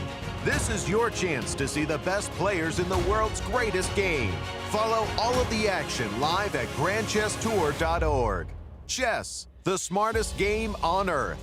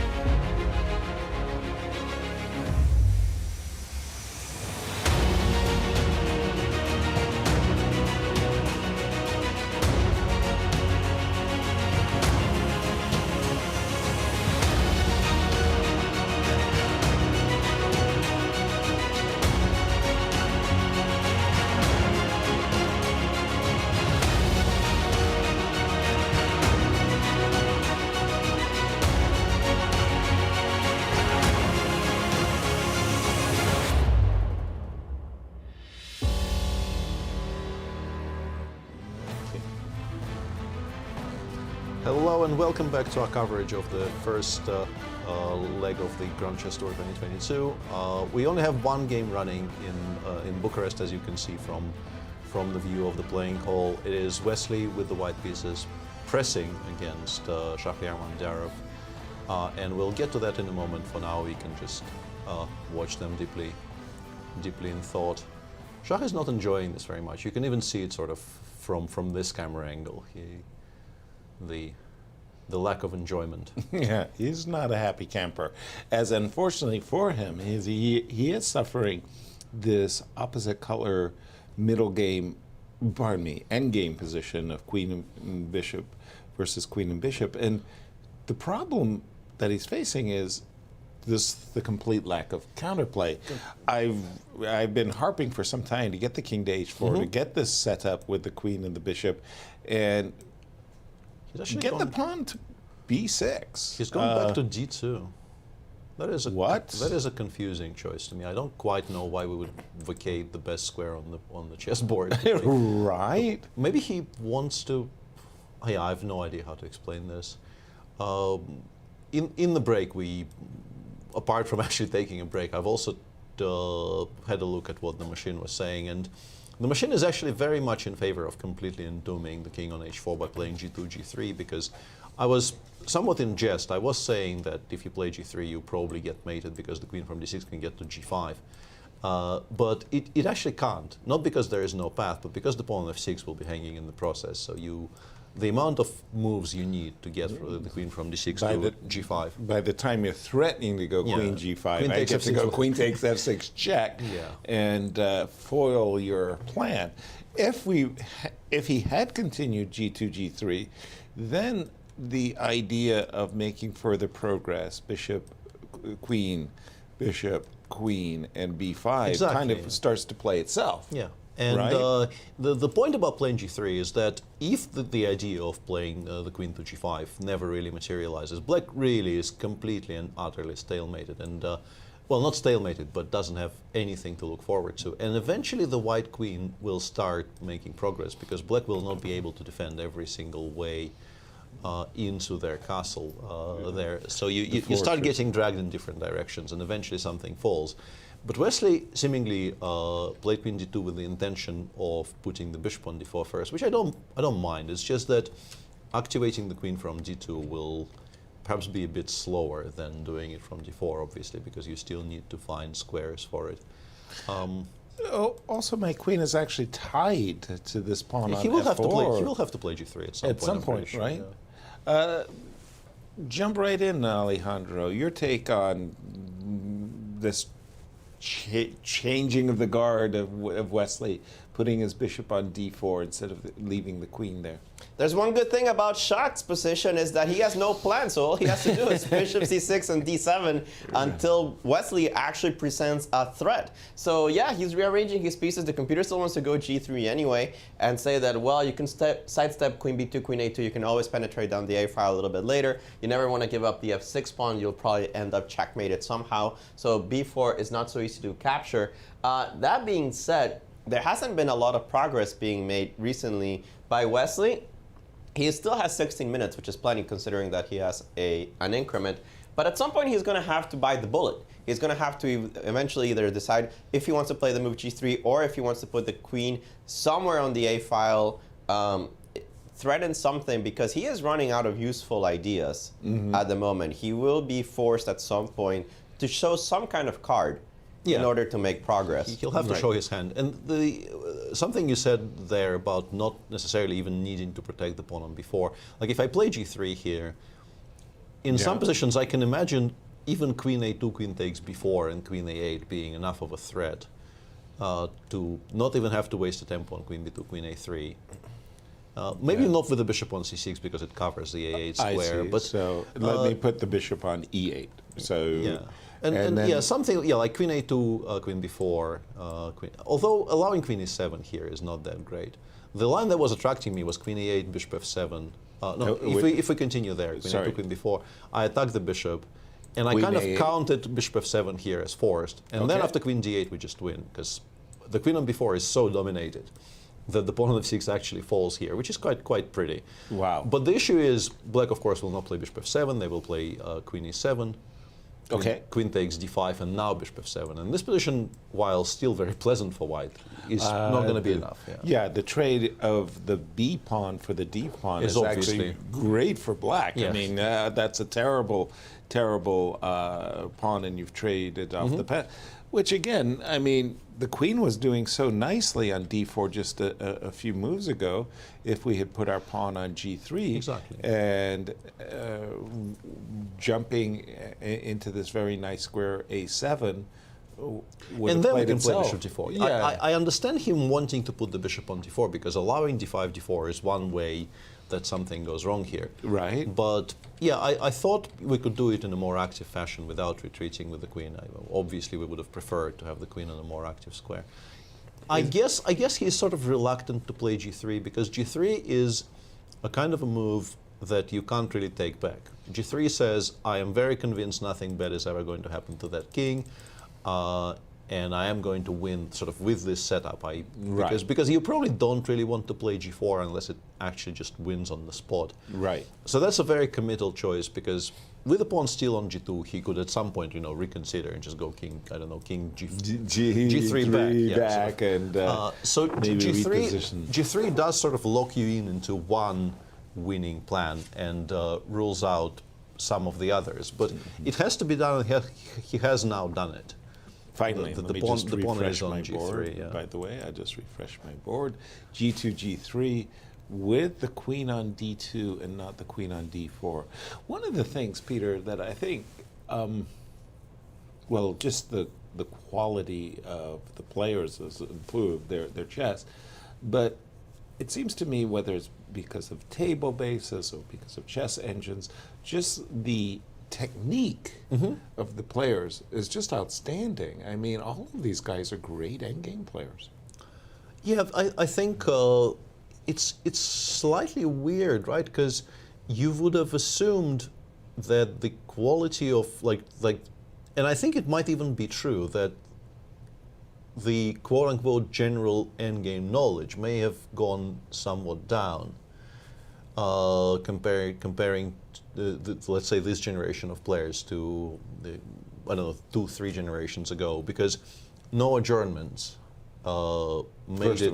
made it so that you didn't really need to study perhaps as deeply some of the positions that you absolutely needed.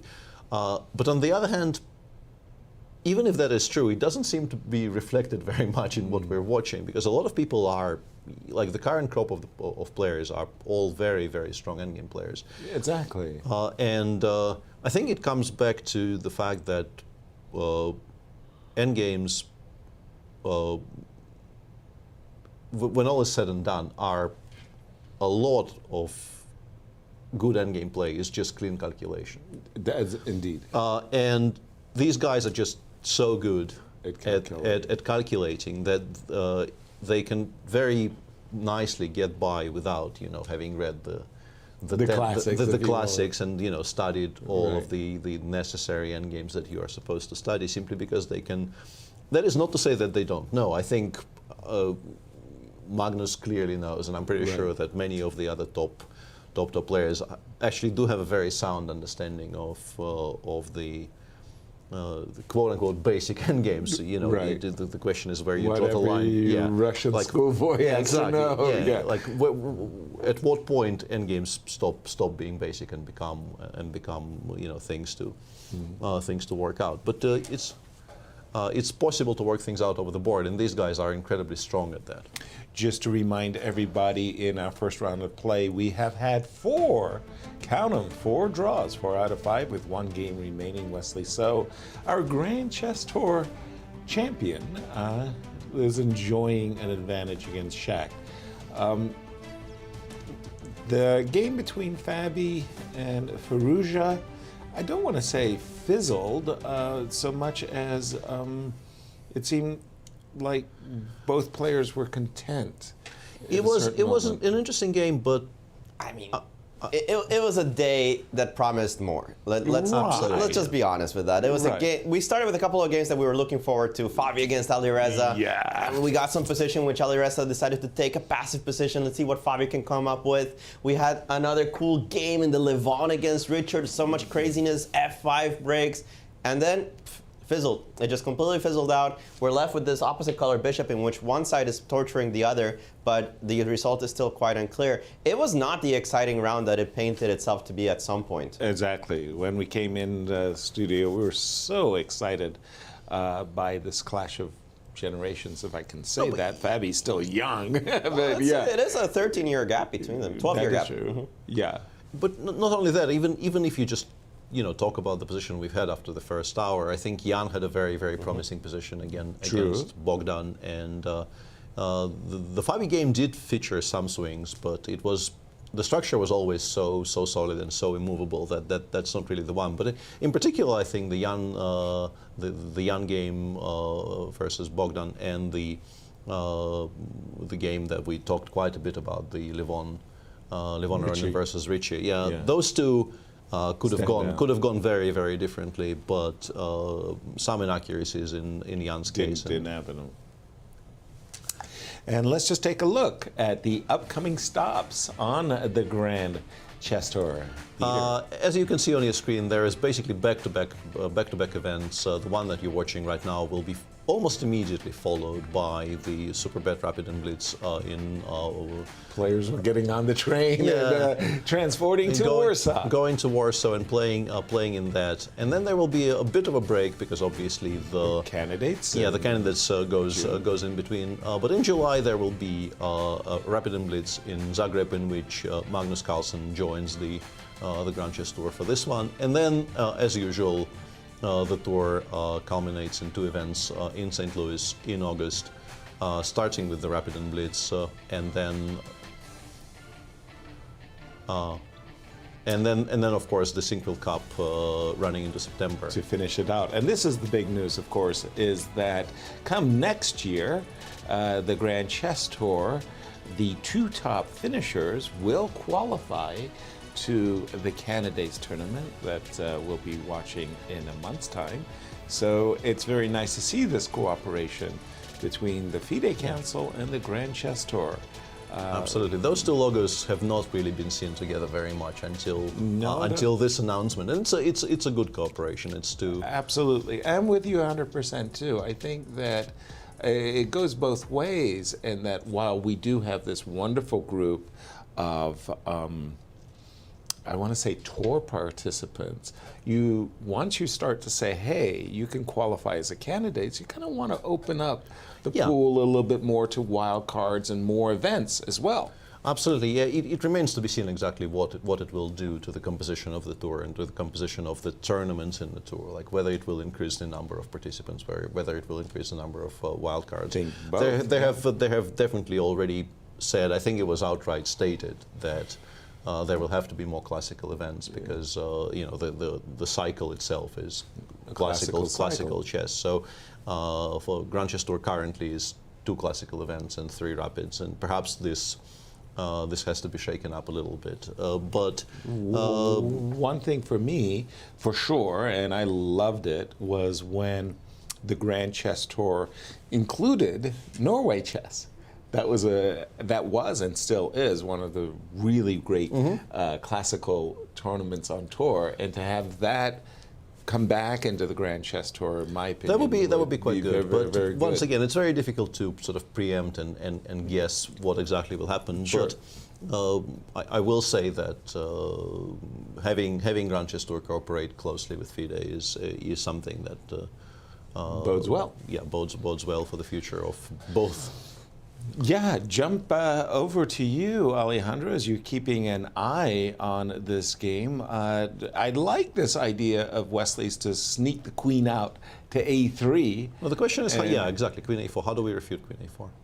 Well, the edges are saying that finally there is a breakthrough for white. The evaluation has jumped from 0.7.8 to +2 2 point something. Ooh. So it does think that white has a good, at least attempt to break through. And it starts with the move queen e3. I know that the moves here are a little bit on the dodgy side, but it becomes a little bit concrete. The point is that right now in this precise second, you cannot play the desirable move queen d7. Notice that queen e6, queen e7 penetrations are very dangerous here. Specifically, queen e6 threatens queen g8, threatens the pitched pawn on f6. So you want to play the move queen d7, but queen... Now, because this queen e6 is such a strong move, we go back to the point that if this pawn on the b file is captured by the queen at the wrong time, you will simply be faced with queen e6. And that's actually made in 6. That's actually surprising to me, but it's made in 6. So you can't touch the pawn. If you play b5 and allow me to play b6, we're just going to get to the similar endgames, but completely lost for black, because in so many variations I can simply sacrifice my piece for a queen trade, and the pawn will be unstoppable. And I have a feeling I might know what Shahryar may have missed, because I saw this entire sequence, but I thought this is still sort of playable for black. b5, queen takes b5. And by the way, everything up to queen d7 is on the board, so Wesley now has the option. After queen e6, I thought queen c6, and why is this so horrible? Until you see queen g8. Queen g8, king h6, and then g4. This is what I missed. G4, nice. And there is no defense against g5 mate. Bishop takes f6 or g5 mate. Yeah, and that would be it. There's no way to defend here. Yeah, I thought the idea here is to play queen h8 check in that position instead of g4. I thought, okay, what do we have here? Check, take on h5, take on f5. Might still be winning, but didn't really seem to me like it's completely unplayable for black. Interesting, and it's not winning at all, actually. Yeah. Yeah. So. And once you mentioned the words mate in 6, I thought, yeah, I'm probably missing something. Yeah, mate in 6 is slightly more powerful, and I don't think Wesley's missing it. Actually, b5 already played by Wesley, but this is just going to collapse. Yeah, that's over. This is over. It's the same endgame we've had for a while, but the pawn made it all the way to b6. I saw a moment if you could put the queen back on a4, and I thought it was far more testing than this. Was king f7? Yeah, the thing about king f7, and you don't want to do it immediately, but you have it at some point, is you can actually take on h5. Like, there will be a moment where you take on h5, go back with the king, go g4. Yeah, exactly. Yeah. And, well, thank you for your h-pawn. Now I have a passed h-pawn myself. I'll hide the king eventually. I'm actually not sure if this is losing or anything. I'm dropping the b4 pawn. There's no reason to give black that. I can play the move queen c3, defend this one, attack this one, and then take on h5 next move. And the engines say, yeah, why not? Take the pawn. It's a free one. It's an important one as well. It's not like the f pawn. It's an h pawn that creates another passer. Right. So this is also winning for the white side. And we have the move queen takes b5. 100% Mamedyarov missed the move g4 because you don't allow mate in 6 otherwise. But mate e6 is on the board. I don't think Wesley's missing it. No. Queen e6 is coming. We can probably just switch to the cameras as Mamed, I think, has realized that something wrong, something foul is in this position. And I think, yeah, we all predicted a draw, right? Like, no. No, you took the win, yeah. No. You took the win. Yeah. Prediction master over there. I was hoping that you were going to bring a little balance into the universe. You know, I've been on this horrifying streak of just no, but maybe that's how the world works. And who am I to, just balance the scales? I don't know. I mean, but mate in 6, and I think that picture we had of Shaq this one really is better. says 1,000 words. Even better. I mean, he's just thinking. I do want to say that. He just resigned. He just resigned. He just stopped the clock. He didn't even wait for queen e6. He didn't even wait for Wesley to go back to the table. I do want to say that this is not a particularly flattering angle. Yeah, Wesley, away from the board, hasn't realized that Shaq's resigned. But, I mean, the moment you see the queen dropping on g8. And then you see Wesley sprinting back. Accepting that he's won the game, and that's our first decisive result of Bucharest in a little bit of a shocking fashion to me. Right? Yeah, it kind of ended suddenly. Yeah. No, we really expected the long squeeze, if that was going to be the win. But I must say, Shaq really did make things a little bit too easy for his opponent. I mean, once we get here. Yeah, but maybe this is just bad. Maybe it's bad, but you can still try. Of course, yeah. I mean, you don't have to lose this in 3 moves, but right. perhaps he just did not believe this was sort of holdable slowly, and he felt that. Yeah, perhaps this was one of his last tries. Right after the move g3, he still has the move bishop b5, keeping this queen on out of your position for the time being. Oh, yeah, because you will have queen a6. Because you'll have queen a6 against most things. And so just queen a6, and if I try to go back, we can go back to d6. Right? I guess this is the stance. Yeah, you're covering this business square, and everybody's happy. H5 is protected. Well, happy is well. Happy is very strong. Yeah, agreed. Strong, yeah. I was taking liberty. So bishop b5 was it, Alejandro? That was his last and best chance? I don't know if it was his last chance, and honestly, I don't know if mathematically White could break through anyway, but it would at least force Wesley to find it, whereas I think once you play queen a4, queen e3, and allow b5, I understand he missed g4, I guess, at the end of that variation, but this just collapses very quickly. Again, this is where, this is where the game ended. Shaq stopped the clock, not waiting for queen e6, which would have won as follows. The mate, as you said, Peter, gave the ball away. I mean, it's g4, and frankly, g5 is mate. G5 just happens, yeah. Yeah, and it's just over. And Shaq, realizing that, didn't even wait for Wesley to find it. So we do have a clear winner as Wesley So, our Grand Chess Tour champion. Off to a good start, lapping the field after lapping the field. This is Wesley's comfort zone. He gets a win early, and then just plays very, very, very solidly the rest of the tournament. I've seen him win tournaments where he goes a couple of points early in the event and just stops playing chess, basically. He's kind of hard to stop when he tries to play defensively. I want to see if he tries to go all out for the tournament or if he's going to be satisfied with an early +1. Exactly. For Shaq, terrible start. Yeah, not great, yeah. Not great. And he obviously... not the start he wanted, not just because he lost, but also like the way the game went. From the opening with bishop takes f4, it's just sort of like he never really got out of the gate with any kind of a decent position. I mean, from more or less, I want to say, basically this point onwards, he was playing on the back foot. As Alejandro explained at the time, this position actually is surprisingly fine for black if you play extremely precisely, and you can probably trace it back to this idea to spend 2 tempi on a5 and a takes before, because the engines do equalize somehow. Instead of a5, queen c7 was the move that Alejandro was mentioning as the way to go here, intending to play knight f8 and then bishop c8, trade the bishop f5 away. Not easy. None of this is very intuitive, because it feels like it's going to be too slow, but engines are good. Engines are good. What can we say? Let's jump to Bucharest as Cristian is with our winner, Wesley So. Cristian. Thank you, Yasser. Yes, I am with a very happy Wesley. So, Wesley, first of all, welcome back to Bucharest. You had a difficult time at the American Cup, but now you're back with a vengeance, with a great victory. Tell us a bit about that, but also it seems like the Grand Chess Tour is somehow your favorite event. You play so well in these events. Well, it's just the first game today, but I'm very happy to have won 2 Grand Chess Tours so far.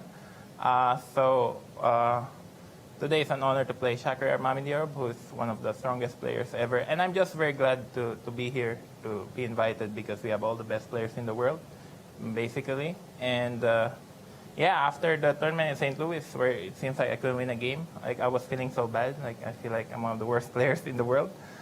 So this is definitely a big start. I mean, I'm very glad to have won a game against Shakir. Of course, I'd like to thank my mother, who's very supportive to me through good times and bad, and also people from St. Louis who never seem to lose hope for me, even though I lose hope myself.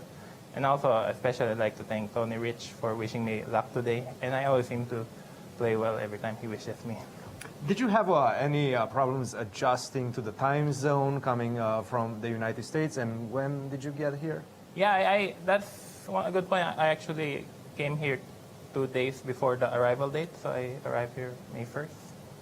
I believe. So I had some time also with my mom and I take no jet lag pills, and I was very disciplined this time. I slept on the plane and I did some training before the tournament. Well, obviously I can only do so much, and at the same time I want to play more focused here than before. But I think if you arrive 4 days before the first game, you should be fine. But everyone's getting older. So. That's actually a great insight for us to know, and for all the professional players to know how to approach this type of situations. Yeah. Now let's get into the game. You repeated this interesting line with E3. Yeah. You had a nice discussion with Sam Sevian That's true. at the American Cup, and now you repeated it again. I'm sure you improved on that game. Yeah. But did he surprise you with this move, A6 at all? Or? No, actually, I'll tell you why I repeated this line. So, obviously, I analyzed it, but also my game against Sam Sevian was not in the latest database yet. So, I mean, I'm sure Shaq Wait, so you don't think he saw it? No, I don't think he saw my game against Sam Sevian. No. I mean, I'm sure he heard of the American Cup, like Shaq, but I don't think he's seen my game against Sam because it's not in the latest Mega Database update. I will definitely have to ask him about that when we will get him on the show. No, I'm 100% sure because he started thinking here. Like here, I usually, I played A3 many times before. And so, here, he started thinking already. Oh, wow. And actually, he went for the quiet line A6. Like, Sam played C6 here, and the position just exploded into very complicated. But the A6 is more quiet because now I can You castle decided to go with short castle. Yeah, instead of long castle. no more of that queenside No more castle wild business. stuff. Yeah, and so I prepared here, knight f4. Knight f4 was your preparation still. Yeah, I think it was, my memory serves me correctly, this was Richard Rapport against Vidit in the Berlin, in the Serbia Grand Prix. I think Vidit played bishop b7, if I remember correctly, rook b1, and then a4 ideas.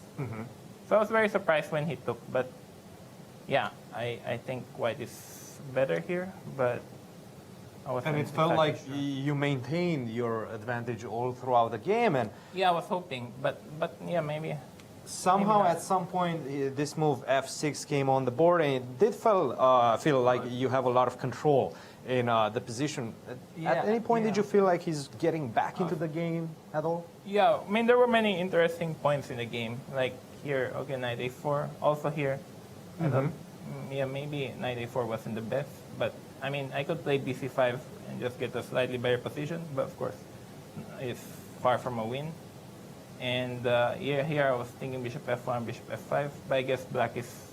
Bishop f1 instead of bishop f5 with a different idea to move that bishop on the long diagonal, or? Yeah, just to keep the bishop pair and put pressure on the c4, d5. If I could bring my bishop on d4, then I would. But I just basically just want to keep the bishop pair. If I have time to consolidate, then it will be good. But yeah, here I wasn't sure. I feel like also Shaq definitely didn't play his best chess today. But for that, I'm very happy. You should be grateful for that, of course. Yeah, definitely. Because I thought he could play knight e4 on move 23. Maybe the computer doesn't like it. Also here, I was expecting queen h4, of course. Yeah, black has to play queen h4 here to try to create counterplay. I mean, f6 was too passive. Black is basically just playing for a draw. Yeah, I don't know. I mean, I of course, white is better, but with the opposite color bishop, you never know if you're going to convert or not. So better not expect anything special. And especially with a lot of, limited material after the exchange of the rooks as well as the knights. Now, when did you feel like you took over, at least psychologically? You came up with this plan, this king to h4. Yeah. How did you come up with that idea? Well, I was getting very low on time here, so I had less than a minute left after I played queen b2 on move 38. So I was just moving around. But actually, Shaq told me after the game that he regretted allowing the doubled f-pawns. So he could have played maybe, he said maybe knight takes, Shaq said knight takes d4, and then rook e8. I mean, probably black holds the draw. I think he was regretting the fact that he allowed this double pawns. These double But pawns. the engine doesn't seem to mind it one bit. So, yeah, here I saw this idea, but it's probably not winning against perfect play. But of course, it's not easy to defend it in practical terms. And yeah, maybe I have better At this plans. point, after queen to b2, queen to c6, came as a shock to you at all, or what was the big shocking moment? Well, when he took on b5, yeah, because that just came over. And he just resigned. He didn't even wait for you to make your move. Yeah, Were you surprised by that? No, I think he just forgot that I have g4 here. I mean, probably bishop c3 also wins. Yeah, bishop c3 also. But he forgot. But it's so funny. Like here, I mean, I wasn't sure I was going to win because my king is stuck on h4. But I think Shaq has kind of lost optimism at this point in the game. Like, he didn't like his pawn structure, he didn't like his position. His bishop is very passive, it's dead for the whole game. So I think he lost some hope at this point. A big victory for you with the white pieces against the winner of last year's Superbet Chess Classic. What are your ambitions for this event? Well, play well and try to do better than how I did in St. Louis for the most part. But I'm very glad to win today also because the game was very long and fortunately it was a decisive game. Wesley, thank you very much, and we're looking forward to seeing the rest of your games. Thank you.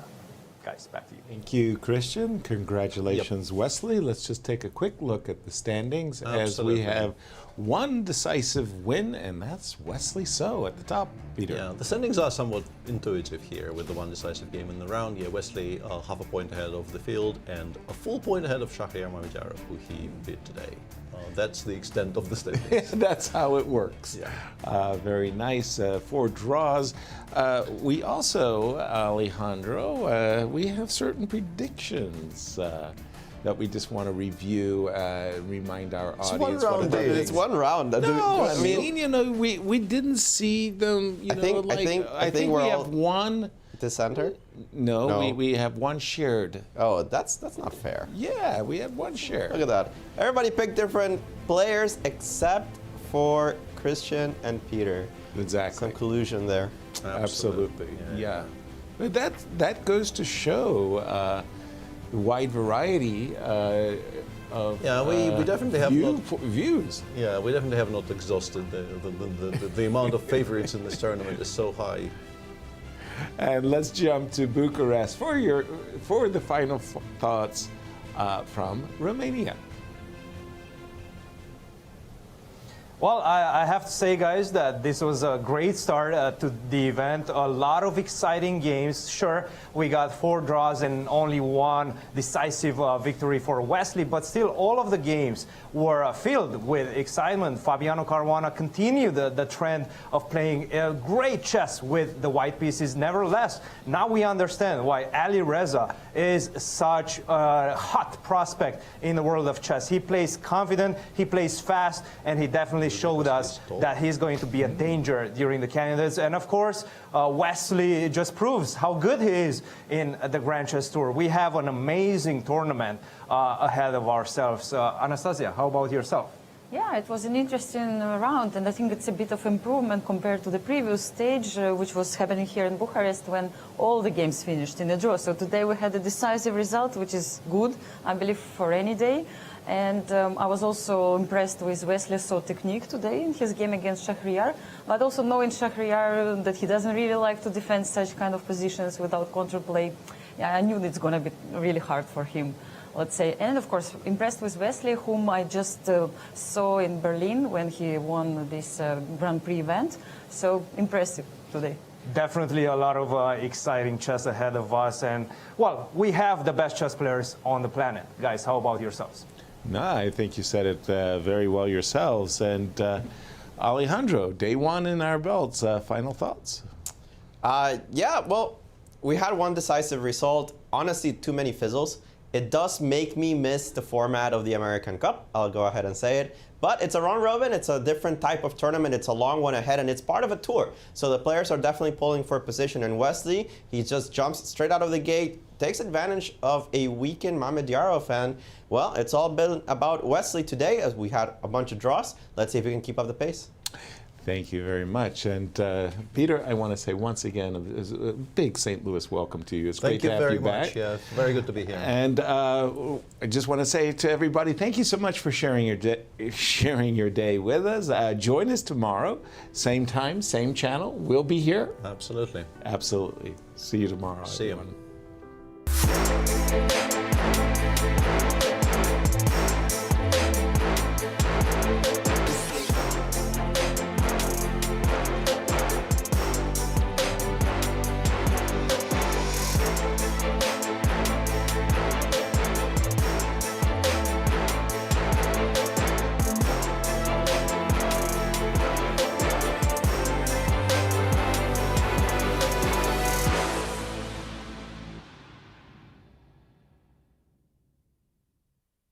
This has been a presentation of the St. Louis Chess Club.